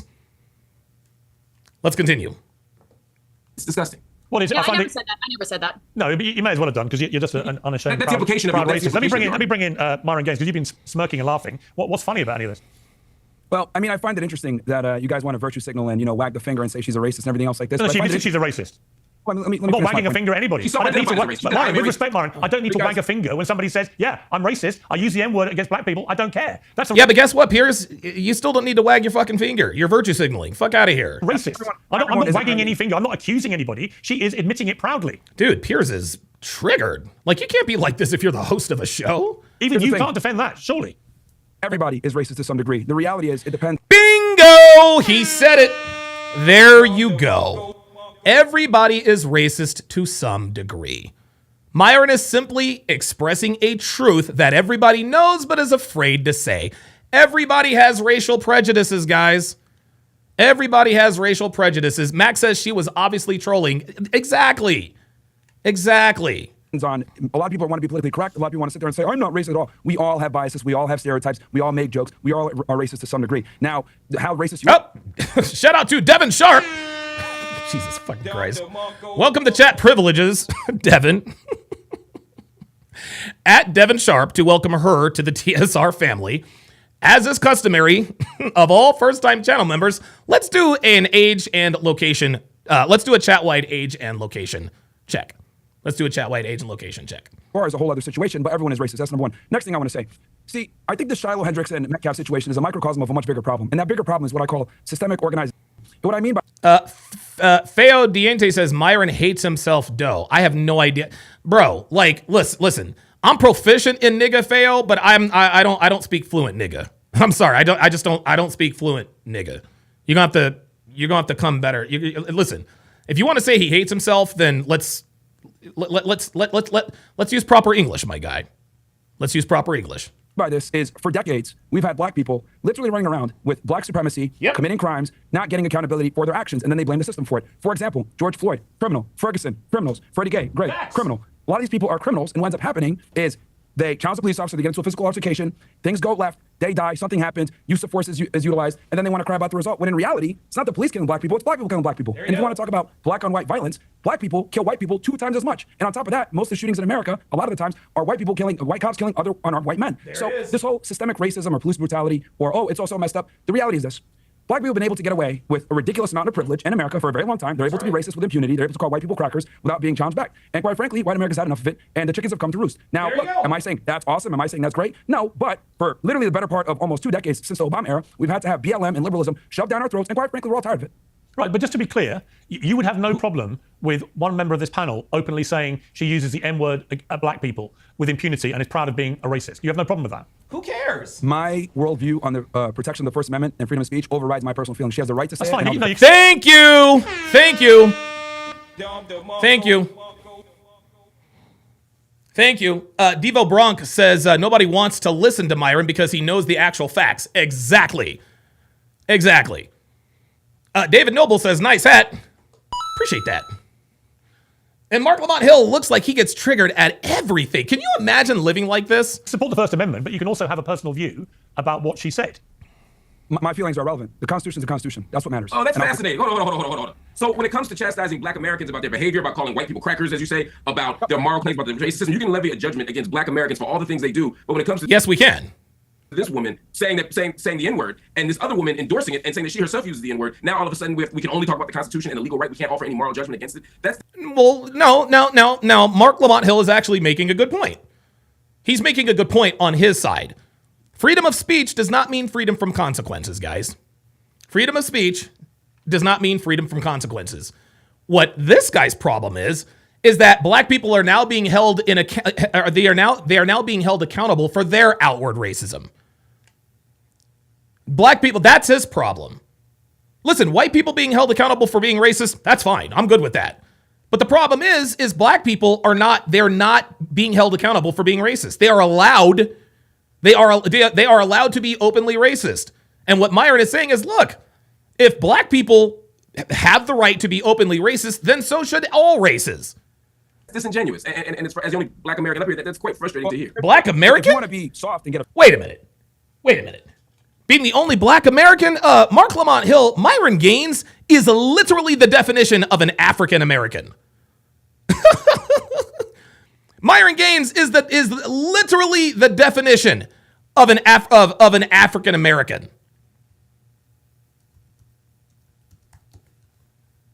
Yes, he is Sudanese. Sudanese is in Africa. African American, literally the definition. As the only Black American up here. Do you see how niggas always want to, well, I'm the victim, I'm the only Black American up here.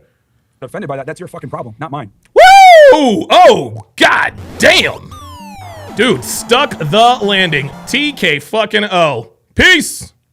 Let me ask Ricky. Ricky. This isn't about being soft any more than when you were desperately saving these white people. This sensitive nature that you have is precisely why we have this problem. It's not about being sensitive. Thank you. I didn't articulate. Hold on. Let me finish. Myron, let me speak and then I'll let you respond. Mark Myron, I didn't articulate any sensitivity here. What I said, in the same way that you levied a judgment against Black people, I'm levying one against the claims you're making. I'm no more sensitive than you were when you made your claim. I'm simply saying I disagree with you. And to immediately jump to you're being sensitive is just a distraction. I'm making an argument. No, that's not a distraction. You are being sensitive. You are being sensitive to the N-word. You are being sensitive to the N-word, Mr. Hill. That's what he's talking about. This man is literally letting him, and oh yeah, of course, hold on. Yep. I call Brother Myron the Sambo from Sudan. Malik Zulu Shabazz and his dumbass. He doesn't like that the mirror is being pointed back to him. This man is being controlled by a word and he has no idea. Just respond to my argument. If you're struggling with sleepless nights and exhausting days, you might want to try the ring. And you're making sure that I don't want to live around and be saying certain words could offend. Set off. Sleep better, wake up stronger, and show up ready for your family, your work, and your country too. There you go. No, and my argument to respond to that is this. Political correctness, liberalism, and making sure that we are politically correct and don't use certain words could offend people is precisely why we're in the situation that we're in. For decades, we've had to literally tiptoe around saying certain things around certain people, while the other group of people has been able to have impunity and be able to be as racist as they want to be, as violent as they want to be, without any type of consequence. And if you call it out, you're labeled a racist. The reality is this. Black people don't want to live around Black people. I don't want to live around a bunch of Black people. Hell no. I'm in neighborhoods where it's majority white Hell people. no. Now, this uncomfortable reality that no one wants to say, so I'll say it for them. Black people commit a lot of crimes. A majority of the violent crime committed in the United States is committed by a small percentage of people, and they tend to be Black men. Look, bingo. The reality is the reality. People don't want to say it, but the political correctness and being nice and not wanting to tell the truth is precisely this problem. And the reason why you're seeing all the support for Metcalf and Shiloh, etc., is because white people have not been able to step up and say what they want to say for a very long time because of what I said before: systemic, organized, where they don't take accountability for. All right, let me bring in Ricky to respond. Ricky. Yeah, I mean, I wanted to say that I agree that virtue signaling went too far, that political correctness went too far. Yep. But we're going from virtue signaling being the norm and being praised to now vice signaling being the norm and being praised. It's not just a matter of does this woman have the right to use that word? I believe that she has the right. I disagree with it. But is she now being rewarded with $500,000? Why are we rewarding people for performing? What about the kid who committed murder? What about for that? Oh, wait, that's right. They're sending money to Carmelo Anthony to help him with his defense. Let me let you guys in on a little secret. The niggas that are donating to Carmelo Anthony, they don't care where that money's being used. They really don't care. They're not donating to ensure he gets a fair trial. No, what niggas are donating to Carmelo Anthony are doing is this is their way of saying we are openly racist. That's what they're doing. That's what they're doing. The reason why they are donating to Carmelo Anthony is so that is they want to have a hand in him getting him off and getting him off. They want Carmelo Anthony to walk. They want him to be not guilty of the crime that he has been accused of. Point blank, period. All right, looks like we got a Donnie in the chat. Let me bring you up here quickly. Give me 1 second. What's up? Hey, hold on. Let me get you on screen here. All right, Donnie, what's on your mind? I just don't want you to get a vibe from me, man. I love you. I love your show. Oh shit. Oh, Donnie. Okay, yeah, cool. So what's on your mind, man? I just you said you were getting a vibe from me, and I don't want that to be the case. Oh, okay, gotcha. I'm 65 years old. Okay. I've been through some shit. Okay. I got gunshot wounds to prove it. God damn.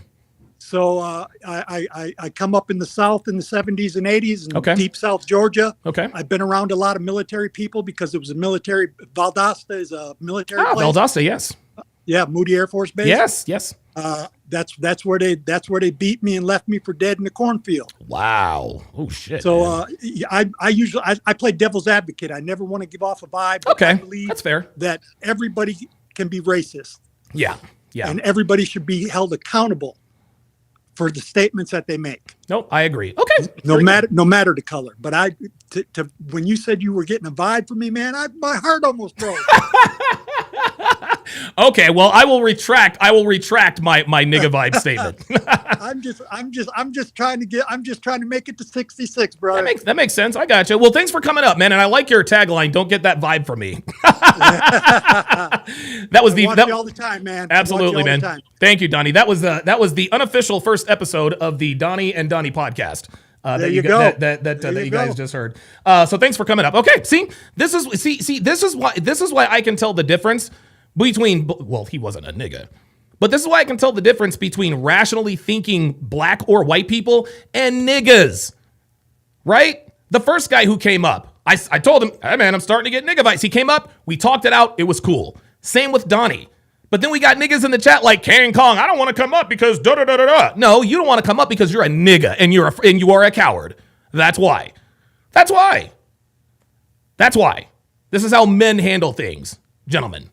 Let's continue. Vice instead of virtue. This is not healthy. This is destructive to our society. This is destructive to our social fabric, to our culture, to our ability to live with other fellow Americans. It's gross to reward someone for bad behavior. It's one thing to tolerate it, to say that she has the right to do it, but she called an autistic 5-year-old the N-word. Like, I'm sorry, but I feel like we're kind of missing the point in the actual context. You can say that it's part of this bigger meta story of black and white America, but it actually is just like a short little clip, and you don't even know the context of it, and it's actually gross, and if we can't just say that it's gross and bad, then I don't really know where we are. Well, I think it's interesting to me that Lily Gaddis, you retweeted Nick Fuentes, the white supremacist, by saying he said black people just raised $500,000 for a cold-blooded killer who stabbed a white teenager to death. I don't want to hear one word about the Shiloh Hendricks fundraiser. Either everyone gets to be tribal or nobody does. Bingo! Wow, Don fucking DeMarco. And in that same vein, Reverend Brown with the $10 super chat says, don't forget this. Blacks will donate money to Carmelo, but won't put this kind of money into their own broke communities. Holy moly. Dude, that is the comment of the week. That is the comment of the week, man. That is the comment of the week. They will support, and again, guys, I want to be clear. Do not let niggas fool you. Don't let them fool you. Do not let these niggas fool you. They are not donating to Carmelo Anthony to ensure he has a fair trial. No, they are donating to Carmelo Anthony because they want to see him walk. That's why. They want to see him walk. They want him to be exonerated. Straight up. The donations to Carmelo Anthony is rooted in racism. Tell me I'm wrong. That is rooted in black supremacy. Just like the donations to the Shiloh Hendricks situation, that's also rooted in racism. The Shiloh Hendricks crowd, that is a response to the Carmelo Anthony crowd. Why would you retweet that? Because I agree with it. We have to fight fire with fire. I mean, at some point. There it is. Did you hear what she said? Because we have to fight fire with fire. We have to fight fire with fire.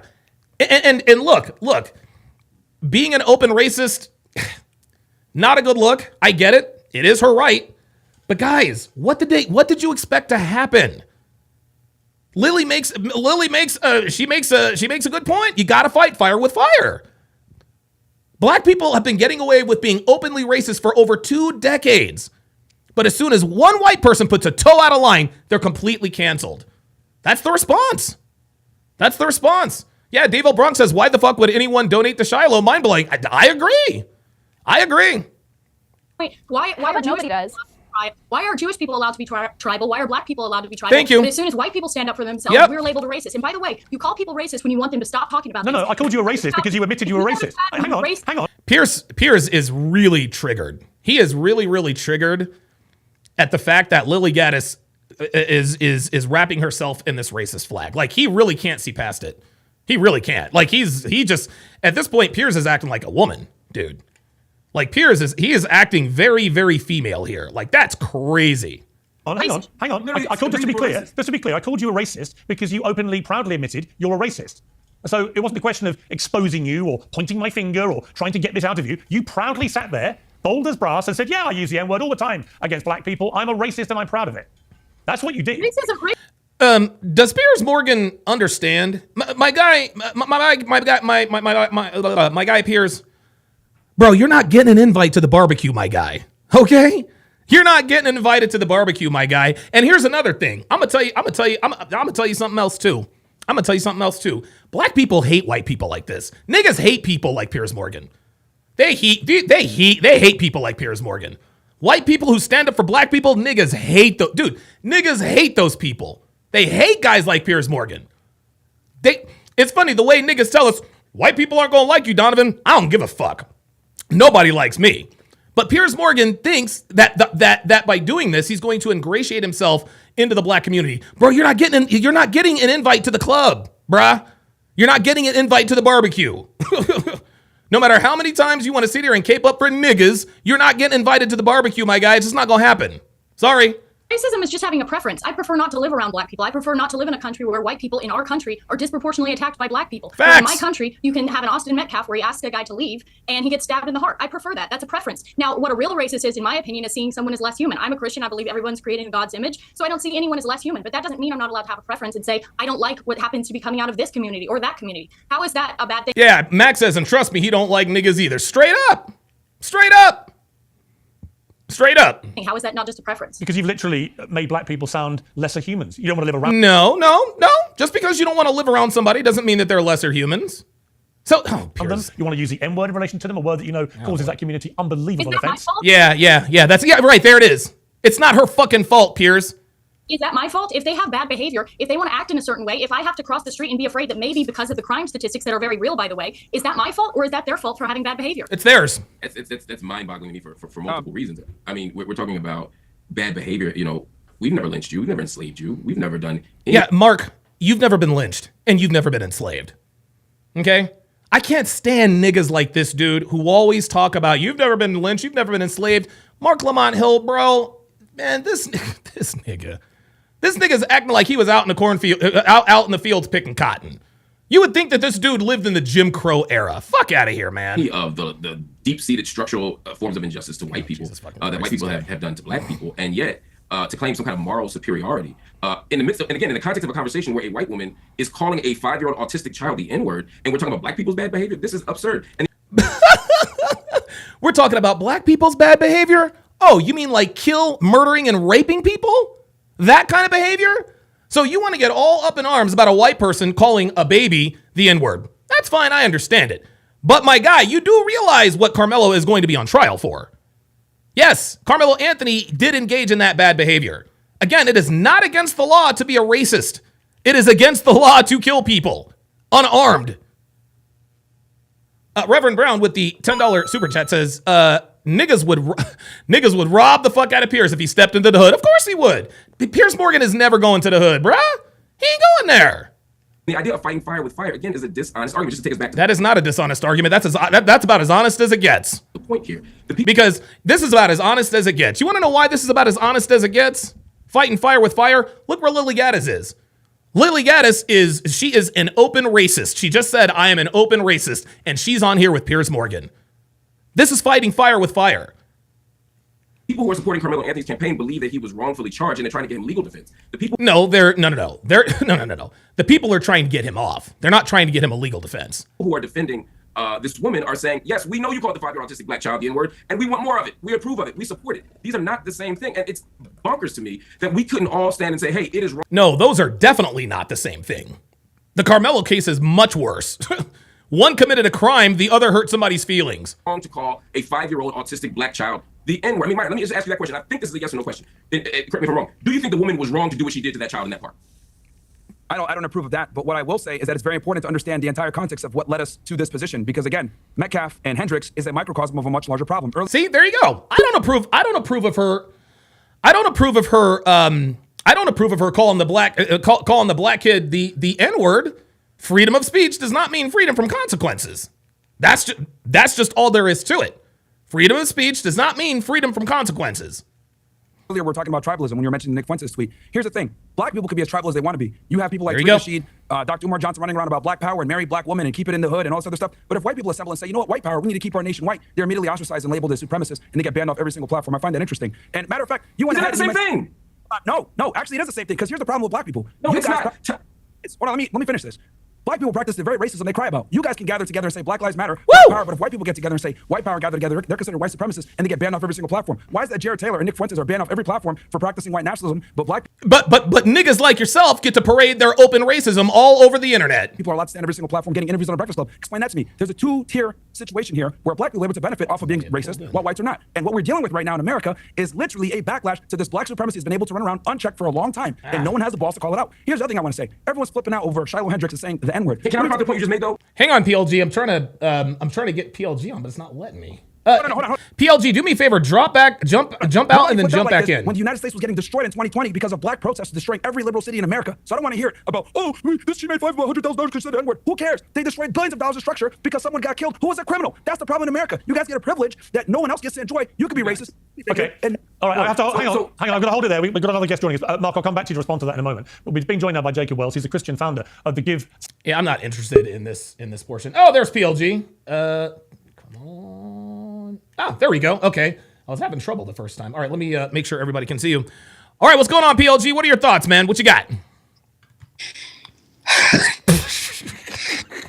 Clown joke. Swear to God, man. Like Myron's not nervous about this. He's like, this is just another week. Another day in the park. Another day in the office. Just another day, man. The same thing when he went to the college. The same thing when these niggas come on the podcast or when he debates them on his call shows. It's the same thing, man. And here's the thing. This dude, I mean, honestly, I'm surprised you haven't said it yet. But this dude is obviously a black supremacist. Oh, of course, yeah. Yeah, this dude is obviously a black supremacist, and this is what black supremacists and feminists have in common. This dude, he just wants. I can't believe I'm saying this. He wants reality to bend according to his whim, basically. Right. Yep. Yeah, he wants everything to be tailored toward him, and everything. Like he wants the tone police or anything like that. And it's so funny. It's I don't know if he said this yet in the video. Did he say he didn't identify as African American or something like that? No. I don't. No, I said it. I said that. Well, after he said, I forgot the comment he made, but then I said Myron is the literal walking definition of an African. Yeah. He was like, well, I'm the only black man on this panel, and Myron's like, bro, I'm African.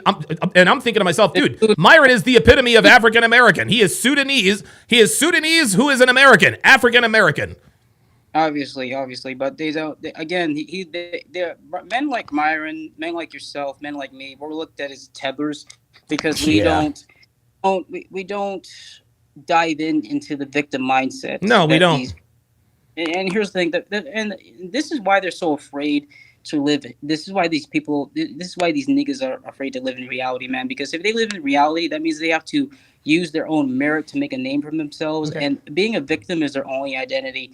And if you take that away from them, what do they have? They have nothing left. They have nothing left to complain about. Yep. They have nothing to bitch about. Yep. They actually have to how do I say this? See the world for what it is, not what it could or should be. And yeah, man, this dude is like like, bro, of all the emotional niggas that we've seen, this guy's like in the top 10, man. Dude, he is absolutely crazy. Feo Diente says, Myron must remember, in America, still a nigga. Do you think he cares? Like, of course not. Look, man, Feo Diente, I would like for you to pull up, because you're talking way too much shit. And I believe you're a coward just like the other two. So if you have something to say, pull up. Here's what I'll say about this, and then I'll hand it to you, and then I'll get back to the video. I think black supremacists like this guy, Mark Lamont Hill, I don't think they want racism to be over. I think they want racial division in America. I don't think they want the problem. Is there racism in America? Absolutely. Okay. Yeah. But just like Myron said, black people have been allowed to get away with it with impunity. I don't think the so-called black community wants racism to go away. And I think the reason why they don't want racism to go away is because it takes away their excuses. It takes away their victim card. Because if racism was ever vanquished, now they don't have an excuse. Now you actually got to go out there and earn your keep. What say you? No, I totally agree 100%. If racism is abolished, if we take it away, honestly, racism is their whole identity. Like the obese chicks that you saw the last time you did a breakdown. Yes. All you were doing is claiming victimhood. Yep.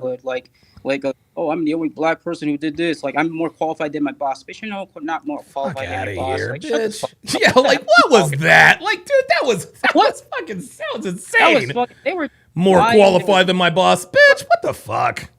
Yeah, like, dude, the white guy who was the lawyer and everything like that, all he did was make logical arguments. He kept debunking their claims, and what did they do? Yep. They just kept getting emotional. Hurting back. And here's the thing. I forgot what this is called, what people are calling it nowadays, where white people are tired of the nigga fatigue. Yeah, nigga fatigue. Yeah. Basically.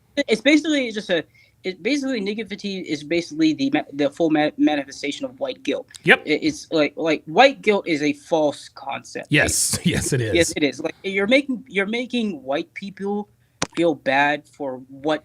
You're holding white people responsible for something they didn't actively participate in. It's insane. And this is what niggas disingenuously do. Like they use, it's so funny. They only use general statements to back up their ridiculous claims. Like, they look at white people in the past, but they look at it as a general sense, as not individuals. Only individuals in the past did horrible shit to white people. Individuals, not white people. And here's the thing, and shout out to Candace Owens for, and I actually knew this too, but Candace Owens actually brought it to light. Most people in the Civil War most white people were not racist. They were not. Like, only a minority of them were, but it was people who were higher up, had resources and money and stuff like that. Right, that's exactly right. And niggas are so fucking dumb. They actually think that, since these higher up white people were everybody else must have been racist. Maybe all were. No. You think? Look. You don't think Harriet Tubman got a little bit of help from some white people along the way in that Underground Railroad? Exactly. Like, come on, man. Exactly. Yeah, the Underground Railroad. That could not have happened without any help from white people. I'm sorry. About white people to save black people from being oppressed. Like, that's right. And here's most black, and this is what they don't want to admit. Most black people some black people who were slaves, they volunteered to be slaves for some white people because those white people were treating them really great. Yes. Great benefits, great everything. They gave them housing and everything like that. Absolutely. They only talk about the white people who were complete degenerates. But so it's a foreign concept that there were actually white people who actually helped black people back at the end of the day. And I'm like, and one more thing before I go. Okay. Like this thing, and again, shout out to Pearl and Candace, man. Yeah, man, real ones. And like, here's the thing. I'll make this comparison so you get an idea of what I'm talking about. Okay. You know how Pearl obviously mopped the floor with Hafiz both times she talked to him? Oh my God, yes. And here's the thing. And you said something in those videos I will never forget. Pearl had more frame than Hafiz did in both of those discussions. Yes. Pearl, she and shout out to her. She was and here's the thing. I'm perfecting this skill myself whenever I get into these talks, and when I get the chance to go on these podcasts. I think Pearl is the best out of everybody. I think she's the best at amuse mastery. Yes, she is, isn't she? She's very good at it. Yeah. She's very good. I like that little chuckle. She gives She's it away like, when she does that chuckle. Like amusement. She's a master, man. She is. Pearl made Hafiz look like a bitch, and Candace actually interviewed this. What's this guy's name? Michael something. What? Oh my God! If you hadn't asked me, I could have told you. Is it the dude that was caping up for the OnlyFans chick, Michael Knowles? No. The guy that's having the emotional meltdown with everybody on the. Oh, Mark Lamont Hill, yeah. Yeah, Mark Lamont Hill. Yeah. Candace interviewed him. I'll put it to you this way: Pearl made Hafiz look like a bitch. Candace had a debate with this dude. Candace made this dude look like, I can't say it on YouTube, but it's the F slur word. Oh, he used that? No. He didn't use that. I'm just letting you know the difference between how Pearl made Hafiz look. Oh God! So it was that bad? Oh yeah, it was that bad. He was saying like, you can't. You have to let people. You have to let people. Like if they feel like they're a woman, you must make them feel like a woman, man. Oh my God! Over emotional niggas, man. Over emotional niggas, man. Emotional as fuck. I was like, dude, like.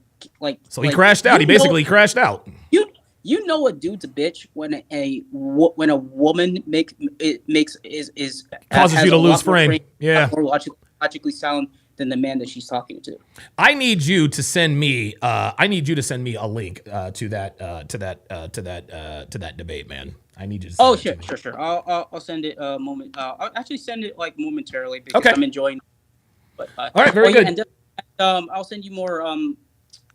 In my downtime, I'll send you more hard R stuff. Okay. Feo Dente, I'm not gonna look, my guy. I'm not gonna let you on looking like smoking weed, bro. Like you're not gonna smoke weed on the podcast. You got to put that away. And nigga, I can't hear you. Nigga, I can't hear you, bro. Okay, he put the weed away. All right, let me bring this dude in. All right, Feo Dente. All right, the floor is yours, my friend. What you got? Nah, man, just gotta represent for all the real niggas out there. You hear my voice? I don't get high off of helium. I'm from those trenches. And speaking of Cal, I appreciate you bringing up Cal and how you was deleting my message from last night talking about thank God I don't have to give a fuck about your opinion. That was me, big dog. So, I have no idea what you're talking about, dude. And you don't remember deleting my messages 3 times on your little short? You don't remember that? What message? Thank God I don't gotta give a fuck about your opinion and stuff. That was me. It was just last night. Bro. Okay, listen. No. Hold on. No. You ain't gonna do that. Number one, I get thousands of messages. I'm not gonna remember you. I know. Come on, man. I know you're not. I know. That's why it's nothing personal. I got nothing but love for you, Donovan. I really do.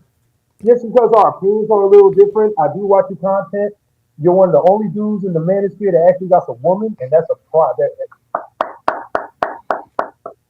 I mean, I see MTR get a little, had a little action, but you actually did it. So that's why I respect your content. Okay. I really do. All shit aside.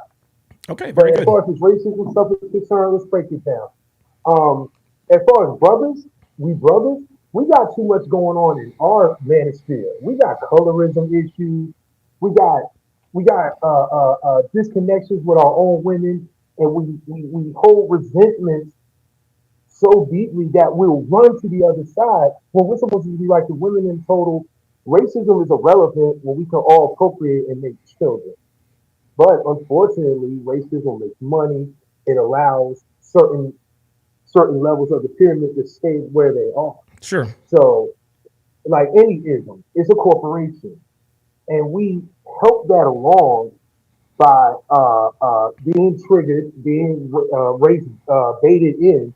But our plan ain't. And I think we need to start with some more basic instructions. Like racism is cured once you cure the insecurities within yourself. You can't prevent something that's actually built America. You can't prevent something that's keeping America stable.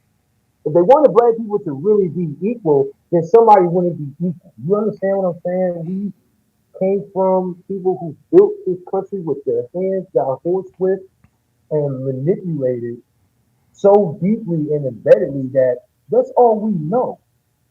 We have colorism within our society that we haven't even touched. So racism is here for a reason, y'all. It's a business. It keeps us aligned. Is it right or wrong? We didn't write the rules. Okay. We just gotta abide by it. All right. Fair enough. Fair enough. I got somebody else in here, but I appreciate. What we gonna sit here? Oh, go ahead. We gonna sit here and just comment, or we gonna take action? What we gonna do about it? We can sit here and talk about it and complain and point fingers and this and that, and I'm the nigga all day. But what are you gonna do, superhero? Absolutely fucking, absolutely fucking nothing. Absolutely fucking nothing. I'm encouraging as many black men like yourself to get the fuck out of the nigga community. I don't give a, and you want to know something, man? It's funny. You call me, you're like, we brothers and this and that. No, hold on. We brothers and this and that. No, hold on, bro. I need you to understand something. A lot of people like to come at me because, oh, you're turning. Like, why are you cutting me off? Like, I really like. Okay, all right, okay, fine. That's fine. But I need people to understand. People say, well, you're turning against your own people, dude. Dude, black people have never accepted me as one of their own. So I don't give a fuck about niggas. And you actually made, hold on. Okay, just let me finish. I understand what you're saying. And in a way, you actually make a good point. Because a lot of people come into the red pill space and says, okay, you guys bitch about women and bitches ain't shit, but what are you going to do about it? What are the solutions? You want to know what my solution is, my friend? Is calling this shit out. That's my solution. I can't save the goddamn black community. You want to know why? Because the black community don't want to be saved. The solution is to call this behavior out, and hopefully we have some black people who are in danger of being sucked in by the nigga community and actually make a name for themselves. I'll give you the last word. What's gonna hurt the most is when they realize that without that nigga element, what are they? What else are you going to identify with? That's a very good point. It's a very good point. What can you identify with? That's a good point. Well, on that note, guys, hey, Jonathan, I appreciate it. Big dogs in the building. This is what we do. All right, good Love stuff, y'all. man. Appreciate y'all. All right, good conversation, man. I'll unban you. Let me go ahead and remove him. Okay. All right, cool. So, hey, he came up. If I'm being honest, I couldn't really understand what he was saying. Like, I understood it to a degree, but listen, he makes a good point. Me, like a guy like me, I call out nigga behavior. What am I going to do about it? I'm sorry, the black community is not my community. I don't give a fuck about the black community. I give a fuck about the black people in the black community. I give a fuck about black people in the black community. The black community can go eat a dick because they're not going to do anything else. The so-called black community, the black culture, that is a culture of death. What I'm doing about it is I'm pointing this stuff out. I'm bringing light to the situation because there was somebody in the chat. Frankie Mack says, you good for using the N-word a lot, Mr. Sharp. You don't call other races out their name. I don't need to. I don't need to call other races out their name. Niggas do it for them. All races get called out of their name all the goddamn time, except for niggas. Because as soon as somebody calls a nigga out of his name, they get canceled. So no, Frankie, no, I don't go after other races of people because I don't have to. There are plenty of other people of all races doing it for us. Nice try. All right, let's, I'm not really interested in listening to this dude. Oh, wow, this was long. Holy moly, this was a long time. Hang on a second. Been able to have impunity and be able to be as racist as they want. Hold on. I think. Oh yeah. So. Okay. Yeah. I'm not interested in that part. Okay. There we go. I'm not interested in the. Okay. Very good. I think somebody else. Okay. Whoever pulled up, stay in there. It kicked me out. I'll jump right back in. I err on the side of not censoring as much as possible, but I agree with you that the selectivity of having issues with abortion, but not with these campaigns is. Coke Addiction says, you're a prophet, Donovan. No, I'm not. I'm not. No. I appreciate it, man. I appreciate it. I'm a lot of things. A prophet is definitely not one of them. No. I'm just an articulate guy just trying to make a difference, man. That's all. Luxac Dan 87 says, Donovan, play the Lily Gaddis soundboard. You mean this one? Broke ass niggas. Broke ass niggas. Broke ass niggas. Let's do it. Oops. No, let's not do that. There we go. Is certainly a problem. But I also want to go back to our point before too, and make the point that I hate this argument that because some people were tribal, we should be tribal too. And shouldn't we want to live in a society where we say tribalism is bad in general and negative in general, and so therefore we should be erring towards individualism? No, people are, people. This woman is a fence sitter. I can't stand people like this. Everything is good and bad. Like she wants to talk. She wants to two-side. Well, I can see this side and I can see that side. Pick a side, bitch. People are tribal by nature. People are tribal by nature. Okay?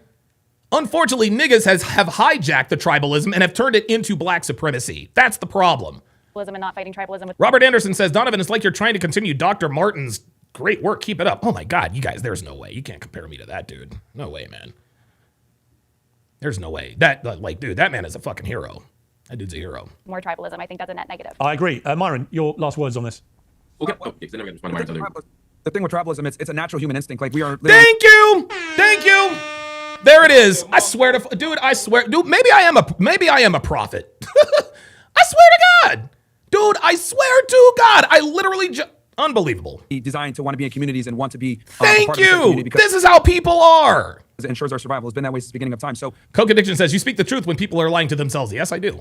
The thing is that people are typically going to align with people that share similar features, and that's why we have the tribalism we have going on right now. There you go. The problem is, it's not going to go anywhere. I think the problem is that we've had this penting up for literally decades, and this has been a response to it. You have people that are coming out and supporting someone who you guys might deem as a terrible racist, but I think it's also very important to understand how we got here, because if we're going to look at the smaller problem, we can't look at the bigger problem. And it's what I said before, unchecked, systemic. All right, Mark Lamont Hill, your last words on this. This repeated use of the word, I think, first of all, I would just register that as offensive, particularly someone. Misuse of the word, I would register that. You would register that as offensive. Okay, so now what? Now what? And look at Myron's face. Look at Myron's face. He's like, what? Hold up. Really, nigga? For real? I would register that as offensive. My guy, you sound like a fucking woman. I would register. Okay, well, you know what? Let's pull up the yes. Mark Lamont Hill has registered the use of the N-word as offensive. This fucking guy. Who doesn't identify as a member of that community and who is not, right? I think that's incredibly. I'm the definition of African American. Oh my God, he did it again! Dude! He said, I am the wait, hold on. Let me not pat myself on the back real quick. Hold on. Lamont Hill, your last words on this. This repeated use of the word, I think, first of all, I would just register that as offensive. Particularly someone who doesn't identify as a member of that community and who is not, right? I think that's incredibly. I'm the definition of African American. There it is. I'm the definition of African American. He is literally the definition of African American. He is Sudanese, an African country. Unbelievable. Mike Hawk has gifted 5 Donovan Sharp memberships. At Coke Addiction, at Ike Not Turner, at Paris Baxter, at Aaron Peterson, at Fallen Knight 01 to welcome them. Thank you. To welcome them to the TSR and the Hard R family. If you would, let's at every one of them and welcome them to the family. Let's do it. I'm the definition of African American. In troublesome as a Sudanese American or an outsider who's using African American, right? Sudanese American. Do you see how he's trying to he is a Sudanese American. Sudan is a country in Africa, Mr. Hill. Sudan is a country in Africa. If you're from Sicily, you are an Italian American. Okay?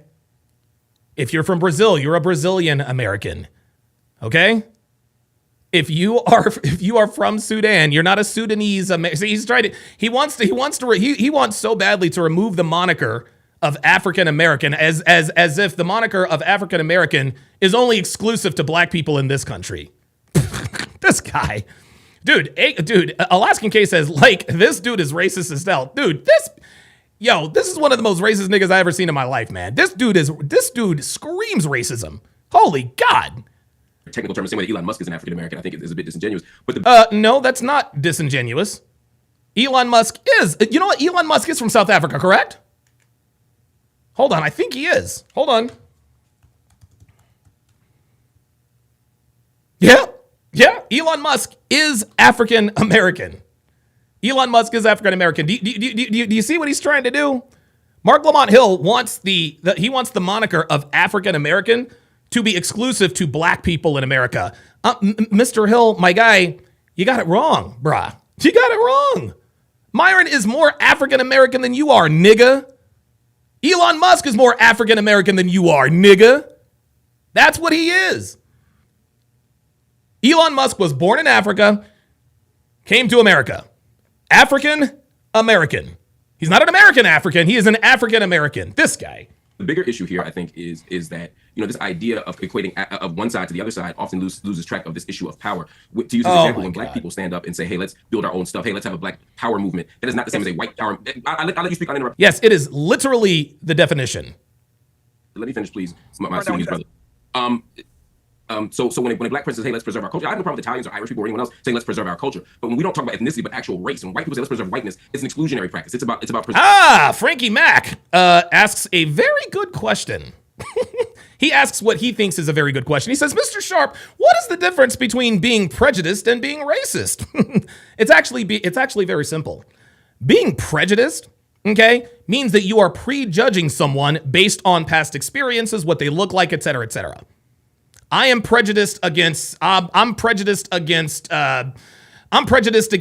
who have dreadlocks and tattoos and all that good stuff, right? Because we see that they commit most of the crime. Being a racist is not liking somebody exclusively for the color of their skin. We are all prejudiced. We are all prejudiced, my friend. I swear to God, man. You thought you had me with that one. Pardon me, Mr. Sharp, but can you define the difference between being prejudiced and racist, sir? Here's another observation. You don't give a fuck about the answer. Frankie, you don't give a fuck about the answer. You're trying to be a goddamn smartass. So you know what? Yo ass can pull up too. If you want to debate, if you want to go back and forth, and if you want to debate, if you want to go back and forth on this, that's fine. You ain't gonna do it in the chat. You ain't gonna do it in the chat, bruh. Sorry. You are not going to do it. You are not gonna do it in the chat. There is a clear delineation. There is a clear delineation between someone who is racist and someone who is prejudiced. Oh my God. Jesus Christ. Let's continue. Preserving laws and practices and tactics that do harm to other people. A Black Power movement was about opening stores and building businesses. Yeah, but guess what? The Black Power movement has been hijacked by niggas, Mr. Hill. The Black Power movement is no longer about building businesses. No, the Black Power movement is about justifying crimes against non-black people. That's what it is. A white power movement was a white power. A white power movement was about something very, very, very, very different. A white power movement who included lynchings and included Ku Klux Klan, etc. So let's not pretend that these are opposite sides of the same coin. Oh, there it is. There he goes. Let's not pretend that these are opposite sides of the same coin.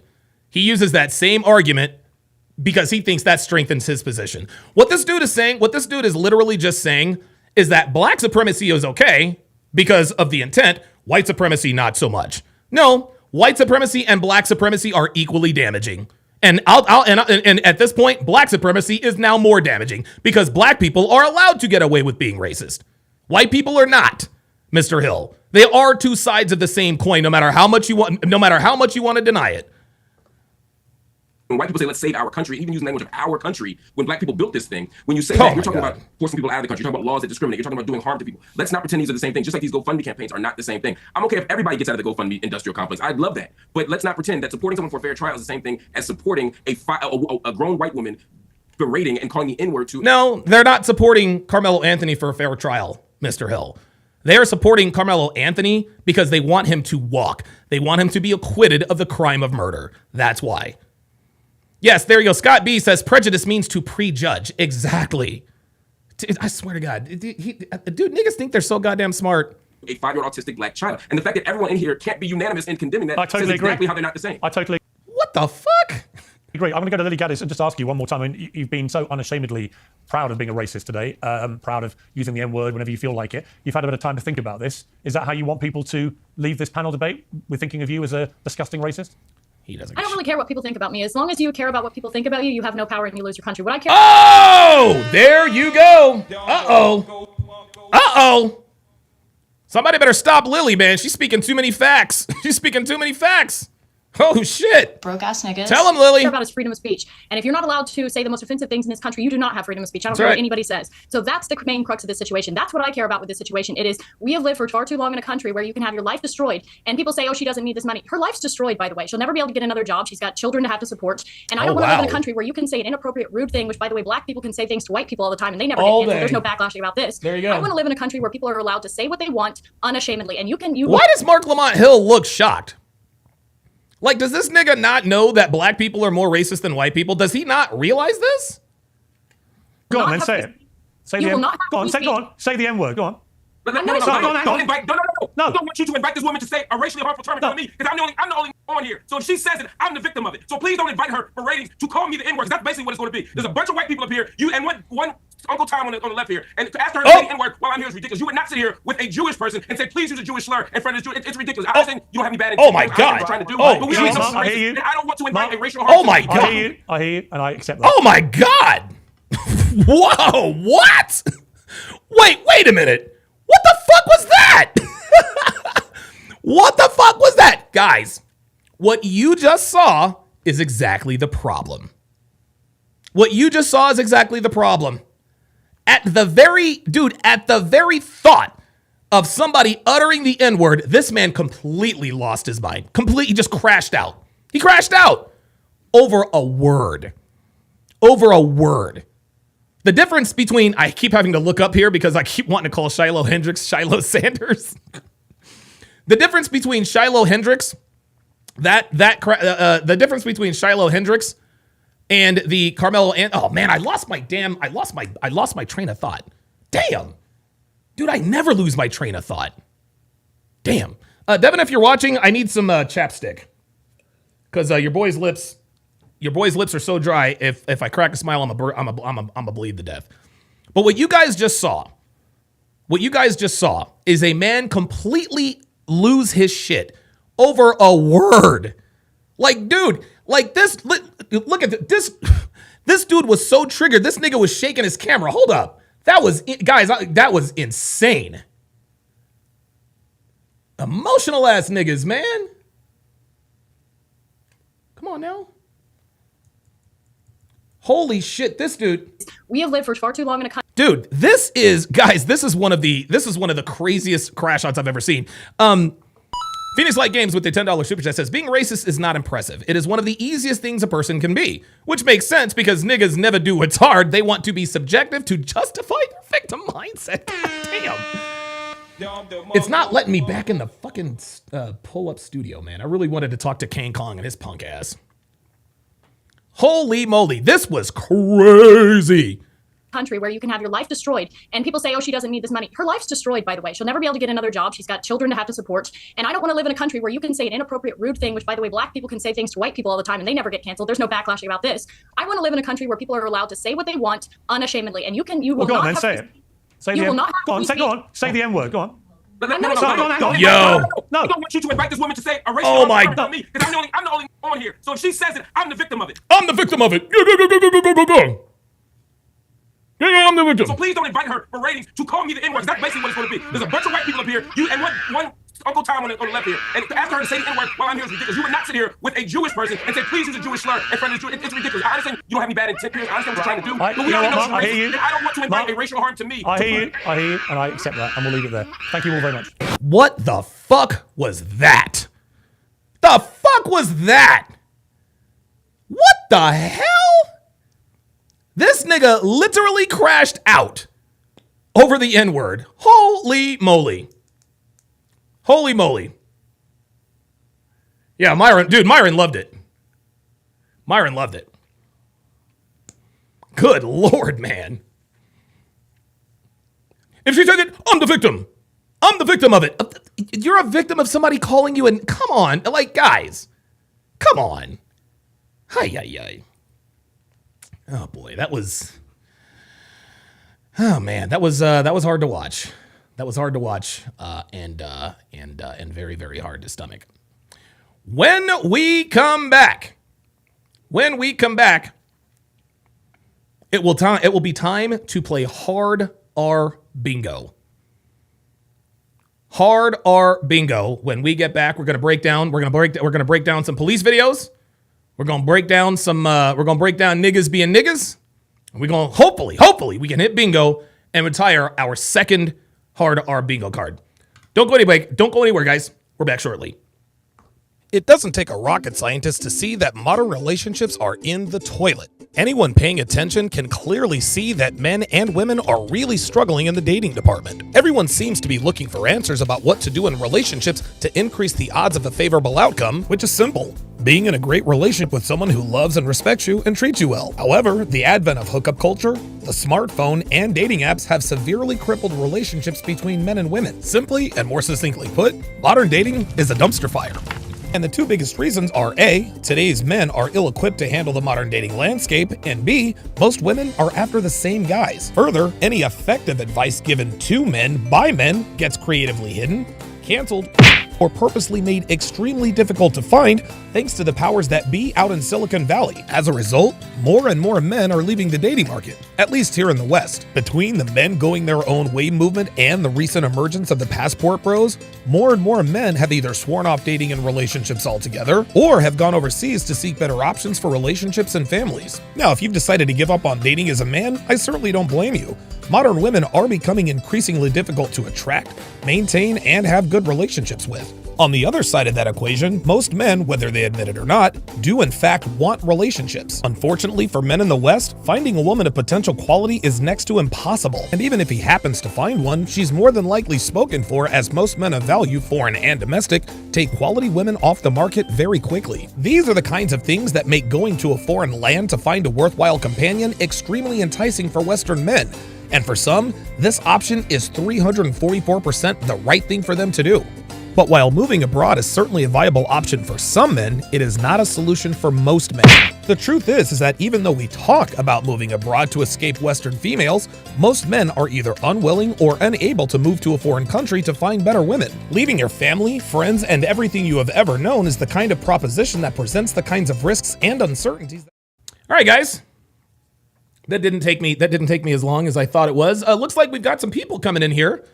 From Myron's channel. Shout out to you guys, and shout out to Myron Gaines for shouting me out. Shouting out your boy, man. Appreciate it. True SSJ Havoc with the $2 super chat says, "Did you see Myron's N-word gun at the end?" No, I did not. Oh, is that what the blurry stuff was? I guess that's what the blurry stuff was. Yeah. Let's see who else is in here. James is in the chat. Says / absolutely. AP says, coming in here from Myron Gaines. Thank you so much. MMA Highlights says, Wyron recommended new sub. Thank you so much. Appreciate that. Pure Effects with the salute and says, Myron sent. Absolutely. Very nice. All right, very good. What's it called? What is it called? Isn't it called like a ray? I forgot what they called it when they do that. You guys know I'm a Gen Xer, but like on the internet, I'm kind of a boomer. You guys know how that goes. All right. I had it. Oh, damn it. I had it up here. Had it all set up. Sorry, guys. Bingo cards. It is time to play hard R bingo. You know what? It's interesting. I had everything up and ready to go. Unfortunately, I hit a button on my Stream Deck that closed all the windows. So if you guys will bear with me for just a half a minute, I will get all of this stuff pulled up. Yeah, that was a crazy crash out. You guys were not lying about that. Holy moly! Oh, look at you guys. All right, here we go. All right, we got the. Let me get the hard R bingo card. Okay. Your phone's right here. Okay, we got that one. I've got a whole lot. Okay. I do apologize, guys. I do apologize. And by the way, Manosphere Highlights Daily just recently did a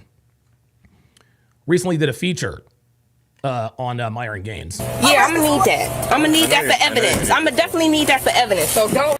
Oh boy. Oh, y'all already know it's coming. Y'all already know it's coming. Oh my. Oh my God. Oh boy. Oh, this is going to be delicious. Oh my God. This is going to be absolutely delicious. This is going to be delicious. Holy moly. Oh my God. Oh, this is, oh, you guys have outdone yourselves this time. You guys have, oh my God. Yeah, you guys have outdone yourselves this time. Holy moly. Don DeMarco to you guys. So it is now time for the hard R segment of the podcast. And for those of you who are coming in from Myron Gaines, again, shout out to you guys. Hard R bingo is literally exactly what I say it is. It is the hard R bingo card. You see, when niggas are accosted by the law, they all seem to really use the same playbook. And I started noticing these patterns in terms of what they say and they do, right? And so we decided, you know what? We should have a bingo card. Well, the lovely and talented Devin created 30, count them, 30 bingo cards for us. This is bingo card number 13. So without further ado, it is time for the hard R segment. Listen, the hard R podcast would never be complete without us watching an airport video. I think airport videos, I think airport videos have to, they have to be a part of the hard R podcast. Do you guys agree? Listen, if we break down 4 or 5 police videos, at least one of them has to be an airport video. Well, this one is no different.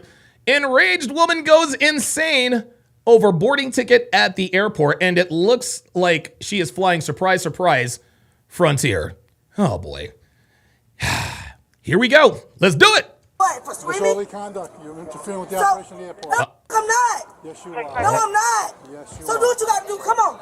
Do what you got to do. Come on. Come on. Come on, then. Take me to jail. Take me to jail. On December 9th, 2022, officers were called when a woman was causing a lot of commotion at the airport after she missed her flight and then had an issue trying to rebook a new flight afterwards. Damn, we can hear her. Look, we can hear her ass already. Oh my God, that bitch is loud as hell. Yep, of course, there's Frontier. There it is.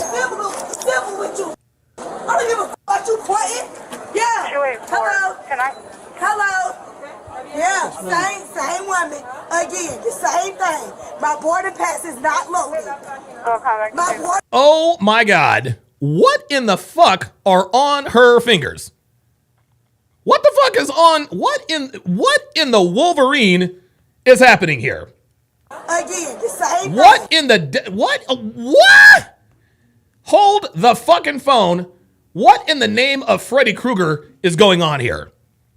Holy shit. Like, get a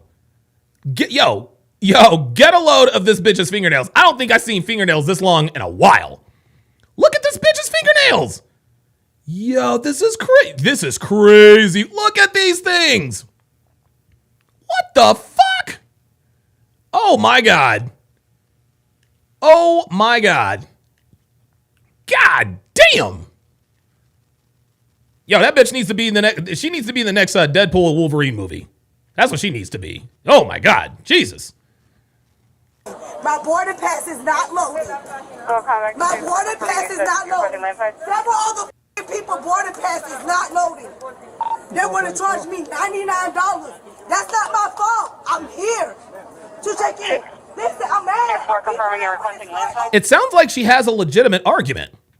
Okay. It sounds like she has a legitimate argument. Okay. She missed her flight, which sucks. Her fault, but okay. And her boarding pass won't load, and they're trying to charge her another $99. I understand. Shit gets kind of crazy at the airport, but you can't react like this. You can't react like this. Ay. Yes, please. Uh-oh. Okay. I asked him for his supervisor. He called. Up, there it is. Up, and Hard R Bingo is underway. Hard R Bingo is underway. Call your sergeant. There it is. We are already on the board. We are already on the board. Let's get it. Where's his supervisor at? Where's his supervisor? Exactly. So what his supervisor? I'm mad. I didn't spend my money. Last night is my birthday. Devin says she's armed. She is. Man, you keep talking about relax. I can't spend my money, bro. You see this? This, guys, this is lack of emotional control. This is what plagues the so-called black community, guys. This right here, crashing out. You can't crash out in an airport, sweetie. You can't do it. Listen. Your border pass is here. Why the f*** I can't get on the plane? Because I'm mad. This is my second time here. Then he's trying to tell me I'm f***ing lying. Get your supervisor. Pull the shit up. Oh no, I'm calling OPD. I don't give a I ain't do nothing wrong. I ain't break no law. I'm mad. Show me how that lane one. Dude, this officer is in the immortal words of Stuart Scott. This dude is as cool as the other side of the pillow. He is just rock solid. I'm gonna possible signal 0. So what I'm gonna do?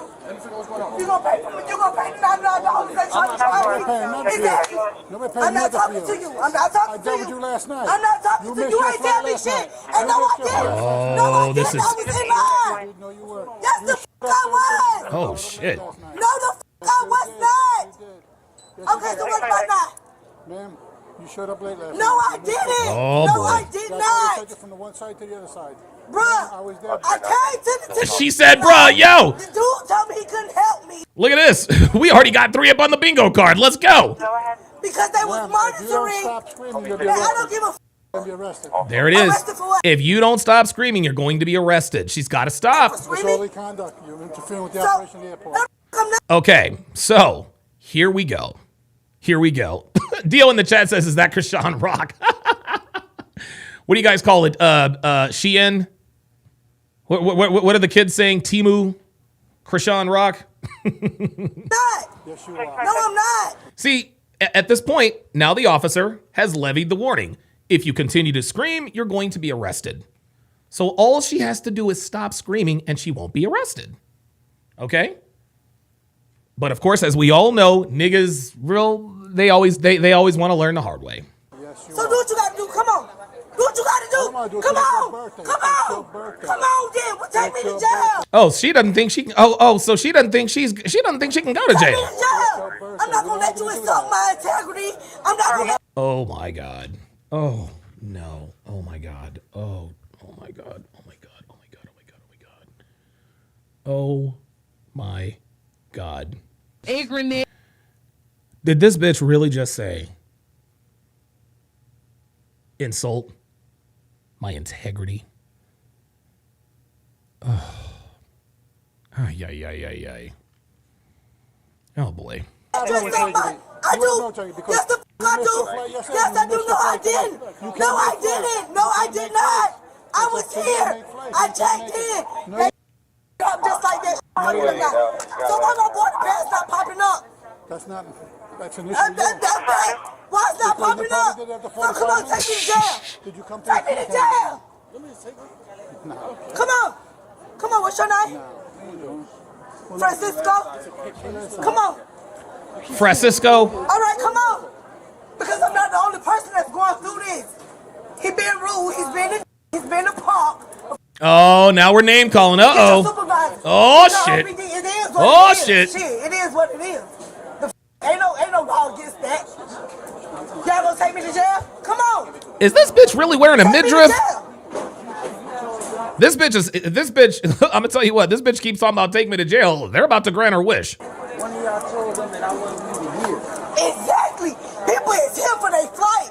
I'm here. I was here yesterday. I know you were here yesterday, but you missed your flight. I did not. Yes, you did. You showed up at 33 minutes. No, I did not. Minutes before your flight left. I came here at 8:19 last night. Damn. You want to see my book? You want to see my check-in? I was there yesterday. No, you wasn't. You was there when I got loud. You was there. We got a clapback cop, y'all. I don't know if this guy's a cop or not, but dude, I'm gonna tell you. Look at these fucking claws, dude. I can't get over these claws. And I was here. My boarding pass was not loaded. Okay, so what's the reason for today then? So I don't know what's going on today. Why my border pass not loaded? Why my border pass not loaded? I keep paying for this ticket. Oh my God, this is. I keep paying for it though. Oh my God, she's getting worse. She's getting worse. And my border pass not loaded. I got the email saying here go your border pass. I go through Clear. I pay $200 a year for Clear. Okay? I get here, my border pass not loaded. She definitely does not have too much femininity. Femininity. Come here, stand in the line. Yeah. Trajecting. I'm gonna miss my flight. I'm gonna miss it. 284 Alpha, 287, 1065. But yesterday I didn't miss my flight. I sat in that line. I sat in that line for hours. What? You. Get out my face. I don't want to talk to you. If you get out of face, pick up your bag and No, I'm not. Oh shit! We got. I love this fucking cop. This cop is all about it. He's got a supervisor. You got a supervisor. He got a supervisor. Everybody got a supervisor. I want his supervisor. Come on, take me to jail. I'm ready. I'm ready. Come on. I'm ready. I'm ready. Oh, this is funny. This is funny as hell. She really is. Like, she really is. She really doesn't think she can go to jail for this. My money. My money. Oh my. I'll go to jail. Come on, I'm ready. 284, they've been notified. The cop was like, you were here yesterday. You missed your flight. No, you got to go back in the line. You missed your flight, man. I'm sorry. You were here last night. If you missed your flight, you got to go back in line. Let's go. Cause she didn't say her shit not loaded. His shit not loaded. It's system. It's out here. I'm here, bro. You talking about yesterday? I'm talking about today. Dio in the chat says, "Was that you, Don, with the monkey sounds?" Why, yes, it is. Yes, sir. And that is also me. Hey, I booked another flight. Why are you trashing? He says, "Where can I find her OnlyFans?" Are you stupid? He said, "Where can I find her OnlyFans?" Oh my God. Pay extra money. Niggas stupid. Y'all niggas, you niggas. Oh my God. I swear to God, man. You guys made me piss. You guys almost had me pissing myself the other day. Okay, so why I can't catch my flight, bro? Why my boarding pass not loading? You don't work for the airport. You work for OPD. So you can't. Oh no. This better not be in Orlando. Is this in Orlando? Oh my God. Dude, Orlando is the guys, I'm gonna say it. I'm gonna make this declaration. I'm sorry. I'm making the declaration. Orlando is the worst airport in America. I'm sorry. It is absolutely the worst. Dude, I swear to God. Dude, it's almost as though you would think that 1 out of every 3 airport videos comes out of Orlando. I don't get it. Me nothing. You can't tell me nothing. So where's his supervisor? He is a supervisor. Where's his supervisor? He's not here. He's in charge today. Kim. He's like, he does a supervisor. I love the cop going back and forth with him.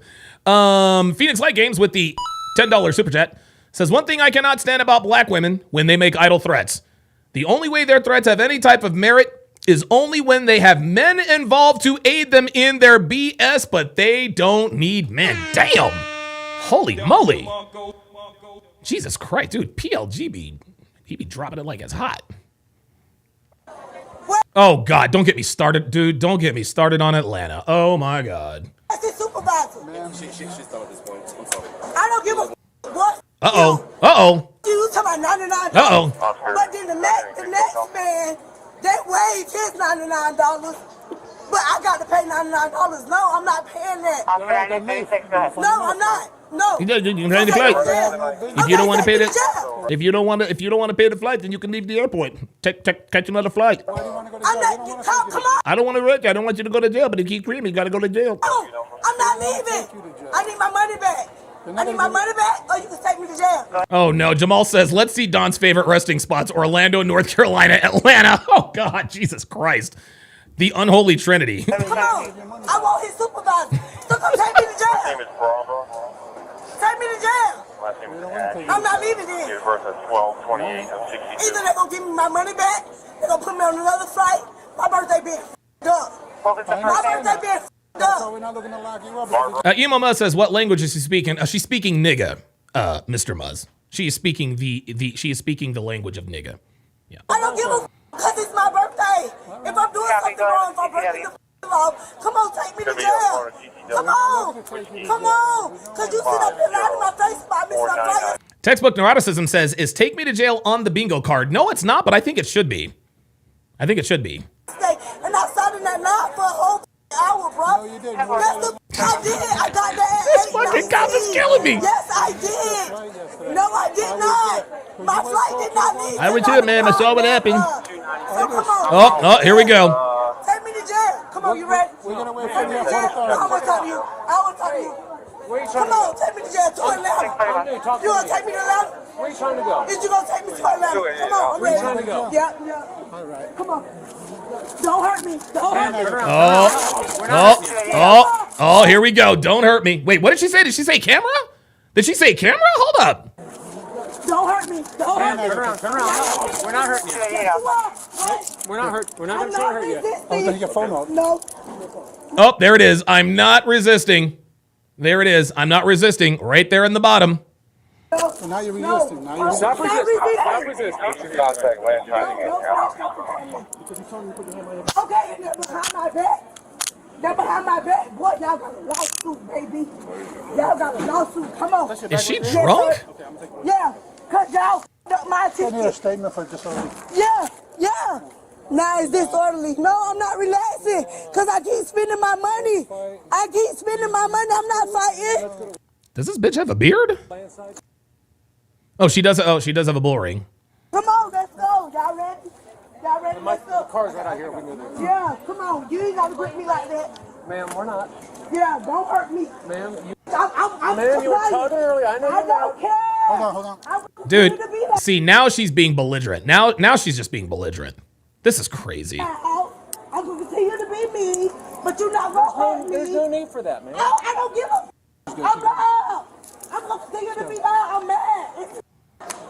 But you're not going to hurt me. You're not going to hurt me. Ain't nobody hurting you, bitch. Man, we're not doing that. I'm telling you, though, don't. Well, they're not. They're not. You're not in fear for your life, sweetie. Sorry. You started to. You now grip my arm and catch your arm. Okay, I want to talk to you. It's okay.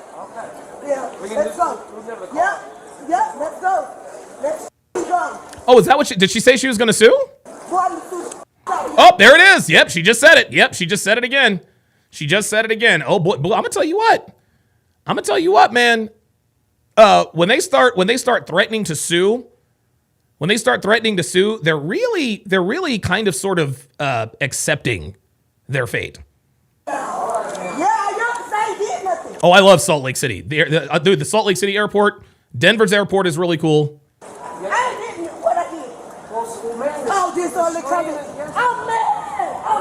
Hang on a second. Do you see how she's trying to excuse her behavior? They're telling her, stop screaming, right? And she keeps saying, I'm mad, bitch. You gotta control yourself, man. This is why people, guys, I'm telling you, this is why people are tired of niggas, man. This is why people are getting tired of niggas.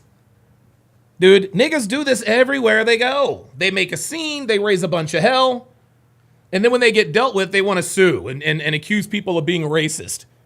Oh, it's a stereotype. No, you're perpetuating that. So how does the left part of your brain work? Tell me that. The right side, yeah. But how does the left work? How does the left part of your brain work? Well, you got your logical side, and your emotional side. Exactly. And then one side is the artistic side. Yes, sir. Mm-hmm. And I'm mad. I understand. I'm mad. But there's no need for all this, man. I keep spending my money on this same flight. I keep spending my money on this same flight. But ma'am, you don't have to go to the frontier. You can go to another airline. I did Spirit first. Oh my God. And see, this cop is telling her, dude, like this could have gone another way.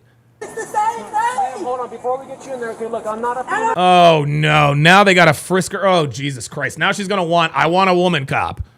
I got nothing. You can start me. I don't care. All right. Come on, here. Uh-oh, Phoenix Light Game said he sent in a video, nigga fighting cops. Oh, here we go. I'm not gonna search that part, ma'am. What I'm gonna do? I don't care what you search. I didn't do nothing wrong. Oh, my I just God. wanted to book my flight. Now I got to run out of jail. I understand, ma'am. Yeah, that's cool. I'm gonna sue the out of y'all. Swear to God. Ma'am, do you have anything sharp? I'm gonna search your hair real quick. Want to make sure you got nothing sharp? Yeah, for copy. Ready to copy the number? Go ahead. Well, go ahead and have a seat, okay? Watch your head. What? It's going to be Alpha 200. Watch your head. Oh, where's my phone? There's another one. Get your bag, okay? Come on, baby. Come on, mama, now. Oh, wow. Call my mama now. Oh, boy, she's... Oh, no, don't tell me this one ain't on there. No. Call my mama's got to be on here, man. Oh, there it is. There it is. Boy, I'm going to tell you what. We're getting real close. We're getting real fucking close. We're getting real fucking close. Let's get... Oh, and she also... Well, she didn't threaten the cops, so... Get on back, okay? Call her now. Man, you gotta get in the car. Call my mama now. Hold on, you gotta get in the Call car. my mama now. Oh, this is gonna get bad. Ma'am, you gotta get in the car. Call my mama now. Oh, no. This is gonna get ugly. Call my mama now. Man, let's get one. How did the last time my mama knows I was getting on the plane? Ma'am, Oh, my God. You're back. Oh, my God. They're gonna make them get physical. I swear to God. This is what niggas do. They always escalate. Niggas do this. Niggas do this, man. Niggas do this all the time. They do this all the time. They make things go from bad to worse. Ay. Oh, Jesus Christ. Oh, my God. Okay. Dude, it's like she only has one volume. She's yelling everything she is saying. She is yelling. Why you trash me says gonna sue as a threat. No, a physical threat. That's what I mean. Like a physical threat. Watch your leg. Can you copy a serial number for firearm plumbing? Go ahead.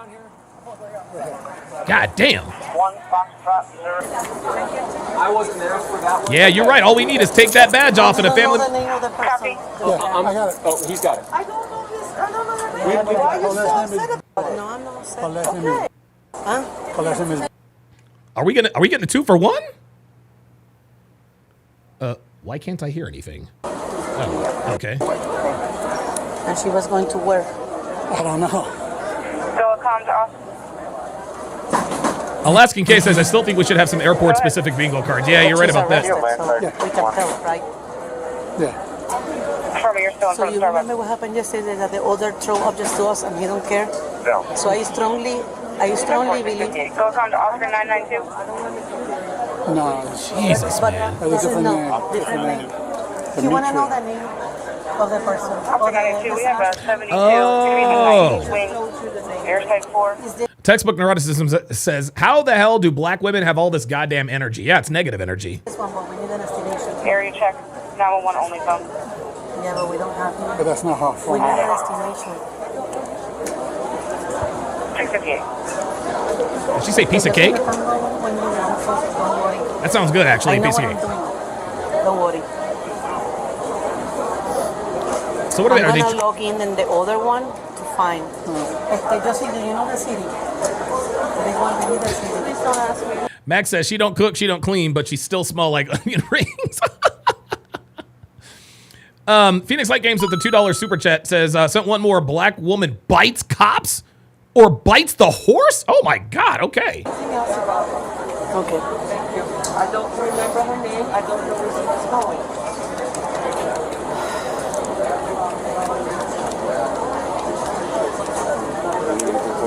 Yeah, I'm just trying to find her name of the day. What's the name? Oh, the destination? Boston. Boston.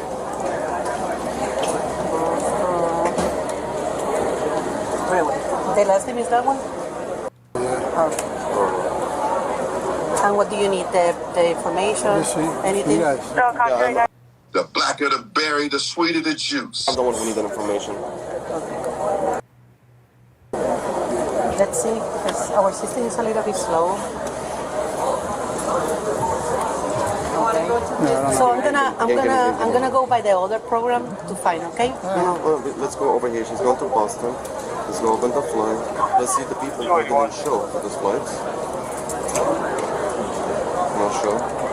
281 back. In regards to my 2250, 1015, let me transport flight female. What's the flight leaving at 5? VRC, and the miles are 4987. Come on, man. Let's get back to the action. Let's go Pittsburgh. Copy. 1015. One black female to the VRC.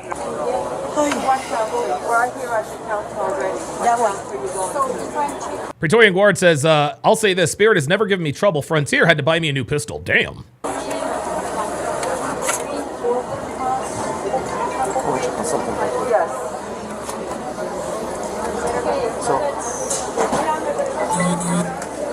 So you got what you need?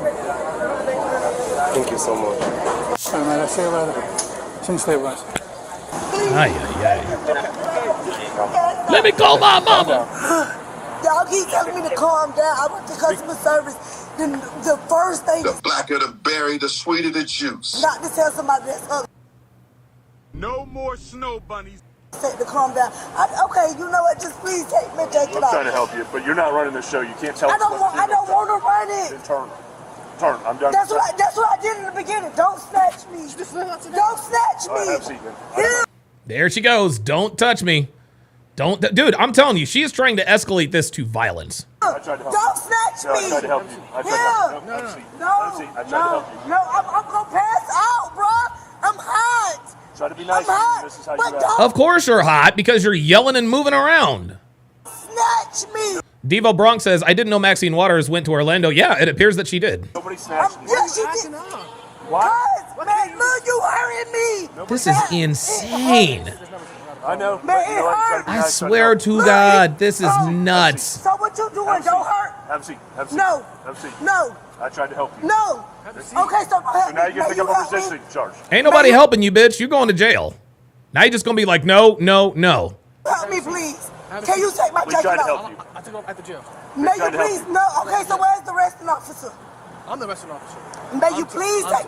So I got to pass out for you to help me. Oh, bitch, We tried to please. help you. I have. You acted But full. you. No, There it is. See, you don't get to see, sweetheart. What you don't here. See, I'm gonna use a black woman phrase. See, here's what you not gonna do. Okay, what you not gonna do is talk a bunch of shit to the cops, get in their face, cussing, screaming, and then actually expect them to do you a favor before they arrest you. I'm sorry, that ain't gonna happen. That is not gonna happen.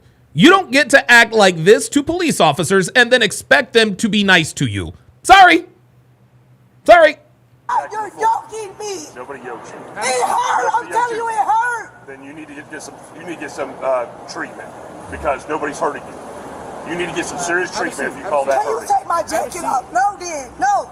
Then you're gonna get sprayed and you're gonna pick up. a Okay, resisting spray charge. me. Is that what Spray you want? This is. Is that what Spray you want? me. Is that what you want? I'm not resisting. Is that what Spray you me. want? Then have a seat. I'm telling you, I'm about to pass I tried out. to help you, and you tried to start But acting the you fool again. squeezing my Nobody's arm. squeezing you. May you help me take Yo. my jacket off, please? Acting the fool. Acting the fool. I I tried to help just you. want my jacket I off. tried. This is He's insane. squeezing I my tried. arm. Do you see me squeezing her? No. This is the crap that we've been dealing with. This is ridiculous. Yeah, and this if is they- not how an adult acts. Turn around, I'll take it off. If not, sit down. Oh, Yell at me, I'm I not don't gonna care. don't yell at me. I'm not no child. You're fucking acting like one. And now this dude has had it. He's had it. He's like, fuck this. I'm not gonna keep being cool, calm, and collect. You guys want to know what? You guys want to know what just happened? You guys want to know what just happened on some real shit? Like on some real shit. Did y'all see what just happened in the video? What you guys just saw happened is exactly what they were explaining on Piers Morgan. Black people being able to talk to white people any old kind of way. Any old kind of way. You're this, you're that, gig. But then as soon as they respond, oh, now there's a problem. Now there's a problem. This bitch has been in this dude's ear for 22 minutes. 22 minutes. She's been yelling at this dude, probably spitting on him too. And I guarantee you, she probably doesn't smell that good. But the minute he bows up, don't talk to me like that. I'm not a child. You're fucking acting like one. You're fucking acting like one. Sit down or turn around. See, I'm done. See, look. I'm done. But I'm look, done. You don't I'm gotta done. do that. I'm turned around. Turn. Why he doing that? Just sit I'm right there. relaxed. You are not. Doing that? Oh my God. He don't got to do that. I'm turning around. Shut up. You shut up. You Oh my shut up. God. Seriously. You shut up. Done. No, man. No, dude, yeah. Dude, stuff her ass in that goddamn car. Stuff her ass in that goddamn car. They ain't have a choice, man. They don't have a choice. Dude, he didn't have a choice, man.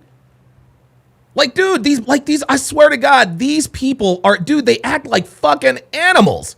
They act like fucking animals and then have a problem when they get treated like one. You gotta be kidding me. JCA said, I knew you were gonna say that, Donovan. Stop the cap. No, you didn't. Get your leg. You mad? You mad? Why you turning red? Why you doing that? Why you doing this to me? What are you doing? Okay. You see what we had to deal with? You see what we had to deal with? Try to be nice to her, and that's what we get. There you go. There you go. Listen, I tell y'all this all the goddamn time. The nicer you are to black women, the more, the nicer you are to black women, the worse they are to you in these situations. You can't be polite to these bitches. You can't. You can't. You have to be like the cop was at the end of the video. That's just all there is to it. That is all there is to it. Okay? He finally had fucking enough. Finally had enough. Try to be nice to her, and that's what we get. You wonder why they don't want her on the plane. Golly. Oh my God. Somebody roll up the window. Dude, for God's sakes, just close the windows and turn on the AC. Jesus.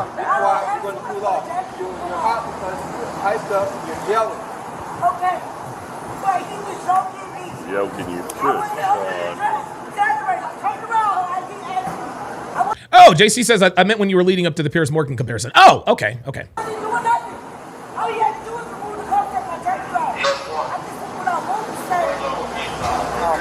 Mike Hawk says she smells like black and milds and brown liquor. Come on, y'all. Don't do that to this woman. I turned the AC on as high as I could. See, there it is. There it is. He turned on the AC. She's still in there yelling. Just, can you let her know, though, that she's trespassing this airport? She cannot come back. You cannot fly through Orlando. Shows back up here, she'll go to jail again. I don't give up. I feel like I'm finna pass. Yet you continue to yell and scream. I tried to help her. No, you ain't gonna. No, you're not gonna. No, you're not. No, you're not. I'm telling you, I feel like I'm gonna pass out. Take my jacket off. This bitch. Oh my God, dude. Take my jacket off. That's not all she wants. She wants this interaction to continue. If you just be quiet, Dee Dee. If you just please be quiet. We're not going to He tried. Oh, Jesus fucking Christ. Jesus Christ. Oh my God. Oh my God. What in the fuck? Listen to this. This is crazy. Listen. I was just right here.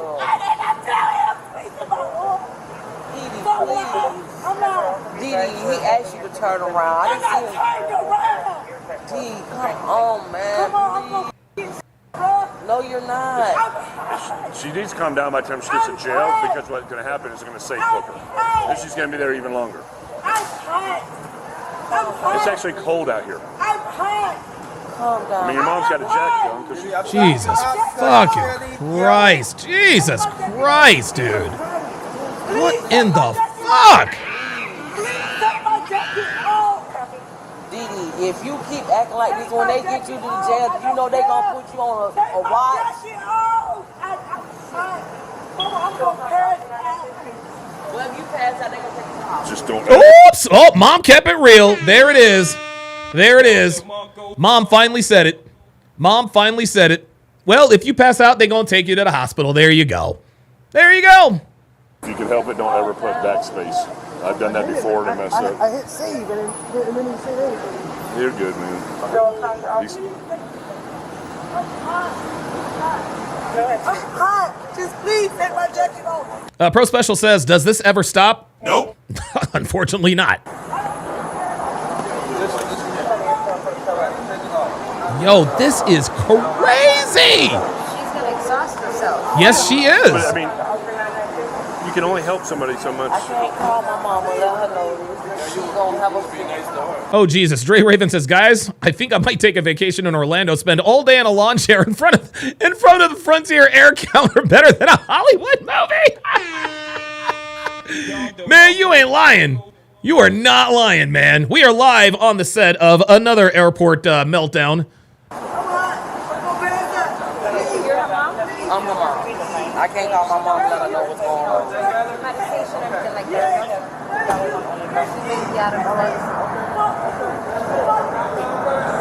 Yo, this is crazy work.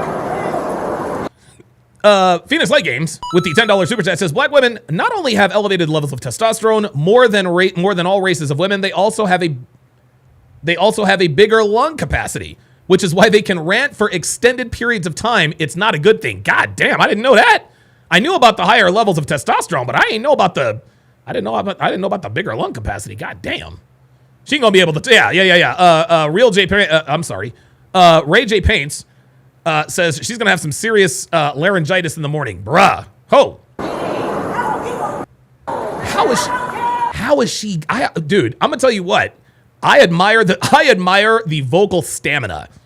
If anyone can admire, if anyone understands the importance of vocal stamina, it's your boy.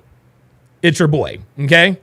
We are 5 hours and 29 minutes into a solo podcast. It is not easy to do these by myself. I can't imagine. I don't know how she is able to continue on like this. Dude, we are 20 minutes into this video and she has not stopped yelling. This is absolutely insane. This is absolutely insane.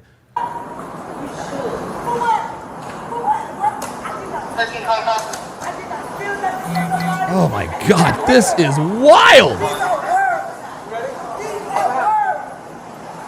This is wild work. Is that the computer that messes up though? Or? Yeah, it does mess up. I made the mistake of trying to be nice to her. Yep. I put the AC all. There it is. I made the mistake of trying to be nice to her. Guys, I'm trying to tell you. Look, man. Look. I'm telling y'all. White people have had it with niggas. White people have had it with niggas. They are starting, and Lily Gaddis is echoing a sentiment that more people have than you might think. They have absolutely I'm telling you, white people are starting. Their patience is running very thin. Their patience is running very thin, guys. And Lily Gaddis, that kind of thing, that might be like some tip of the spear type shit. I'm trying to tell you. Unbelievable. Jesus Christ. All the way holy. As low as it can go and as high as it go. So listen to me trying to be cool. I take her out to take her jacket off, and she acted full. That was nice. Mom was here, and she's my God, she is still yelling. I'll try to help you. But my fault for bringing her out. Your recruit was like, "Hey, you shouldn't have brought her out." I'm like, "I know, but I tried to be nice and take her jacket off." Okay, thank you. Said she was gonna pass out. Okay. So we pulled it down over her, down like this. So she says she's fine now. Okay. Now say it over the radio, Donald. Seems secure. There it is. She said that's all I wanted. So they slid the jacket down. She's still yelling. Where's she gonna be, ma'am? No, y'all taking downtown. Yes, ma'am. John Young and I-4, 33rd Street. It's going to be a 250 bail. It's going to be for a city ordinance for this one. All right. She was charged with disorderly conduct. Do you think she might learn a valuable lesson from this experience? Nope. And learn to control her anger and emotions after her mother explains to her how she was acting at the airport? Nope. Let us know in the comment section below, and don't forget to like and subscribe. Super B says, I need a 12-pack of Pabst Blue Ribbon and popcorn if I live across the street from this. Yo, real talk. I'm trying to tell you. You guys are right. She ain't learning shit. She ain't learning nothing. Holy God. My goodness. Woo-wee. All right. We got a couple in here. From Phoenix Light Games. Tim? So Phoenix Light Games came in with a late submission here. Oops.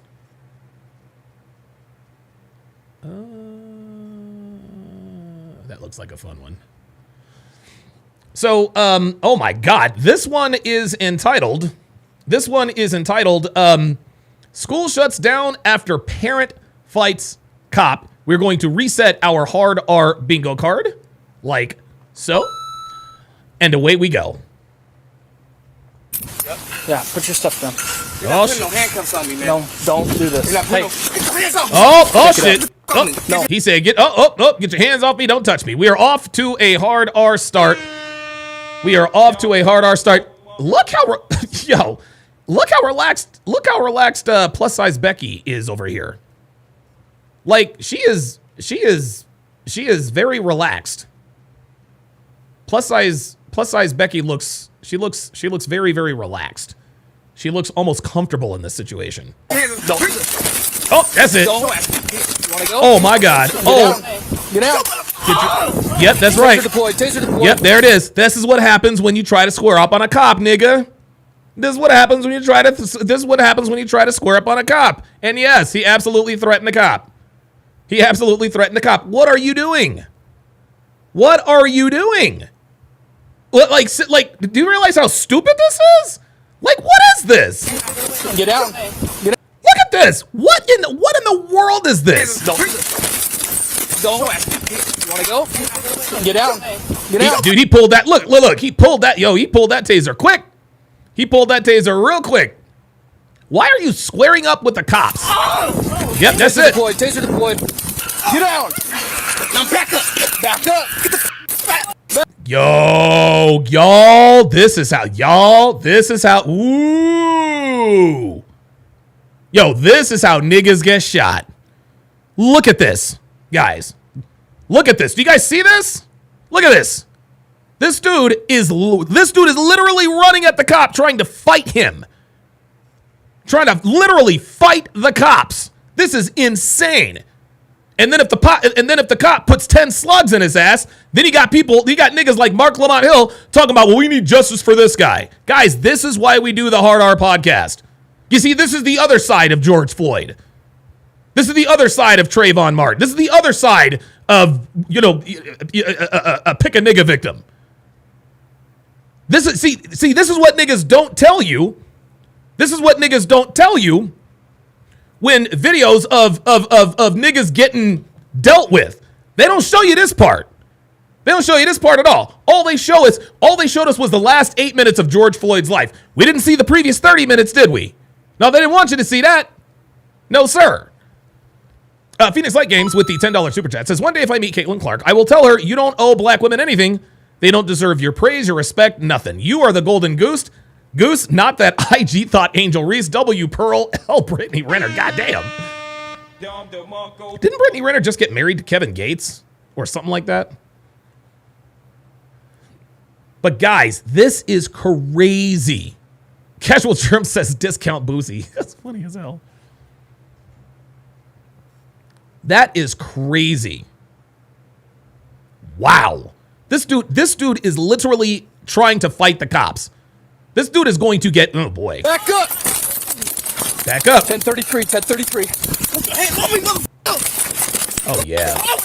You want to go? Why did you shoot me, man? Get down. Get out, Tim. I tell you, I sat here. If I sat here, this nigga's doing. Then why did the police arrest me? Yo, this is dangerous, guys. This is absolutely dangerous. This dude is playing with his life. I'm not breaking the thing, right? Now you got him. Don't grab it. Get down. Stay out again.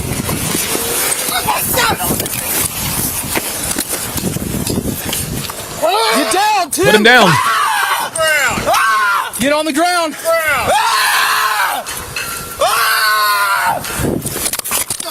What the fuck is this guy doing? Oh my God!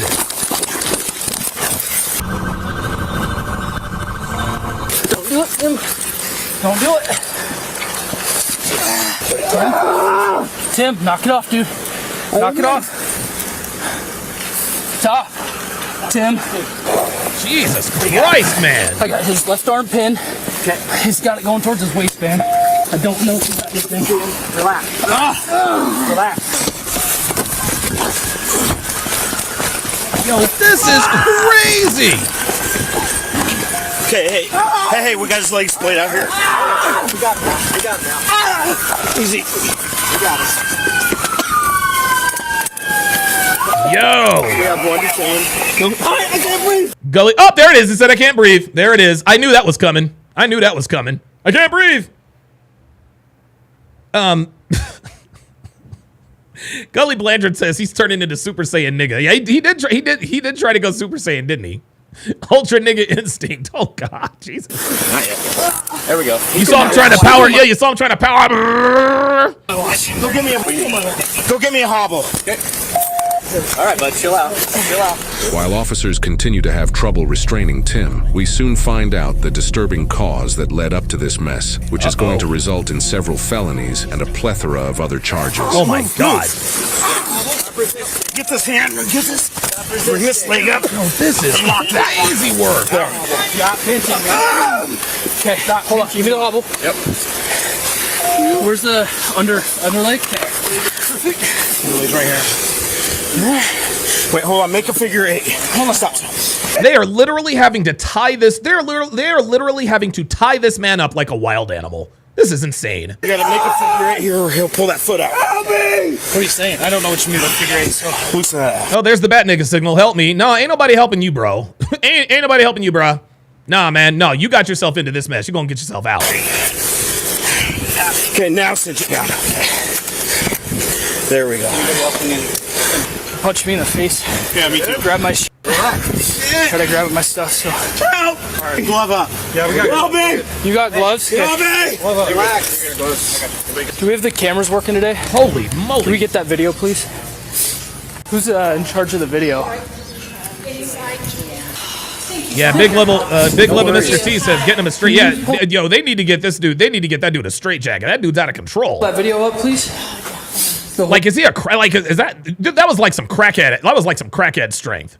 Whole thing from him grabbing and assaulting her all the way to us. Not a problem. Just give me a second to. Are you okay? I'm fine. She is not okay. This old lady is not okay. He grabbed, my keys were in my hand. Can I see your hand, sweetheart? I'm sorry. Can I see your hand, Your please? hand. I want to see it. Is the Band-Aid new? Yes, I just put it on. Let's take that off real quick. It's just a little. That's okay. I'd really like to see it, though, please. Where's Barb when I need her? Damn, dude. I think it came from the key scratching as he pulled the keys. Okay, will you put both your palms down for me? And keep in mind, this is the cop that was just in a fight with this guy. Back me up on his car. You're fine right where you're at, my friend. Let's adjust this stuff. I don't want him pulling that hand out. Help me! Stop fighting, dude. Hey, stop fighting. Come on now. Come on now. Come on now. Where did he grab you at? What the hell? By the hand. By the hand. I had okay. my key in my hand. Okay. And he said, give me your keys. I said, no. He said, give me your keys. Man, this lady and is I shook. said, no. There you go. And he grabbed my hand where I had the keys, and I said, no, and I pulled. Oh, damn. Okay. Shout out to Grandma. Dude, shout out to, I'm going to call her Donna. She looks like a Donna. Shout out to Donna for trying to fight him off. I ain't mad at that. Okay. And I said, no. And then I started yelling, help, help. And me and my came running out, and I pushed him out of the way, tried to grab the keys, and then he was starting to come after me. Oh, God. Then kind of got involved. So it was. What did he say to you? He didn't say anything. He's like, his son's supposed to be here at this school. I was like, no, he is not here. School gets out at 2 o'clock. He is not here. He was saying that somebody told him his son's here. You're right, dude. This is crazy. Easy, dude. Can somebody double lock these cuffs? Yeah, Donna for the W. Donna, man. Donna fought his ass. She fought his ass with all her might, man. Cuff key right here. Got it. He was like, I'm just getting off of drugs, and we thank you for sharing that information with us. We're glad you're getting off the drugs, but get off the premises. School is out. You are Saber89 with the $2 Rumble rant says, bro had one too many Zenzu beans. Yeah, you got that right. Not welcome here. Okay. Somebody's going to come write you or give you some statement forms here in a minute, okay? You're willing to write me a statement about what I need happened? you to talk a little louder. Sorry. Just give me 2 seconds. Let me take a deep breath. Me too. Someone's going to bring some statement forms in. Okay. Are you willing to write me a statement about what happened? Yep. Are you willing to write me a statement as well? Yeah. All right, thanks, guys. I'll be back just a little. Oh, Praetorian Guard says 1033 means hold traffic. Okay. Wow. How about that? How about that? I'm fine. She's got video coming. Victims inside. PC assault 4. Elite DV. Trespass second degree. Keep it. Whoa, spit hood. Oh, there we go. Now he's 2 counts spitting. of assault third degree. Oh my God. Maybe 3 now. So Gully Blanchard says more like fentanyl beans. Yeah, right? you spit. Resisting in obstruction at this point. She's got video. Victims inside. I got pictures of the victim. If we can just hand out statement forms to everybody here, and then the video should be done in a minute. You good?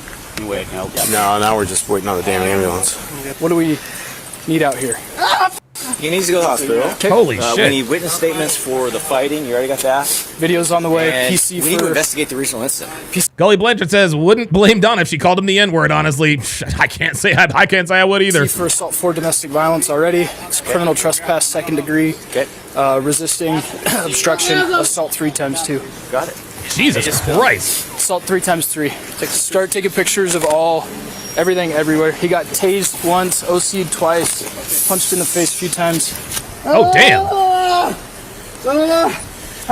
That cop straight up threw hands, bro. We would like to relieve pressure, but you got to stop kicking. Okay, we'll keep him where he is. Hey, hang tight, bud. Hang tight. This dude has got to be on drugs, guys. Okay, we're trying to get you. We're trying to get you help here. Okay, take slow deep breaths. We understand that Oh, PC, probable cause. Okay, thank you. OC is probably still bad. Okay, but what you need to do is you need to stop. Holy Jesus. Take ambulance here. JC with the $5 super chat says, I bet if you wrecked a Popeyes in front of him, like like when Frieza caught Krillin, he'd go Super Saiyan. Oh my God. Oh my God. No, you did not go Frieza and Krillin. No, you did not just go Frieza v Krillin. Holy smokes. Holy smokes. Who do you think would win in a fight? Let's go. Let's nerd out a little bit. Who do you guys think wins in a fight? Frieza against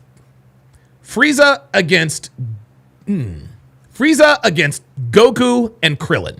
Frieza versus Goku and Krillin. Who you got? Who you got? Let me out! That's something we can do. Stop kicking.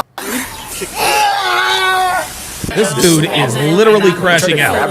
Yes, he demanded her car keys and took them from her. If they had a fight over the keys, that's how she got injured, and he got the keys away from her. I won.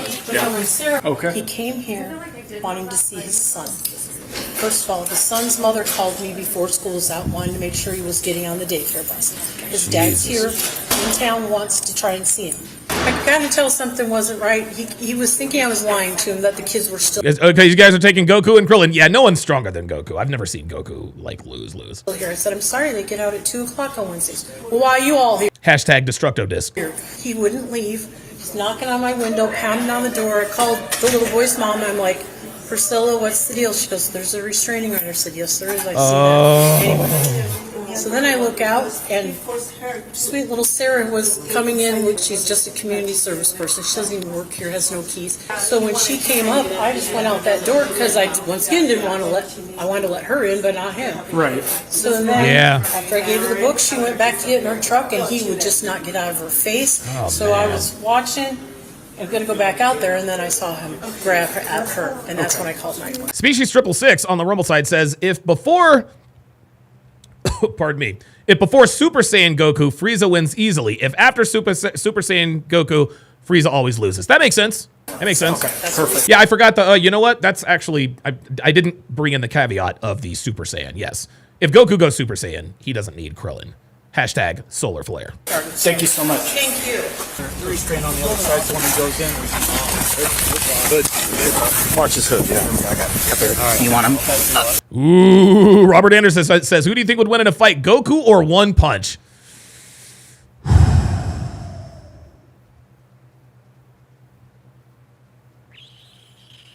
I'm going Goku. It took 5 of us to handcuff him. Try to relax. Jesus You Christ. got tons of restraints on you, lads. King Life says So Freeze you're is good? out here doing drive-bys. Now he's officially black. Yeah, I'm good. He grabbed my mic and tried to rip my mic off, so that's when I grabbed it, and I was like, I'm not going to have comms, so I just said 1033, give me whoever. My shit was hanging down, he's holding. Yeah, this dude was actually trying to get killed, man. This dude was trying to get killed. Because if you're trying to take away this guy's ability to call backup, dude, you were trying to die. Onto it, fighting with me, so punched me in the face a couple times. Well, your face could use it. I don't blame him. Too. I'm assuming this is why he's here. Supposedly here to see his kid, try to pick his kid up. So, yeah, I got OC all over me, so I'm burning. What do you need? I got some wipes. I'll grab some Please and thank you, actually, that'd be awesome. We're going to get you out to the hospital, okay? Jesus. God damn. Now, can you guys remember the days? Hey, Officer John in the building. Oh, look at Officer John. Look at Officer John. Officer John looks like he's on vacation, bruh. Let me find out Officer John's got some swag. Let me find out Officer John is wearing some Ray-Bans. Saber89 with the $1 Rumble rant says, Sharp, will you fight a honey badger for $1,000? Nope. No, sir. Is when you sent your child to school, and for the most part, it was a safe. Yeah, I don't know about the Black Freeze. I stopped watching Dragon Ball a while back. Safe and controlled environment, because I do. But now, because of the times that we live in, the school environment can be extremely unpredictable Yes, it can. and scary. Because think about it, back in the day, I remember worrying about pop quizzes or tests that I didn't study for. Right? Now you have to be concerned with people like the guy we see in this body cam video entering a place of learning and assaulting people. Damn. Now, it starts off quick today, guys, but as soon as police arrive, we get eyes on Tim, and he is being told right away to drop his stuff. And remember, allegedly Tim has already assaulted someone at the school, and just so you're aware, when the officer arrived, he likely already knew that information. Tim then tells the officer, you're not putting cuffs on me, and for that brief moment, he had a window of opportunity to comply, but he didn't. And when suspects do this, remember, it's a deliberate action not to comply. That's right. But that wasn't all. He actually makes a fist with both hands and walks towards this officer in a threatening manner. Now, he does get tased, but the taser didn't keep him down. And at this point, the officer calls a 1033 over dispatch, aka an assist in Philly, because Tim goes after the officer, causing him to drop his taser. But the officer then uses pepper spray, but this male is still being very aggressive. And this does show us that tasers and pepper spray aren't always effective. And studies have shown that pepper spray fails 30% of the time, and tasers are unreliable 40% of the time. Now, I do want you guys to notice, after backup arrives and they get him on the ground, the body cam doesn't capture everything that's going on. And so many times you may see an officer take action that may look questionable to you. And I'm not saying the officer is always right. However, on many occasions, it's because studies have shown that the officer saw something that the body camera didn't catch. There you go. And in the end, it took 5 officers to get him cuffed and hobbled. Jesus. But seeing the impact of what he did to the school employees did make me angry. But lastly, on many occasions, I have heard people say you need all those cops for just one person. But remember this, Tim injured someone, and then he pretty much turned that school parking lot into a war zone for that officer. And one school resource officer, in my opinion, would not have solved the problem. No, sir. The victim, Sarah, later went to the hospital and got an x-ray of her hand, which revealed that her left-hand ring finger had been broken during the assault. The suspect, Timothy, was charged with robbery, assault on a police officer, resisting arrest, obstructing a public servant, and criminal trespass. Damn. He is innocent unless proven guilty in a court of law. Nah, that nigga's guilty.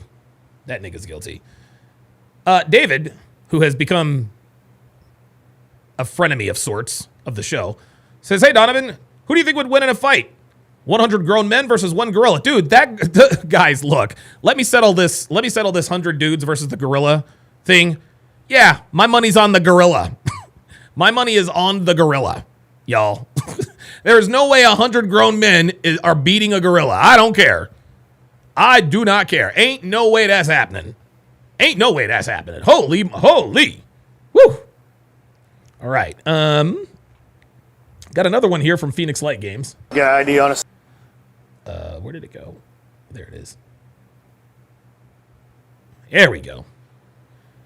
Got another one here from PLG. Shout out to PLG. Yeah, the gorillas win in that fight every time. Kung Fu Wagyu 2 says 100 women versus accountability. Accountability is definitely beating that 100 women. Very good. Very well played. That was good. That was a good one. Yeah, ID on us. Why do I need to give you my ID? Because. Oh shit. Oh, first of all, let's go ahead and reset the hard R bingo card. Second of all, she's already refusing to give the ID, and she is recording this. as though she's recording a crime in progress. Here we go. I'm conducting an investigation. What's your name? I'm going to report you when I get done giving Okay, you the what's your name? information that I need, and I'm putting this. I'm going to report you for what? I'm telling What's you your I'm name? filming this. My name is Maya. Can you spell the first name, please? Hell no. You can do it. Do you need to see my ID? Ma'am, will you you- asked for my ID, right? Yes, I did. He did, and you told him, and you asked him why you had to show it. Okay. Let me give you my ID so you can That's shut the fuck up talking to me. All right, ma'am. You So can you can shut the fuck up talking to me. Oh my God, boy, this is gonna be a good that one. to her, just put you in handcuffs.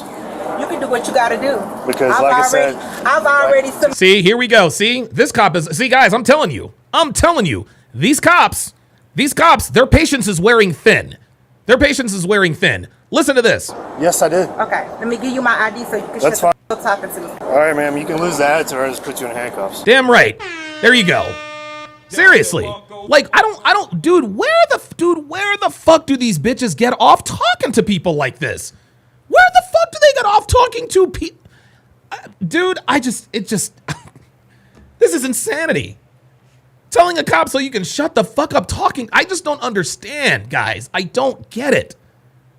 I really, truly do not. I really don't get it. Guys, I've been in many situations with cops, and I treated the cops with, and in return, I treated the cops with the utmost respect. I didn't say anything. I remained silent, hand over my ID or my driver's license. I allowed them to, they put me in the car. We go downtown. I don't get it. And there it is. King Life says, stop being nice to sisters. You get aggressive with a sister. She backs down. Guys, I've said this for years. The only, and this is why black women, another reason why American black women are at the bottom of the sexual totem pole. You have to act crazy to get them to submit. Like you have to be, you literally have to act like an animal. Because if you are nice to a black woman, if you show a black woman, the more respect you show to a black woman, the more disrespect she'll show you. This is insane. Absolutely insane. This is a police officer talking about, let me give you my ID so you can shut the fuck up talking to me. Unbelievable. Black women only understand this or this. Facts. You can do what you gotta do. Because, like I said, I've already submitted lower your voice. documentation Lower your voice. to the Justice of the Department. Lower your voice. The Justice of Department. Oh no. Is this one of these Moorish sovereign citizens? Female here because We got to put this female cop on the board. I don't. a male touching me. No, I don't. That's not how this works. That is how that works. No, You're it's in not. control here, ma'am. Yes, I am. So I'm gonna tell you right now. You can lower your voice. I'm gonna put you in handcuffs and take you to jail for disorderly conduct. Provide me a form of identification. I don't want a male touching me. You need to. That's not how this works, ma'am. No. No, it's not. No. We will see. We will see. Because I'm gonna put you in handcuffs and take you to jail. Oh, damn. Oh, shit. Holy moly. He says, bitch, you finna fuck around and find out. He's like, yeah, bitch, we will see. Because I'm going to put your ass in handcuffs and I'm going to take your ass downtown. He said he just did the white boy version of what you not going to do. Okay. You said I was disorderly conduct. What was the Now we're trying to litigate it. conduct that I did? I'm going to jail for disorderly conduct. Yes, he did. He did say that. What I said was, if you continue to yell at me, I'm going to arrest you for disorderly conduct. That's what I said. I don't need to see that. I was standing right here. I said it to you. What I said was, if you continue to yell at me, you'll get it back when I'm done. Okay. What I said. Do you see how she continuously tries to steal the frame back? Hold on, before you continue. See, told you. See, there it is. She keeps cutting them off and this and that and the third. She thinks she's in control. Recording the entire time. I don't care. I'm recording too. What I told you. Dr. B84 says being a nigga is the disorderly conduct. Oh my God. Oh my God. Somebody had the comment of the week. Dr. B84 just made the comment of the day.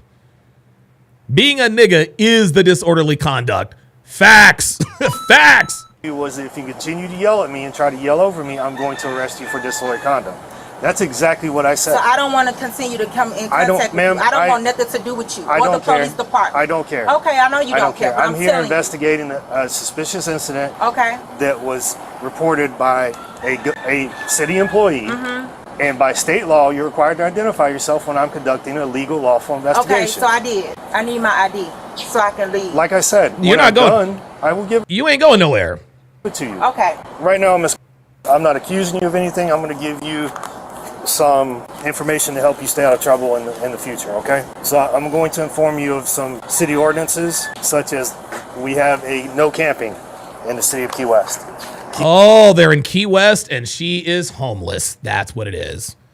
She's homeless. No camping. Key West defines camping a little bit differently than other places. Oh. Essentially, if you have a barrier between yourself and the ground and or your personal elements, that is camping. It does not matter if you're asleep or not. If you're caught camping, from this point forward, you can and will be arrested. We have an open container city ordinance. If you walk around anywhere other than the Duval Street with open container alcohol, you can and will Duval! Yes, sir. Be arrested. However, if you start acting like an asset on Duval Street, we can revoke this privilege. It is not a right. And hang on, guys. I'm going to repair my earbuds. There we go. All right. Ugh, God. Dude, these are the most comfortable earbuds I have ever owned, man. These were worth every penny. I actually got these on sale, too. I got them on sale at Best Buy. I actually saw an ad. I saw an ad for them, and I've been wanting to get a pair of these for a while. And lastly, I've been wanting to get a pair of these for a while, and I was always curious as to what the quality was, what the quality. So shout out to Bills. By the way, shout out to Bills, who highly recommended. He highly recommended these, and dude, Bills is on point. He was on point. He was not lying. These are absolutely unbelievable. I love them. Park and beach after hours. All the city parks, all the city beaches. One of the city parks, which you are currently standing in, closed at 11 p.m. They do not. He is literally breaking it all the way down for her, and she's just standing there recording it like it matters. Reopen until 7 a.m. Do you understand? This need a verbal confirmation. I'm not saying nothing to you. I want my ID. So if you turn around and film this, I did. I gave that to my lawyer yesterday. Stop. Ma'am, I'm only going to tell you one more time not to raise your voice at me. This is how I have not yelled at you. So don't ask me any questions. You know what? She actually, you know what? You want to know something? Y'all? She actually spoke some truth here. Listen to this. And film this. I did. I gave that to my lawyer yesterday. Stop, ma'am. I gave that to my lawyer. Oh my God. This homeless bitch has an attorney. I'm only going to tell you one more time not to raise your voice at me. I'm not yelling. This is how I have not yelled at you. I'm not yelling. This is how I speak. Hey, you know what? I would agree. Big Love Mr. T says. So don't ask me any questions because this is how I talk. Ma'am, last warning. I'm just going to put you in handcuffs. You're not going to yell at me. You're not going to scream at me. You need to turn around and film the rules and regulations of all the parks and city beaches. It has all the city ordinances right that are relevant to you right there. Because if you break any of those city ordinances, you can and will be arrested. Say what you need to say. Go ahead. Ma'am, I'm being harassed and stopped by the police, and I need. Oh, here we go. Now she's trying to bring a random. Yeah. Here we go. Help. All right. They won't leave me alone. Ma'am, that's still disorderly conduct. You're trying to involve someone who has nothing to do with this investigation. I'm going to tell you what, this cop is ice. This cop is straight up ice. And yes, that is a chicken, as chickens are frequently seen walking around Key West. I'm telling you that I'm being stopped and harassed by the police. I'm telling you now, I'm going to put you in handcuffs for disorderly conduct if you keep trying to involve other people. Saying that I'm disorderly because I'm talking. Yeah, it's got to be a random nigga who voluntarily intervenes, though. To someone else now. Here's your identification. All these warnings will be annotated. Oh, kiss my ass. That's not very nice. Oh, no. Oh, no. Oh, no. Oh, no. Oh, no. Here we go. Here we go. Here we go. Here we go, guys. Here we go. What in the, dude, what in the hell is she doing? Why are you coming back? The cop told you if you come back, you're going to be arrested. Oh my God. Why do these people do this? Why do these people do this? Oh my God. Okay, well, hang on, because you're on the phone with our dispatch, so we're just wanting to make sure you're okay. I'm asking for another officer. Hey, what's the problem with us? Yeah, being blatantly disrespectful. Yep. I'm being stopped and harassed. All right, Miss, come here. Miss, I'm not going to chase you. Come here. Put your phone down. Put your bag down. You're going to They're jail. arresting me now. Put your phone down. Turn around, face the wall. Put your hands behind your back. I'm arresting you for misuse of 911. You do not have a legitimate emergency, and you have 2 police officers standing in front of you. Let's go so I can report you. Stop. Face the wall. Let's go so I can report you. Yeah, report him for what? Don't touch me. I do not want. There it is. Don't touch me. I swear to God. I swear to God. These people all use the same fucking playbook, which is why we have hard R bingo in the first place. I'm patting you down or anything. I don't care. Yup. J-Mont says she felt like she lost. She went back to pick up the W, dude. Real talk. Real talk. Guys, this is the Achilles heel. Oh, oops. This is the Achilles heel of the American black woman. They cannot take an L. She can't take an L. She can't take an L. She got told off. Don't come back here. Blah blah blah blah blah. And you want to know the real reason. You want to know why. You want to know why she feels like she got the L is because the officer was never knocked off a square.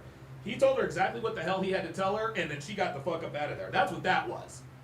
And so she wanted to have the last word. She wanted to have the last word, and yeah, she's gonna get the last word. That last word is called an L. Hang on, guys. Give me 2 seconds. I'm just looking for something here. Don't have it in here. No? Yeah, I thought it was in here.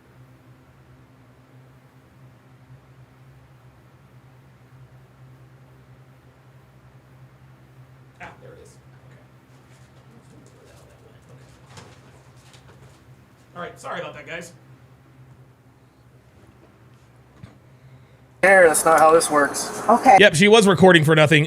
Phoenix Light Games with the stupid. Oop. Whoa, sorry about that.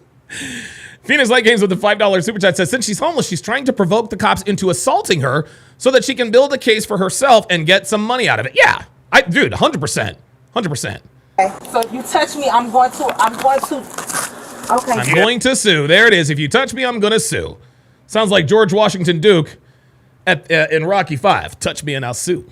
Everything illegal on your person. No, I do not. Anything that's gonna poke me, Nope, stick me, cut me, I blow do me not. up, or give me radiation. Do not touch me. Ma'am, no, they gotta search you. You're not getting in my vehicle unless I search you. So you need to call a female. Do not touch me. That is not how If this you works. touch me, I swear to God, I'm going to fight.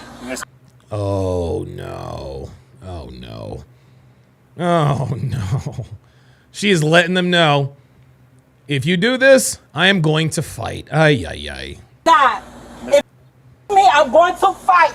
Yeah, Sam Zane echoes Sam Zane echoes what Phoenix Light Games said. Yeah, she's trying to get paid, y'all. I think she's trying to get paid. Saber89 says, have you seen the video of all the black women twerking in the Lululemon store? No, I have not. Thankfully. You need out, Kelly? You want out? Hang on, guys. I touch me. I'm requesting for a female officer. You need to stop trying to pull away from me. I'm not doing anything. Ma'am, you going you need to jail. To stop. You going to jail. You need to stop. Ain't nobody going to jail. Like, what is she doing? I'm not doing anything. Yeah, you are.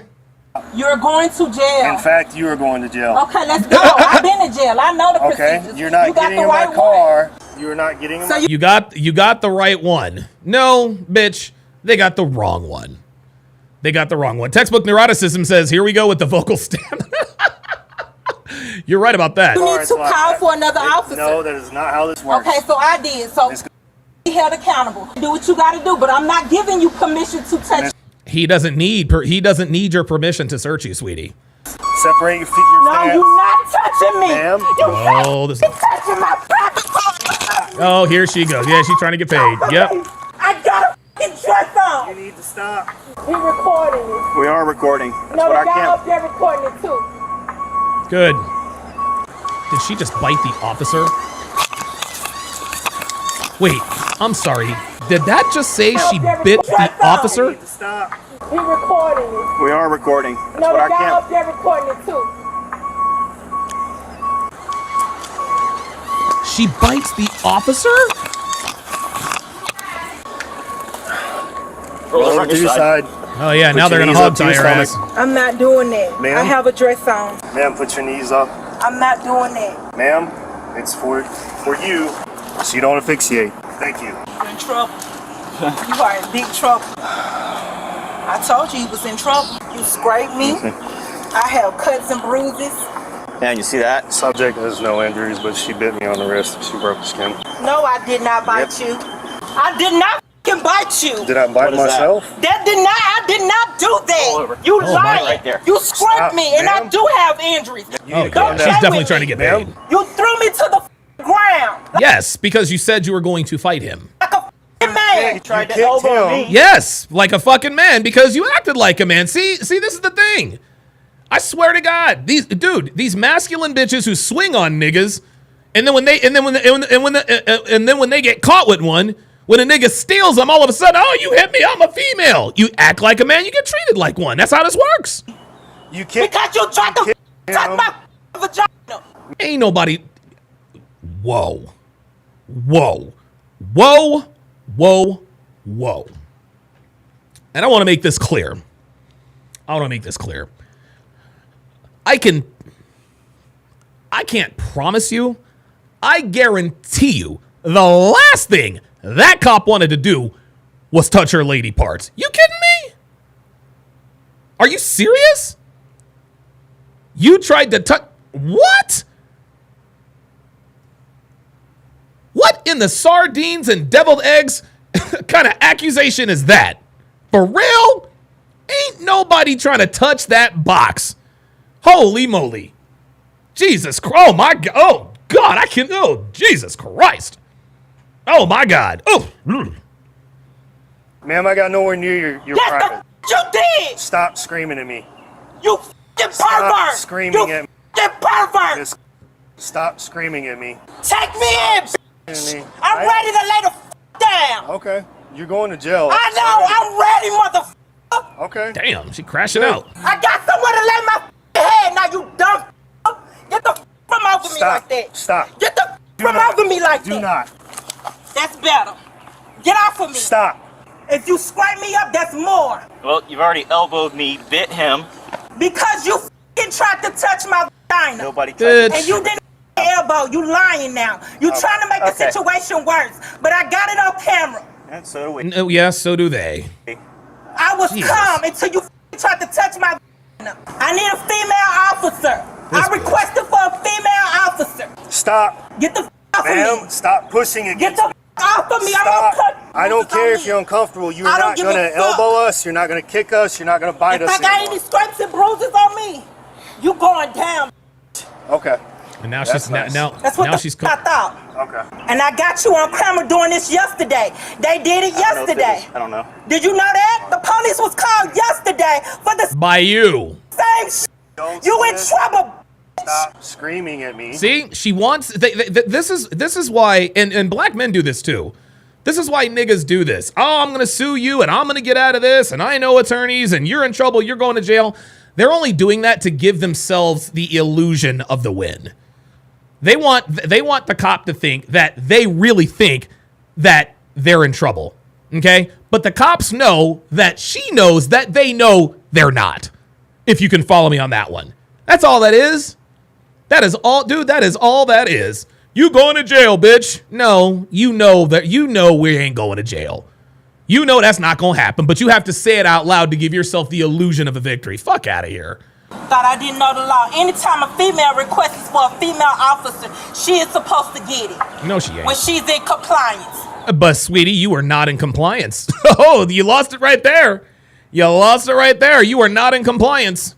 You thought I didn't know that, did you? If there's a female officer. You thought I didn't know that, didn't you? You going to f***ing jail, bitch. All right. You in trouble, motherfucker. And I swear to God, I hope they throw your ass in that for a long time. For using the f***ing fucking restroom. Public restroom. You thought you was big and bad. Now I'm finna show your motherfucking ass who bad. No, sweetie, you're the one who is handcuffed and hogtied to the ground. Relax. What's going on, fellas? See that right? Somebody got bit. Oh, I got her. Go. You good? Just clean it up. Yeah, with just peroxide. clean it You want up. some alcohol? Peroxide. Yeah, just I don't know what that is. I like alcohol better, but it burns. That's fine. Okay. Well, considering you've already tried to kick us, elbow us, and hit A somebody. little bit right there too. This bitch is still talking. Yeah. Okay. Anything down here? Yeah. No, looks like just right there. That nice and heavy. Yeah. It's on camera. Yep, this one right here. I kicked him. Okay.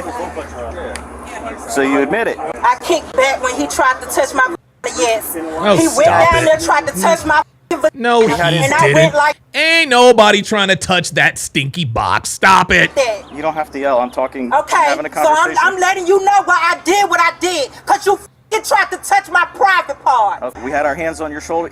Ain't nobody trying to, dude. Why does, dude? Does she really think?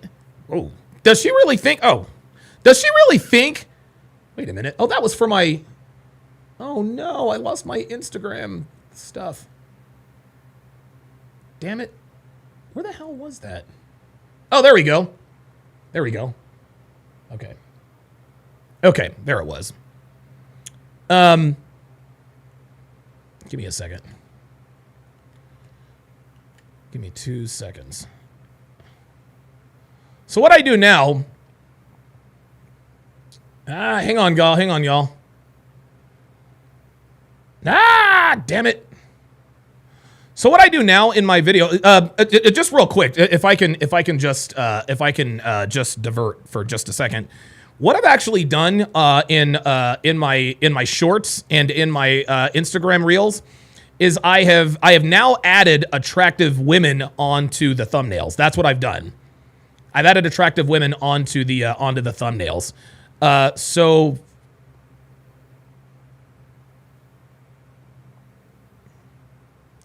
look at this, man. Guys, my channel is under attack again. My channel is under attack. Yep. My channel is under attack, guys. Look at this. Yep. Yep, my channel is under attack, guys. My channel is under attack. I now have 14 notifications of copyright claims.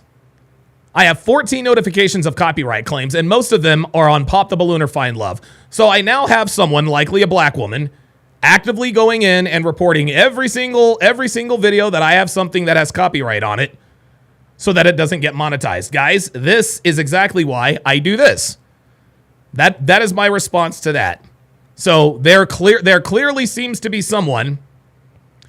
There clearly seems to be someone who is actively trying to get me shut down.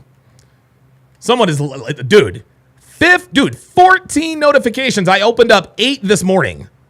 I opened up 8 notifications this morning of copyright claims, and now I'm having to dismiss another 14 more. Incredible. Incredible. Yeah, you know what? Ice Dragon Kid says, Jerome and his ilk. You want to know something? It probably is him. It probably is him. I can guarantee you, if it's not him, he has something to do with it. Because this didn't start happening until I crossed swords with that dumb nigga. Oh, there's another one. Yep, there it is. There it is. Yeah, Dre Raven says MTR got copyright claim too. Yeah, I'm getting a lot of them. Oh, okay. So, Donnie says, oh, everybody is getting them. MTR just got them. Oh, okay. Okay. Yeah, that makes sense. I don't know why they can claim copyright because, you know, I stopped the video. You know, I mean, shit, I get complaints. I get complaints from my audience that I stopped the video too much. And then I thought I was protecting myself with the, I thought I was protecting myself with this. Hang on, where did it go? Where did it go? Yeah, I try to protect myself with this. You know what I'm saying? So I guess Yeah, yeah. King Life says sounds like Netflix is starting to do it. Yeah. Okay. All right. Well, then if everybody's getting them, then I guess I can relax a little bit. Okay. Most likely, it's definitely Netflix. Even for Pop the Balloon. Oh.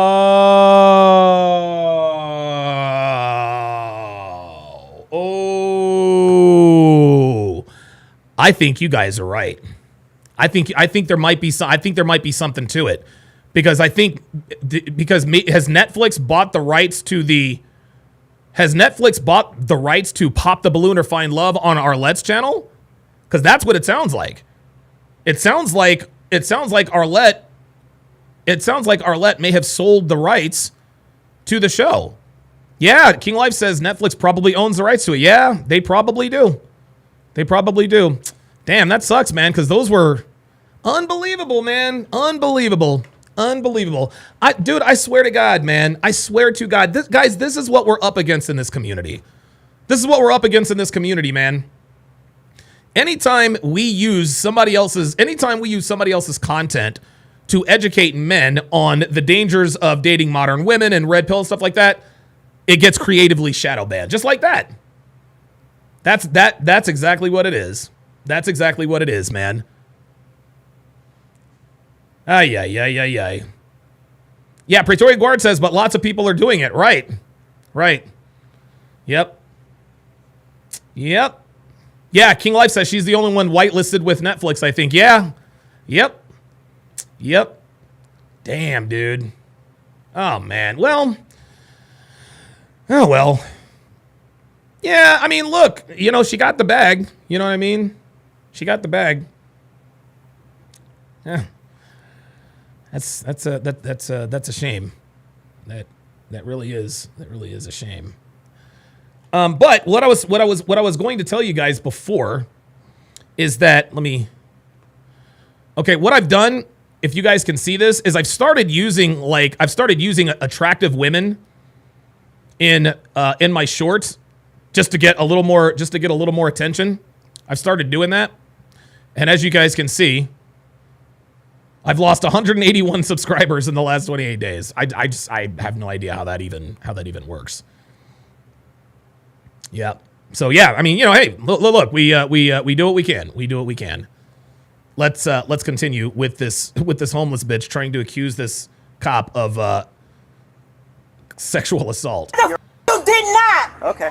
She's got some minor scratches on her shoulder. She's been kind of. Not standing up. That's just from. And I have scrapes in the front as well. Okay. So. From them slamming me on the ground. Yes, because you kicked and bit and elbowed them. Them off, all right? We'll clean them up. I'm good. All right, I'm just gonna rub a little. Don't do that. You don't want nothing? Okay. All right, no problem. Yeah, Ice Dragon Kid says Netflix just gutted the show. Then the reactions are half the reason people like Pop the Balloon. Right. Pop, dude, yeah, really, dude. The because I'm a reaction channel now, I guess. Yeah, man. Yeah, that's, man. And I don't think the show is a little weird now. The show is a little bit weird, man. She refused. That's fine. Pretty sexy fellas. Textbook neuroticism says the prostitution rests.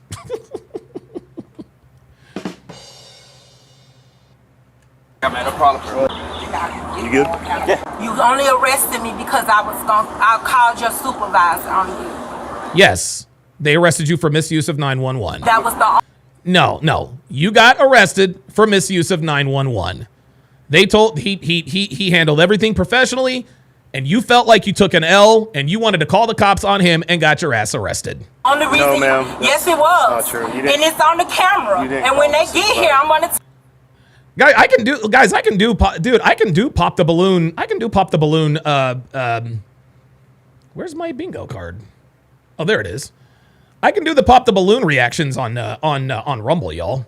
Tell them that. You illegally called 911, which is an arrestable offense, and you also. Cause this the only damn thing you can do to me is put me in jail. Okay. It's over for your ass. Yeah, this has been ongoing. You're still getting searched before you go on my vehicle, one way or another. All right, and as I told you before, we do not have a female officer working today. And aside from that fact, we are all trained on how to properly search females. Okay. Oh my God, this is going to get ugly. Okay. I'm not asking, you gotta find out. You gotta find out. Oh, did he say he gonna find out? That you come to the bathroom to arrest me. All right, Miss. have a female officer and on any. I'm done talking to you. I'm done talking to you. Suspicious to me. Miss, I'm done talking to you. Okay, Not right now, boss. Oh, Not right now, boss. oh, look at this. Look at this. Shout out to the white boy for being the random nigga that intervenes. Well, look at this. The bench threw up the bat nigga signal, and a white boy showed up. Let me find out. Oh, my God. Let me find out.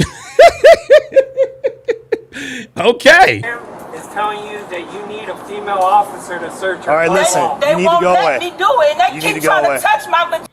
Oh, my God. How about I go to the courthouse? You need to go away. Let them know that you're trying to You search need to this go place. away. I'm gonna put you in handcuffs for obstruction. Yeah, when Walk you do away. That, when you do that, let Walk you know away. you're already being sued. Walk. There it is. See, here he goes. Look. Oh, dude, I'm gonna tell you what. This guy might fill up the hard R bingo card for us. He might fill up the hard R bingo. Oh, did she already say I'm gonna sue? Damn. This guy is. Oh, this is all It bad. doesn't matter. Walk The whole away. city of Key West is being sued. Walk away. Key West is being Walk sued. away. Don't tell Yeah. women you're under Walk arrest. away. You're under He arrest already when you- tried. Walk away. He tried Under to. arrest. Walk on away. Oh, is there something in the water today? It's a wrap for you, because I'm going to jail. Oh shit, they got cops on horses? God And I'm damn. going to stay in it, too. Okay. Well, yes, you are. I'm telling you I want to. That's, I've been to jail. that's fine. See, she keeps trying to get the W. She keeps trying to get the W. I want an out, and yes, she does actually want to be in jail. I think that's obvious. She's homeless. She wants to be in jail. Stupid. You stupid. Okay. Don't you know you f***ing stupid? I'm homeless. You stupid. That's a f***ing hotel to me, you dumbass. Okay. Keep talking. You dumbass. That's a f***ing hotel to me.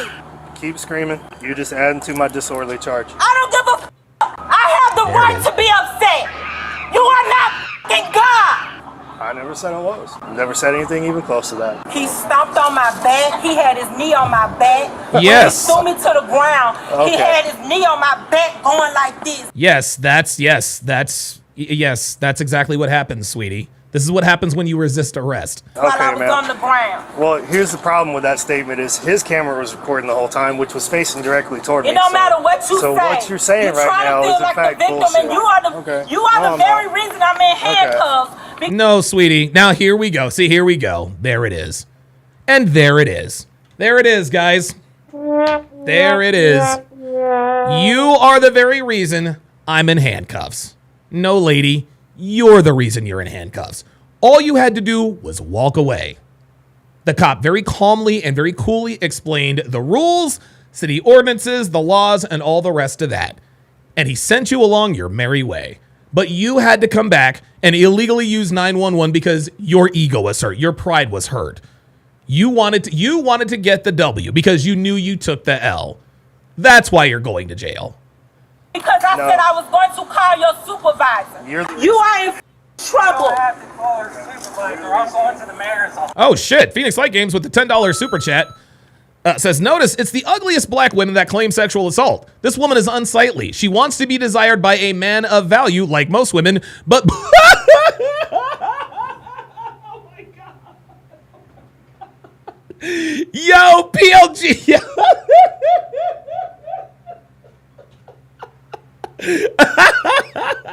Yo, you snuck that one in there, fam. Oh my God, I did not see that coming. Oh my God. Let me finish. She wants to be desired by a man of value like most women. But booty juice is rampant in this one. That's why she's really angry. Fucking PLG snuck that one in on me, bruh. He snuck that one in on me. Phoenix Light Games with the $2 super chat says, made a super chat earlier. Oh my God. Oh my goodness. Yo, he snuck that booty juice in there on me, man. Holy God. Booty juice. Okay, good luck with that. Bye. Have a nice day. Goodbye. Yeah, you're being sued. Goodbye. Dude, hug Goodbye. me. Hug me. Goodbye. Dude, ha-ha. Goodbye. Jeez. Dude, they need to arrest his ass. We got flagged down by a city employee. She was in the female restroom for well over an hour. The gentleman was trying to clean it. He went in and said, hey, I need to do my job. I need to clean the restroom. She started cussing, yelling, screaming at him. Of course she did. He comes, flags us down, calls us over. As I'm pulling up, she's walking out. Oh, he said pull up. Yes, sir. Hashtag pull up. Yes, sir. The gentleman says, hey, that's her. And she starts yelling and screaming. So I ask her for a form of identification. That nigga said booty juice. Oh, my God. She states that she does not have to identify herself. Did she provide you with anything at that time? She did eventually, after I told her it was a arrestable offense. Textbook neuroticism says give her some fried chicken in a Newport, right? She finally gave me an ID, yelling, screaming, cussing. There's tourists walking through. So you were investigated for trespassing after warning? Yes, sir. Because the janitor wanted her to leave. Yes, correct. She again yelling, screaming, trying to yell over me. I told her if she didn't stop, I was going to arrest her for disorderly conduct. This is Christopher Moore. I gave her identification. She walked about 15 feet that way towards the end of the building, called 911 while Officer Orozco and I were standing in front of her. Then she proceeded to try to walk back by us, yelling, screaming, cussing. Yep, some more. there it was, all that at that passive-aggressive point, nonsense. She finally stopped right here. Guys, I have no idea how they are going to get this woman into the police car. I have no idea. Sean, I'm going to find that super chat for you. I told her to take her backpack off and her jacket. Asked her to step up against the wall, put her hands behind her back. She complied. I put her in handcuffs, and then when I started trying to search her, she started yelling and screaming and cussing again, saying that I was touching her inappropriately, touching her privates, which I was not. I didn't even get a chance to search her yet. Okay. Do we have a female that's going to come search her? We don't have one working today. As soon as I started trying to pat her down to make sure she didn't have anything on her, she kicked me like that, and she elbowed Roscoe. She spun around. This bitch was crazy. But she was already in cuffs, right? Yes. She bit me on the wrist, and we took her to the ground in a controlled manner and placed her on her stomach. She was still. Did she get injured? No, she got some scrapes on. Yes, I did. On her right shoulder. She said, "Yes, I did." She was right there at it. Break the skin, but she broke the skin on my wrist. I have scrapes and cuts on me as well. That's what happens when you resist arrest. There, sweet cheeks. Should do is leave. I know. There it is. Did you hear that? All she had to do is leave. Guys, I cannot tell you how many times we see people in these police videos. They get themselves in trouble. All they have to do is leave. How many times have we seen this? Look, all I want you to do is leave, blah, blah, blah, blah, blah. Please leave. They don't want you on the premises. You can't fly here no more. No, they continue to carry on. They continue to carry on. And then they literally talk themselves into the handcuffs. Incredible. Yes, very good point. Kevin Murray says she's hurt, not injured. That's a very good point. That's it. Did the rest of them come and check you out? Yeah, they did. They tried to give me some stuff, but I told them I didn't want it. Did you want to hear my side now? I'm not making an arrest. I'm just investigating. No, I need to be arrested. I do not want to go back out and... Did you guys hear the rooster? I'm not making an arrest. I'm just investigating. No, I need to be arrested. I do not want to go back out into the You're going to jail, but I'm not arresting you. Okay. That officer there is arresting you. Okay.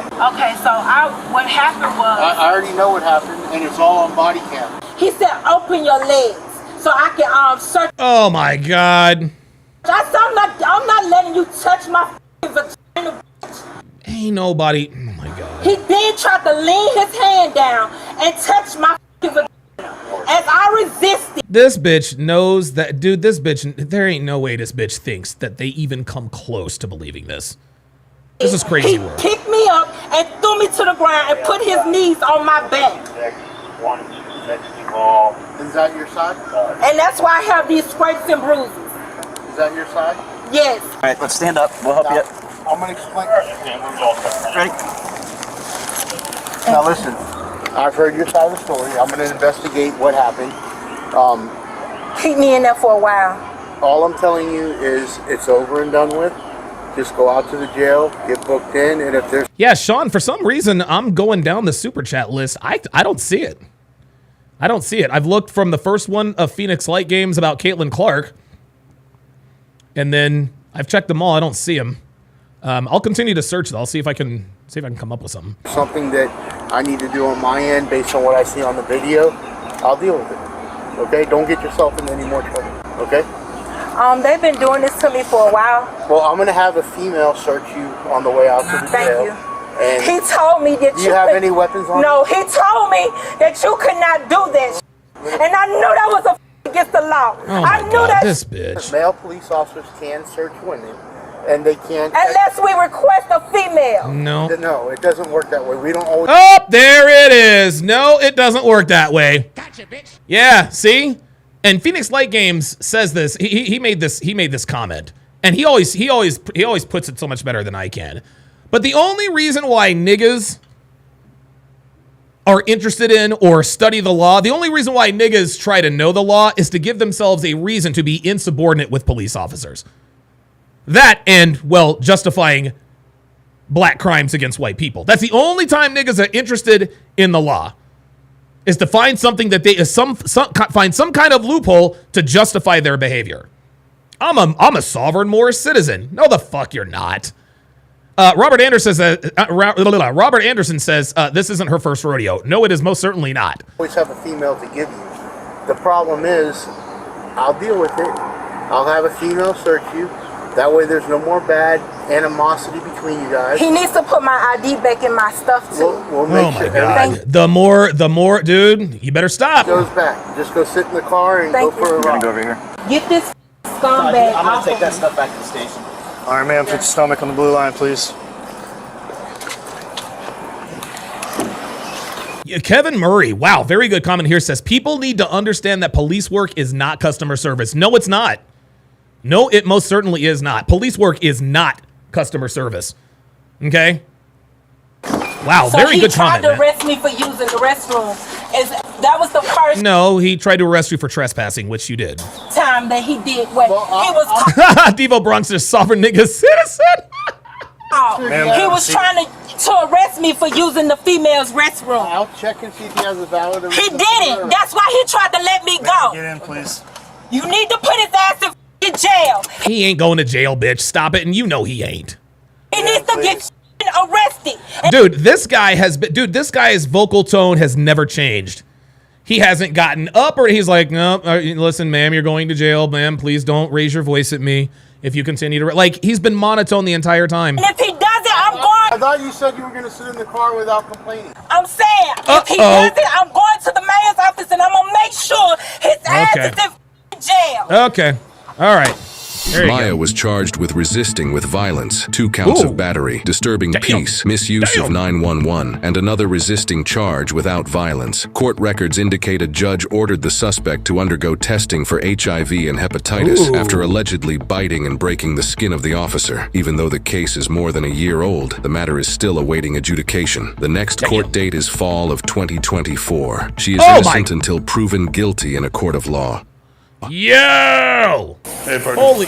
Come on. Black smoke. Come on. Wait. You're under arrest. For what? Because you and her. For what? Uh-oh. Oh, all right. Pepper spraying the police doesn't end well. Wait, hold on. Is this? Hang on a second.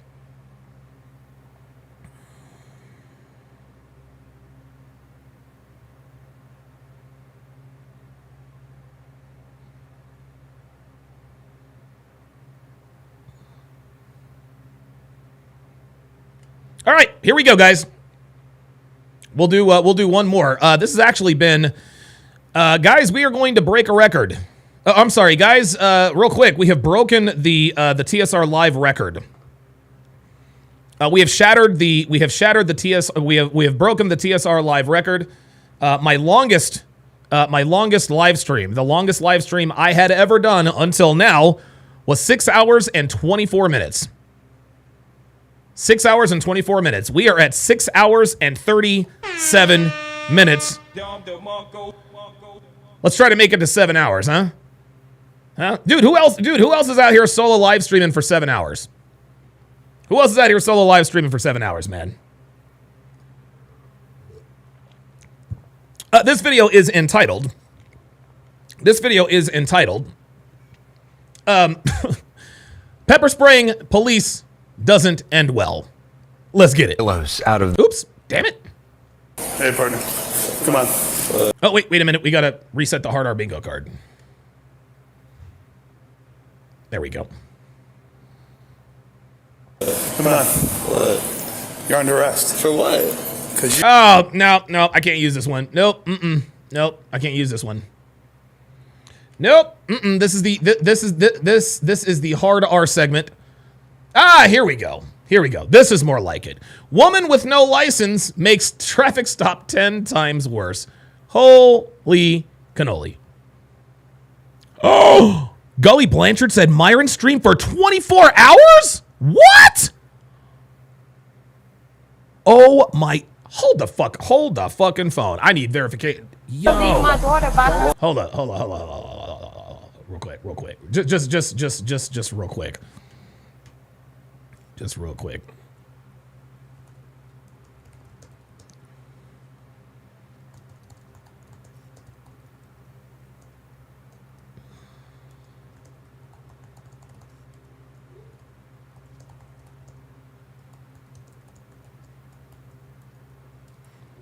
Okay, I just texted Myron. I was like, bro. First of all, I thanked him for sending people over to the podcast because of that.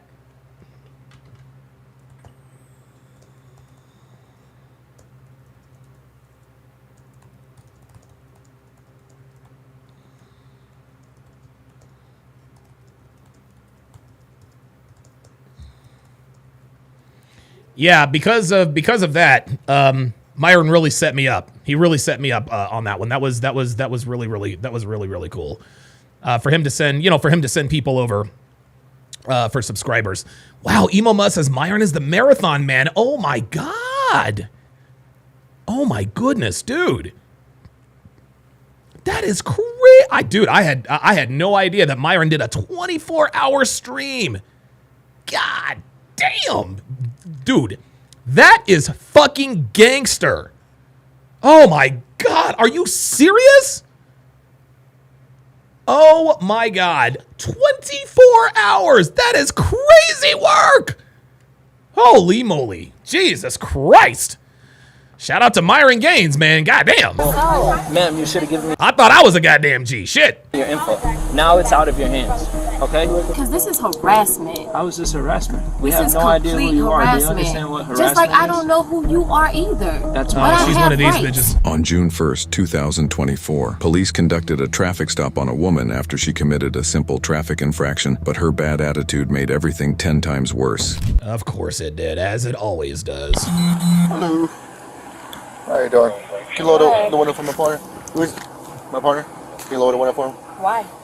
I'm asking you to lower the window so you can see what's going on inside. Super B says he's doing another subathon this Friday. You know what? I might join him. On that. Damn, I might join him on that, man. Because, dude. Wow. Oh, Donnie said I found you through Fresh and Fit. Appreciate that. Thank you. Because I'm asking you to. Can you lower the window? If not, he's going to open the door because he can't see inside. No, he cannot open my door. door. Step out. Call real quick. Nope, that's it. That's it. There it is. That's it. No, he can't open my door. Hold on. Look at this. How you doing?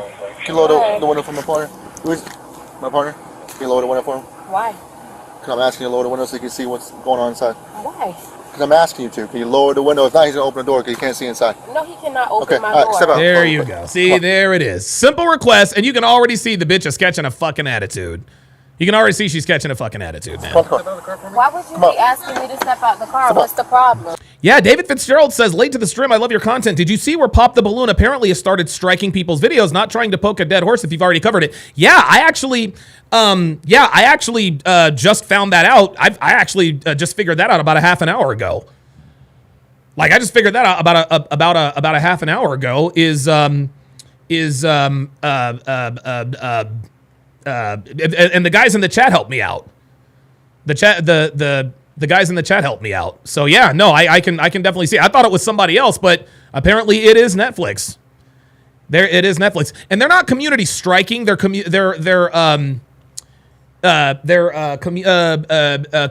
copyright claim. It's not copyright strikes. It's copyright claims. Donnie says Fresh wants to do a subathon once a month. Damn, dude, I don't know. I don't know that I could do that, man. Holy. Wow. Whoa. Holy God. Dude, I'm gonna tell you what. And the thing is, dude, I'm right now, I'm at 6 hours and 42 minutes. My voice is just fine. Like, I don't have any dude, I have zero vocal fatigue right now. Like, I'm good. I'm good. Ali Satillo says, yeah, Pop the Balloon will lose a lot of views and influence without reactors watching their content. Yeah, man. Yeah, that sucks. That sucks. Gully Blanchard says, Myron regularly does 6 to 8 hour streams. Whoa. God damn. Dude, Myron is a fucking gangster. Come on, get out the car. No, you do not. Get out the car, ma'am. Let's go. Get out the car, I'm going to take out the car. Get out the car, or I'm going to pull you out the car. Get out the car, or pull out the car. Easy as that. You're making this difficult. Let's go. Thank you. Just be, it's okay, baby. Just chill.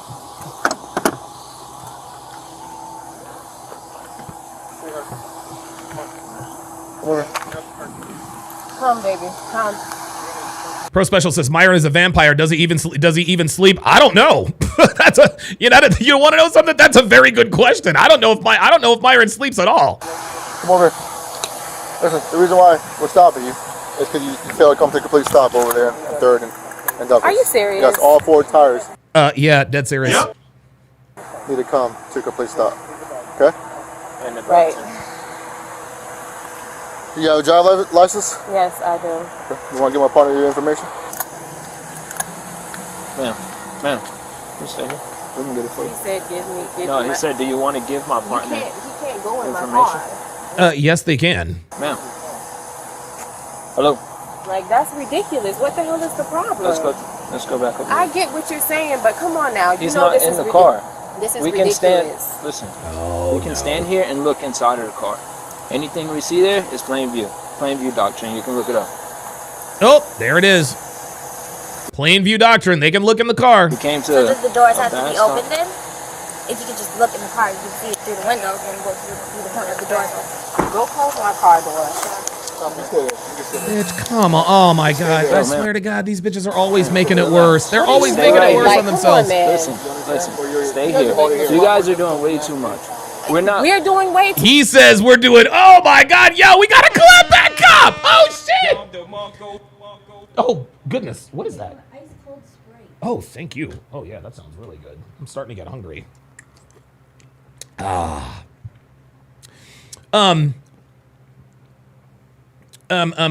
was I lost my train of thought there. Oh, yes. So the cop says, the cop told the bitch, you doing too much. Look at how shocked she is. Look how shocked she is. She said, wait a minute. You telling me I'm doing too much? She ain't never heard a white boy. She ain't never heard a white boy in her life say you doing too much. She ain't heard never one of them. Look at the reaction. She's like, you telling me I'm doing too much? Who is you? Listen. He's like, look, you guys are doing way too much. Listen. Stay here. You guys are doing way too much. We're not. We're doing. She said, what? Yo, that was brilliant. Yo, that bitch said, what? Watch. Come on, man. Listen, check it out. Listen, stay here. You guys watch are this. doing way too Watch much. this. We're not. We're doing way What? too much. You pulled me over for practically no reason. I stopped at Oh, no, baby. They pulled you over for a reason. the stop sign. Tent, and they pulled you over for the stop sign. Okay? Okay. The reason, if you want to stand right here, I'll explain everything to you. But as of right now, you guys are making this very difficult. All right? Can you get Well, they are American. She is an American black woman, officer. That kind of comes with the territory. get off the phone and listen to me? I'm going to record for my safety. I'm going to record for my safety. So here we go. So Black Lives Matter strikes again. I need to record for my safety. I'm in fear for my life. Feel free to record. Okay. All right. So, he's asking that you roll the windows down because we have no idea who's in the car. We have no idea what dangers are inside of the car. So it's for officers. What makes you think we dangerous? Because we black? Safety reason, okay? That's why he asked you to do that.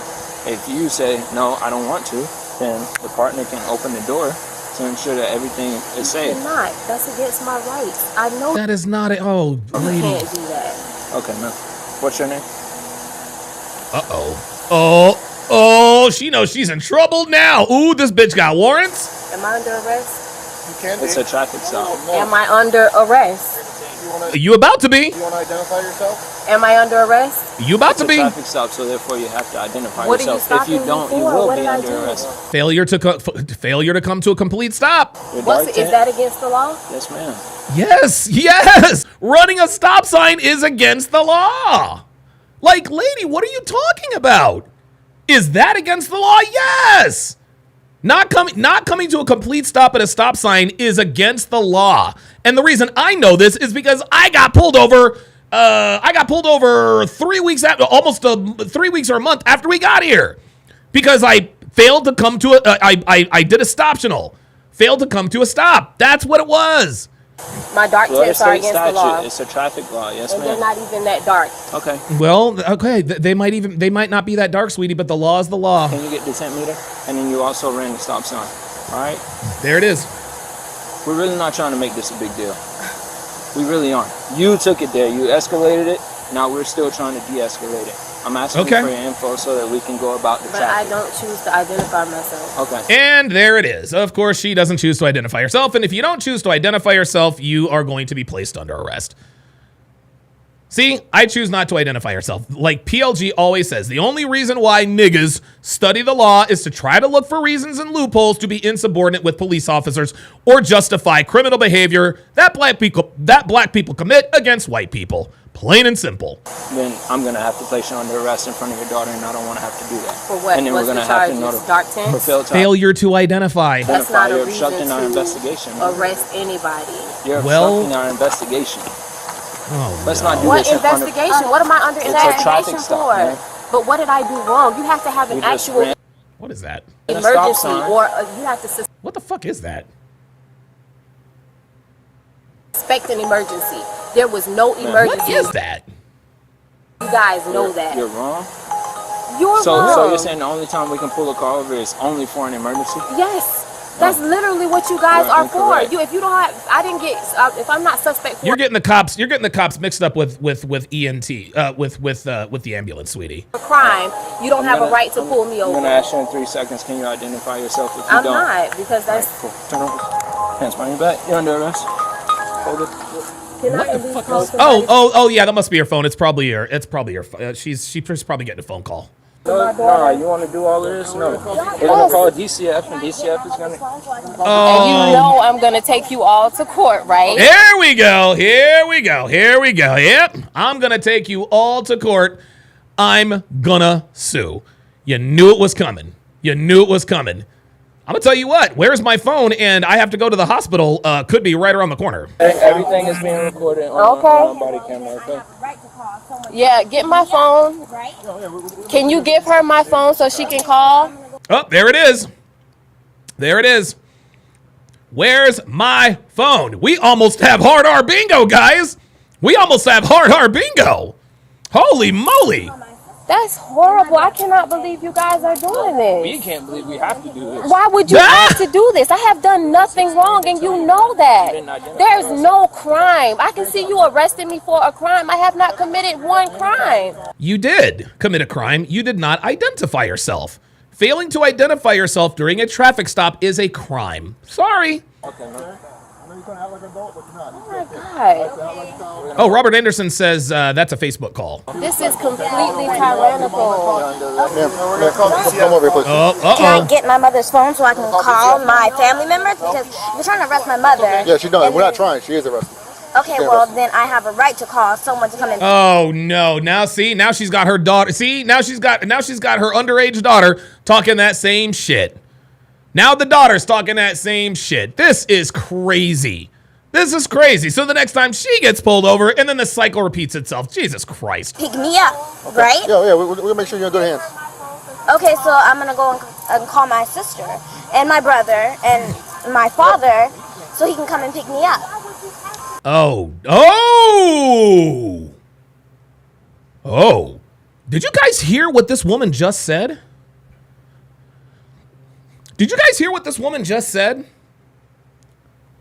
Did you guys pick up on this? Did you hear what this girl just said? Just listen. Yeah, we'll make sure you're in good hands. Okay, so I'm gonna go and call my sister and my brother and my father so he can come and pick me up. Yeah. Why do you need your sister, your father, and your brother to come pick you up? Guys, what this girl did, she just issued a low-key threat to the cops.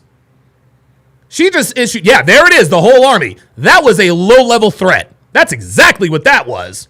There it is. Alaskan K says she's trying to call backup. That is exactly what she's trying to do. That was a low-level threat. I'm going to call my sister, my brother, and my dad, and they're going to come pick me up. That's exactly what she wants to happen. She wants them all to come there and make it 100 times worse. Oh, this is going to be all bad. So can I go ahead and call my mother, get my mother? I have your mom's phone. So just hang tight. Yeah, just hang tight. I know her password. See, the officer knows why she wants the phone. And you want to know something? Now this girl knows that the officer knows why she wants the phone. That's what this is. That's what this is. Hang tight, ma'am. Okay? I know you're trying to... Lark Bark, please, no spoilers. No spoilers, guys. No spoilers. Act like an adult, but you're not. You're still a kid. All right? Okay. So act like a child and be respectful, okay? Yeah, I don't know what your mom has taught you, but she hasn't taught you respect, okay? Oh, my God. He said, I don't know what your mama has taught you, but she hasn't taught you respect. W police officer. My nigga, we got a clap back cop. We got a clap back cop in the motherfucking house. You gotta be fucking kidding me. I'm not trying to be disrespectful, and I apologize if you get that But you are being disrespectful, sweetie. from me, but... Too late to apologize. Okay, well then, I take my apology back if that's what you want. But I would like to call my father. No, I don't. Sir? Yep. I want to call my father. Yep. No. Okay. Yeah, she's trying to call for backup, y'all. That's what this is. We're gonna walk up. That's what this is. They're trying to call for backup. I don't want to leave my daughter by herself. Ma'am, well, sweet cheeks, well, you should have thought of that when you failed to identify yourself. You see? Actions have consequences. You should have given me your info. Now it's out of your hands. Okay? So do you want to give me your info and Yes, then we I'll give you my info. But you understand what you're doing is wrong, correct? No, I don't. Okay. All right, walk. Walk with me. Keep walking. This is so wrong. What's your name? I need Thomas. your name I'm and Detective badge Thomas. number. We're all detectives. I need your name and badge number. Is badge number on this one? Oh, man. I don't think badge number is on this one. Damn. Damn. Okay. And you still haven't told me what I'm being arrested for. He's told you what you're being arrested for 1,200,000 times. I just told you. What Failed to am I being identify, arrested man. for? Failure to identify is not a ma'am. crime. Okay. Yes, it is. Obstructing my investigation. What investigation? Into what? What did I do wrong Have a to seat, be I'll explain to you in a investigated? minute again. No weapons or anything on you? Are those shorts underneath? Yes. Okay. I believe you have me leaving my 10-year-old daughter with these I don't people. have- They are complete strangers. Have a seat. That daughter is 10 years old. Her daughter is 10 years old and acting like this. Unbelievable. Like, this is so wrong. A Praetorian Guard says we once arrested an Uber Eats driver and delivered their food. Are you serious? Can you imagine ordering DoorDash? You imagine ordering DoorDash and getting a knock on the door? You know, it's Officer Tillman. This is Officer Tillman. I am bringing you your Popeyes. We arrested the Uber driver. Oh my God, that's You understand, crazy. us as adults, we have responsibilities and Yes, we do. Okay. And you know your and job. you You know your job just like I do. Trust me. put your feet inside, man. Okay, so I'm gonna explain it to you from the beginning. Okay, we were there. I'm quite sure you saw us. All right, you were coming southbound on Douglas. Okay, when you came up to 3rd and Douglas, you didn't make a complete stop at the stop sign. While you were passing us, we saw that you had dark tint on your vehicle. Okay, those are 2 traffic infractions that we have every right to pull you over for. Okay, so we do a traffic stop. You come to a stop here. My partner comes up to the car before he passes, as any good officer. The Brown Bunny says, sorry, your fries are cold. Dr. B84 says, enjoy your burger, ma'am. Would he asks you to let the back window down because it's dark and we can't see inside. Okay, there's many instances where when officers walk up to cars, people shoot at an officer, shoot and kill him. Okay? It does happen. All right? So my officer... the brown bunny says she doesn't care. Yeah, all she wants to do here is argue. My fellow detective, he asked you to do that. You say you didn't want to. So we ask you to get out of the car, which we have every right to. Okay? Also, it goes back to officer safety. We have no idea what's in the car. So you get out of the car, and I asked you to identify yourself. I explained the 2 infractions that we had to stop you, and you told me essentially that it's not an emergency, and therefore it's no investigation going on. Okay? So that, ma'am, is incorrect. It's a traffic stop. It's a lawful investigation. This is all being recorded on my body. Yeah, the moment she realized she's cooked. On camera, so therefore this is why you're in handcuffs. The reason you're in handcuffs is because you said you are not identifying yourself. And that I is a explained to crime. you, I said, if you don't identify yourself, you will be arrested. And you said, well, I'm not giving you my information. Okay? Alaskan K. Oh my God. Alaskan K with the comment of the fucking day. He says, shit, bro, if it's Popeyes, they'll probably want to start a give, send, go for the driver that got arrested. Facts! Facts! Facts! If it's somebody who works for, if it's somebody delivering Chick-fil-A, then don't worry about it. But if they're delivering Popeyes, oh yeah, somebody's getting a give, send, go for sure. So from this point, so I placed you in handcuffs, and as of right now, you are under arrest. Okay? So it's failed to identify or obstruction, whichever route you want to go. That's the name of the charge. Okay? So your daughter is here. Unfortunately, now DCF is going to have to get involved because you chose to do all of this stuff in front of your daughter, which is something that's not even necessary. Okay? So, do you wish to identify yourself now? If not, we're going to take you to the department. If we can't identify who you are, if the vehicle's not registered to you, I'll identify myself, but under duress. So I'll identify myself because I don't want to be... Sweetie, you're not under duress. This officer's just sat here and coolly and calmly explained to you what the situation was, step by step, from moment one. Step by step from moment one. But she wants to say, I'll do it, but under duress. I don't want to leave my daughter here. Okay, what do you mean? Oh, isn't this cute? A black mother actually pretending she gives a shit about the safety of her children. Real cute, ma'am. But under duress. Meaning I'm being forced to do this. So I'm going to identify myself. This is a traffic stop. Have you been pulled over before? Have you been pulled over before? Dude, I love how calm this officer is. he's like silently trolling her. I'm going to identify myself. Have you been pulled over before? Because I don't want to leave my daughter here by herself. See, she is literally skirting the question. Have you been pulled over before? Translation, do you have a driver's license?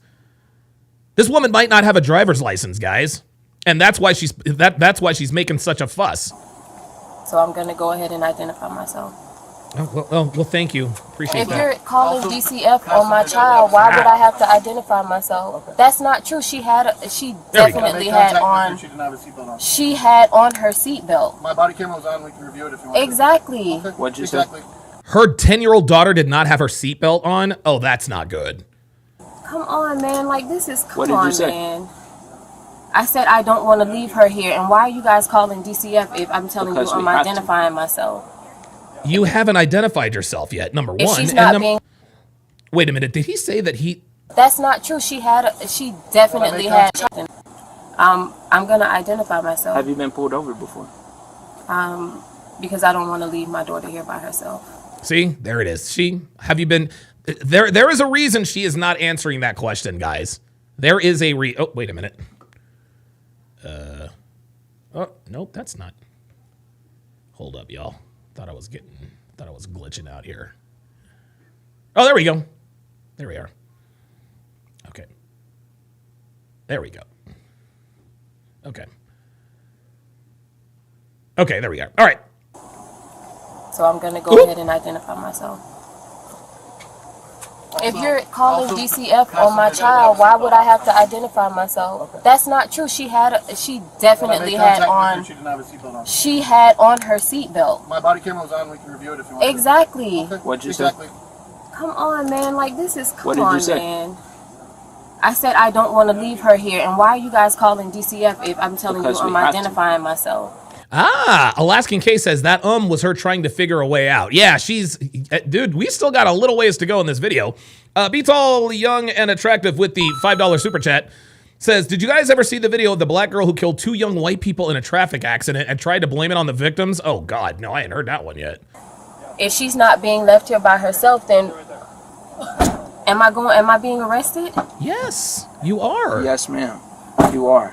Yes, you are being arrested. You were told if you don't identify yourself, we are going to arrest you. This is what happens. That's why you're in handcuffs. That's why you're in the back of a car. That's why you're separated from your daughter. So if I'm being arrested anyway, why would I identify myself? Because you have to. If you don't, then you're just going to go to the Palm Beach County jail under Jane Doe, and you're going to stay in there until you tell them your name. Yep, that's how it works. Does she have warrants? She's got to have warrants or something. She's got to have warrants. I don't get it. Do you have a warrant or something? No, I don't. Dude, that's what I'm saying. That's what I'm saying. I don't get it. So I feel like because this is harassment. How is this harassment? We have no idea who you are. Do you understand what harassment is? Just like I don't know who you are either. That's what I have right. Well, sweetie, you do know who he is. You asked for his name and his badge number, so you do know who he is. Just because you're a police officer does not mean you can just do whatever you want to do. So that's exactly correct. I know I didn't commit a crime. Man, I don't understand how can I explain this to you any better? So Listen, I can understand I'm not a dummy. You understand? I studied law myself. You're just oh God, I studied law. Oh boy. So she went to paralegal school. She went to paralegal school for 9 months, and now she thinks she's an expert in law. There we go. Be Tall, Young, and Attractive says accuse the cops of being racist for charging her. Oh, please tell me that's a joke. That better be a joke. Informed. No, I'm not misinformed. You are, ma'am. I'm not lying to you. My body camera is recording. I get it. I'm trying to educate you. This happens a lot, but I'm not trying to give you a problem, but I know yet here you are giving him a problem. Wasn't being a problem, and for you guys to be doing all this. You committed 2 infractions, okay? Therefore, we conduct a traffic stop on a vehicle. When we conduct the traffic stop, driving is a privilege, okay? Driving is a privilege and not a right. Driving is a privilege and not a right. Dude, Don DeMarco, I'm gonna tell you what. Somebody said in the chat, says the cop sounds like a young Hispanic guy. He actually does sound like he sounds younger. He sounds like he's probably in his probably early to mid 20s, right? But he's explained, he has composed himself very, very well. He really has. I'm not driving, I'm traveling. So that's oh no! Oh my God! No, she didn't! No, she didn't! Oh man! Oh my God! Oh no! Oh no! Oh, oh no! Oh no! This bitch just said, "I'm not driving, I'm traveling." Oh my God! Oh Jesus fucking Christ! I swear to God, I hope this bitch is not a Moorish sovereign citizen, man. I hope she's not one of these people, dude. I'm not driving, I'm traveling. Ay, ay, ay, ay, ay. Oh boy, here we go. It's another issue. Oh, okay. Okay. Sit back. Yeah, this cop is done talking. He's like, dude, this is it. Alea, tell Nana to come and get my car, please. The car is being towed. Why would my car be towed? For what? There it is. He can't talk. Yeah, can't it talk to her works out no that more. you're here because that would be able to hand your sister over to you. Unfortunately, your mom failed to identify herself in a lawful traffic stop and refused to over and over again, and she subsequently she's a little arrested cutie for failing pie. to identify herself. So that's where we're at. For what? I'm sorry. Failing to identify yourself. You know, when we pull someone over, the person does not have the legal and lawful rights. How? I'm so sorry. So hold on a second. You didn't know that we have to identify the driver of a vehicle that's driving a car? I heard of How old is this woman? whatever, but I never heard of somebody just getting arrested because they Well, what happens if they say no? Do we just let them go for not give them a ticket? warrant No. or whatever. And how do you issue warrant? How do you issue a warrant for someone's arrest you didn't identify? Now here this bitch is. Here this bitch is trying to debate the cops. Guys, what? Like, guys, why? Dude, why are black women like this? Guys, why the fuck are black women like this? Like, really? Like, seriously? You don't know why you have to identify yourself when you get pulled over? And now she's sitting here disingenuously debating the cop and doing it in bad faith. I don't know, a warrant? Yeah, we can't issue a warrant on a bitch we don't know whose name it is. Come on, man. Who are we warning? Like, basically, if you have these... A warrant? Wait, did she say a warning? Warrant? No. Or whatever. Who are we warning? If they say no, do we just let them go for not give them a ticket? Warrant? No. Or whatever. Who are we warning? That's Who are we warning? Like, basically, if you have... Oh, she said a warning. Have any suspicions or anything like that? Nope. I don't know who taught you that, but whoever taught you that just got your mom arrested. Yep. I don't know, whatever, but she studies law. Okay, well... Yeah, she studies law. That doesn't make her a lawyer, sweet cheeks. Well, she's going to jail. Just hang tight over here. We're not done yet. We'll hand her off to you. Do you have a driver's license on you? Yes, I do. Dude, she's still over there talking. Can I also call? Well, do you have your driver's license on? Uh-oh, here we go. Guys, this is bad. yeah, I do. I know, she's upstairs. Hello? Can I get my purse out of the car? They're gonna tow the car. Oh, this bitch. We'll relax. We'll get everything when we're telling you it's okay to do so. Okay? Look at the attitude this 10-year-old has. Incredible. I don't really feel comfortable with Okay, the well, situation. Oh my God. Well, sweetie, it's not supposed to be comfortable. And it's not the police officer's fault. This is an uncomfortable situation. That's your mother's. Your mother doesn't know how to act, so. Yeah, thank you. Can you write down her name and date of birth and stuff so I can give it to DCF, please? Thank you. Department of Children and Families, ma'am. Do you know who that is? I'm not really know. But Okay. if you could explain it to me like in more depth. I will. So basically, Department of Children and Families, anytime a parent or a child is involved, DCF comes and basically they'll do their investigation to ensure that the child is being treated fairly. My mother treats me very well. No, I understand that, but unfortunately, she's being arrested by us right now and in front of you, so we have to send this to DCF. It's making it a lot worse than what it really had to be. Yep. Okay. Right. This is dude. This young cop, this young police officer is very calmly and coolly explaining everything to all of these people, and all they're doing is giving him a bunch of fucking lip. But I feel like there's no need for that. We have to. It's protocol. See? Wow. Look, listen. Well, like, dude, do you hear this? This woman, dude, this girl is 10 years old. She's 10 years old, arguing with the cops about the law she knows nothing about. Well, ay. So DCF, they'll come and they'll do their own investigation to ensure that you're not being neglected, etc. I'm not. They'll give you guys some some resources if And you. I don't see why that's needed if I'm telling you right now. Sweetie, it's the law. It's the law. Okay. It's protocol, man. What's your name? What's your name? Are you fucking kidding me with this?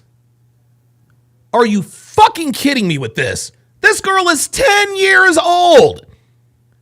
This officer is asking, what's your name? And here she is stalling. Sweetie, didn't you just see your mother get arrested for literally the same thing? And now you're going to sit here and repeat the behavior? What are we doing? What are we doing? Just answer the question. Dude, this is crazy. This is literally insanity. This girl is 10 years old and she's already arguing with cops, man. This is nuts, dude. I'm just trying to figure out the problem here because I'm fine right now. I don't really have a problem. Yeah, but so why would we need to contact the police? Because as of right now, you're by yourself, and we have to either take you to DCF or we have to find your parent or guardian because your mother is going to jail. So in order for us to turn you over to somebody else, we need to know your name and information so that we can find out who your father is and contact him. I can give you my father's information if that's what you need. Okay, he'll do that, but you don't want to give him your name?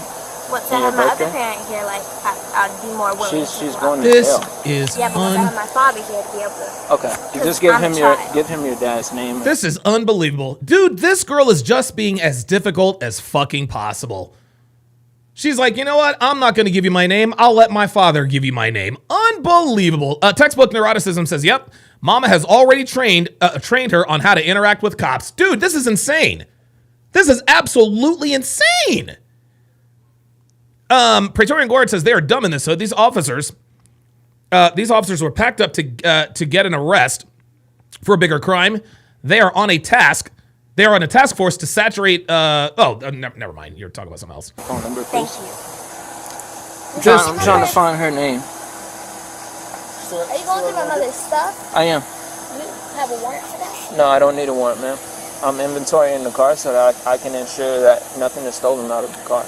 Oh, what? I'ma tell you what. They're gonna find. I cannot believe this little. I cannot believe this girl is being this difficult. Unbelievable. Guys, we all thought, I'm gonna tell you what, man. We all thought mom was gonna be the star of this video. It ain't mom. It's the fucking kid.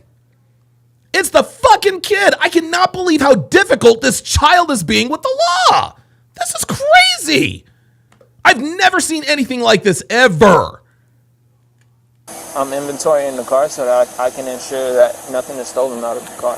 Oh, well, nothing is stolen. Like, we just No, the car is being towed. So I'm making sure that nothing goes missing so that when your mom gets out of jail, everything is still here.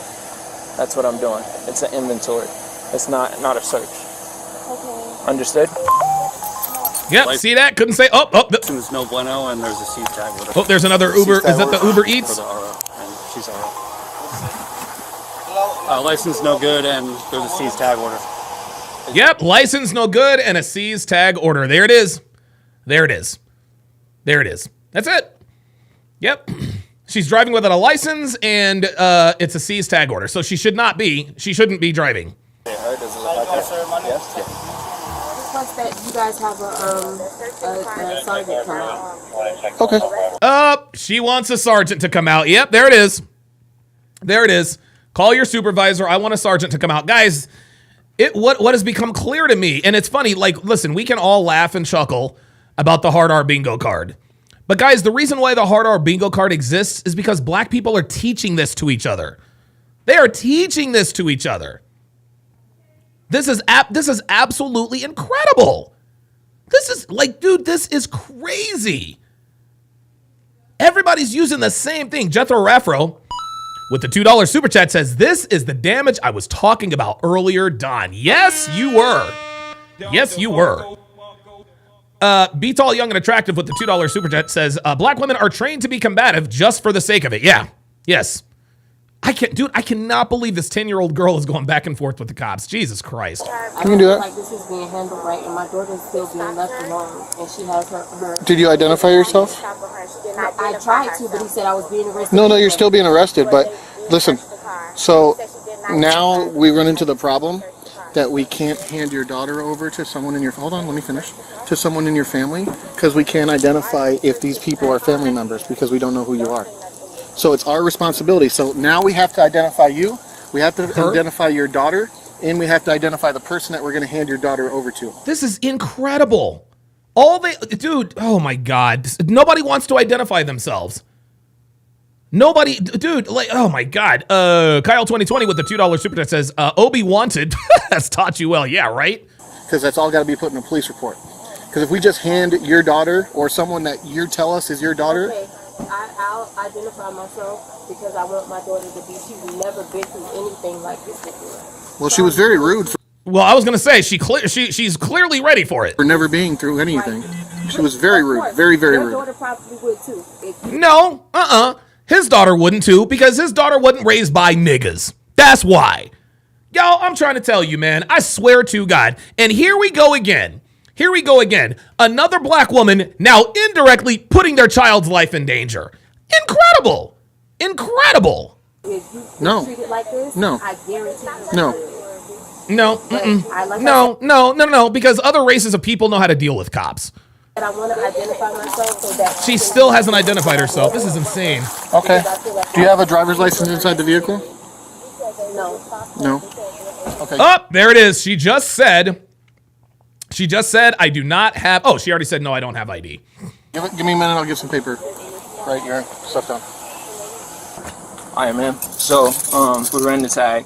The vehicle is coming back with a seize tag order, okay? So, I'm taking the tag.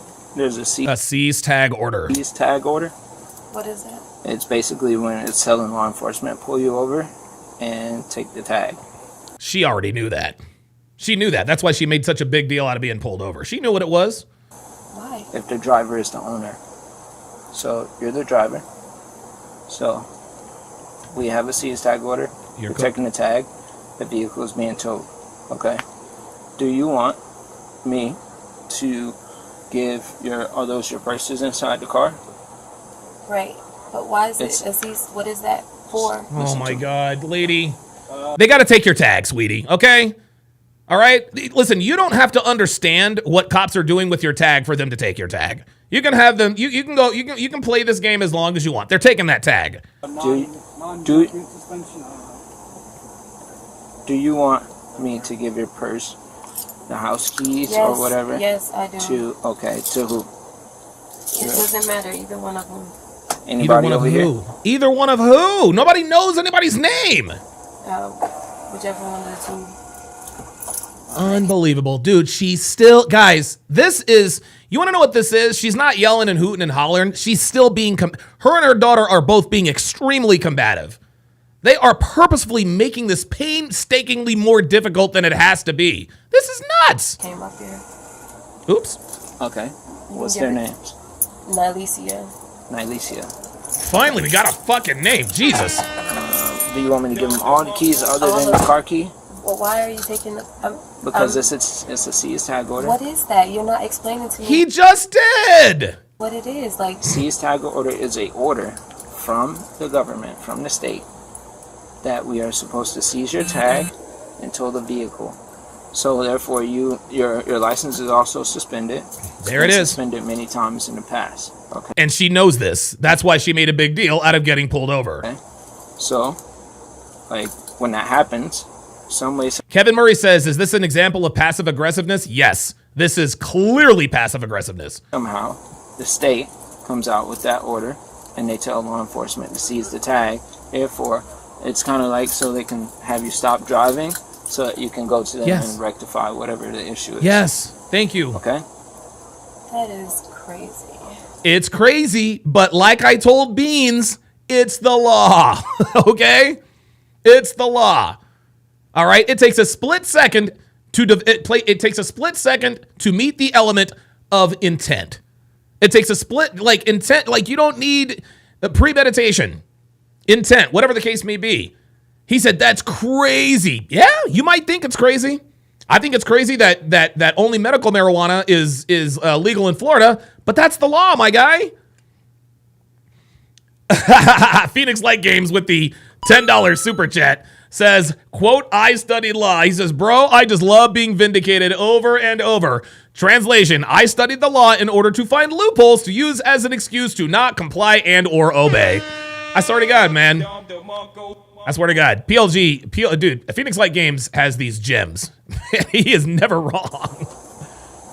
Yep. Now she finally realizes she's cooked. Okay. So the purse and stuff, you want me to let them get whatever they want to get out of the car? Or just the purses? Yeah, just tell them to take everything out of the car and... Yeah. Also, your husband, he's on his, or her father. Baby daddy. He wanted to say baby daddy, but he's got a little class. He's on his way. Okay.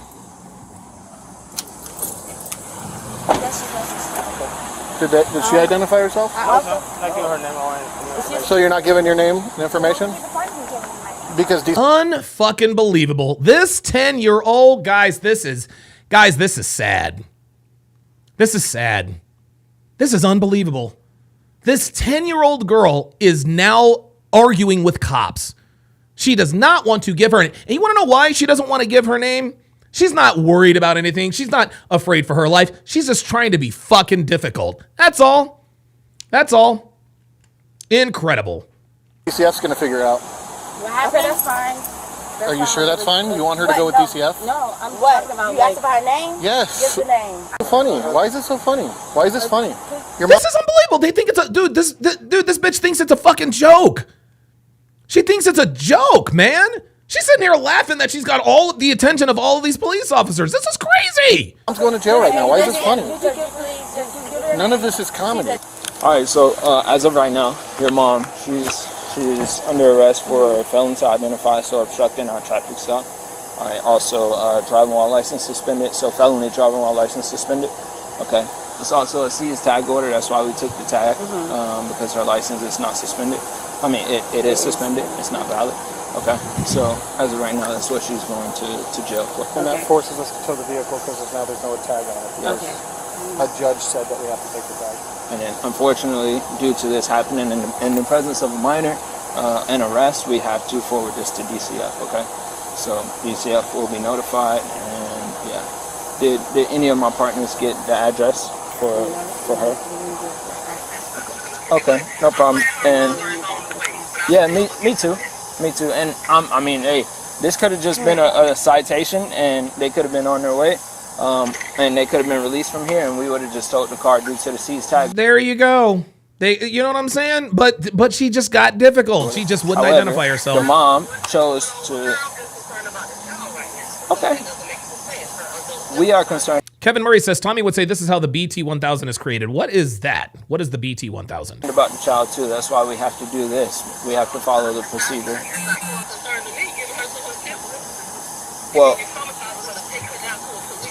Well, no, we don't want to. Hey, look. You can complain about that all you want to, but you got to blame the mother for this. Man, that's why we're still here unseen. That's why we have her standing with her sisters, waiting for Dad to come. At the end of the day, we're just trying to do our job, and we're trying to do it the right way. All right, you wanna get a pen and take my name down? Thomas, THOMAS. Can you hold the phone up? My ID. Wow. Charges are failure to identify, obstructing, and driving while license suspended. Ay. Yo, I'm gonna tell you what, man. The tragedy of that video. The tragedy of that video is the way her 10-year-old daughter handled that situation. Dude, just when you think you've seen it all, in these police videos, they never fail to disappoint. Another combative black woman on the phone. Yeah, exactly. I'm gonna sue y'all. We are at 7 hours and 25 minutes and 25 seconds, incidentally enough. Oh, I was actually getting ready to end the show. Thank you. I got some. Oh yeah, I got the teriyaki. Oh yeah, I'm gonna end the show. My mouth is literally. Oh, you're stupid. Devin just made me a pork bowl. Oh my God, a pork bowl. Cute. All right. Hell of a show today, guys.